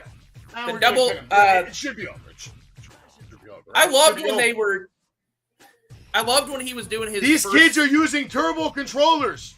They're using turbo controllers. I guarantee it. But I've countered him so good. Like I've been ripping this kid. Like look at this. Look at the whooping I'm giving this. I don't know what a piece of turbo shit. controller is, but I'll take your word for it. A turbo controller is a controller that lets you like set it so that when you just hold the buttons, it presses them as fast as it possibly can by itself. So instead of you having to sit there and smash all the buttons, you hold all 4 buttons, and then the game thinks that you're pressing the buttons as fast as you possibly can. And So it's a cheat it's machine. cheating. It's cheating. Yeah. There's no way he's kicking out now, right? Like there's no way. In theory. I mean, unless he's got a cheating controller. Seth Rollins is coming out now for the press conference. He ain't kicking out of that. Just got juicy. He ain't kicking out of that. Hey, Seth Rollins wearing a beautiful pink and white suit, nice white t-shirt, and the World Championship looks so good. Yeah. Well, I'm gonna go make me some dinner. Go eat your food. Yeah. Go eat your food. I'll whoop this man's ass. Ranked. You guys want to see me do it one more time? I might have to. Let's see if we find another match. Maybe he wants a rematch. I doubt it. I wouldn't want a rematch with me.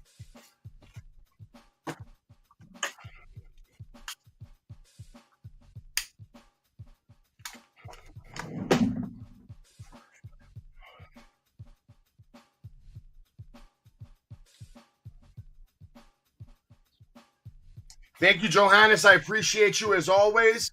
I'm going to end the stream now. We'll come back on at 8 o'clock for AEW Collision. If you want, you can stick around and obviously see me.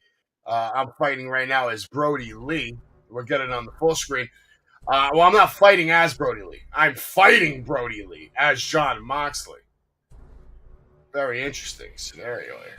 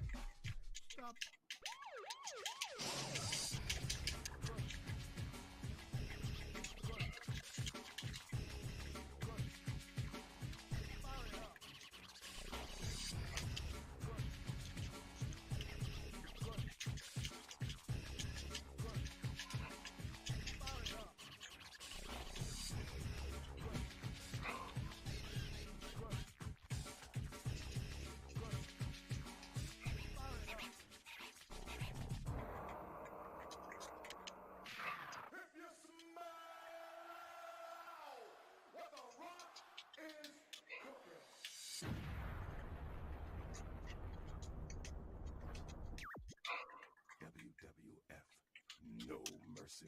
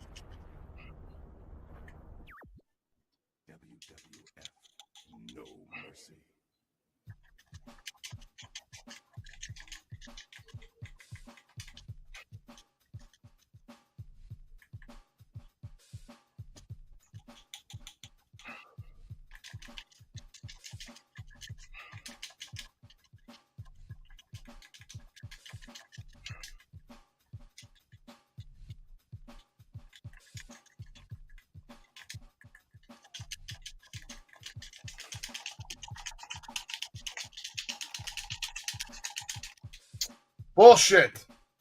Good match. All right, guys, you've been watching Wrestling with Savage. We'll be back on later tonight for AEW Collision. Travis will definitely be here. I'll try to make it. But we'll see you next time. You've been watching Wrestling with Savage. Everybody, have a good night. God bless.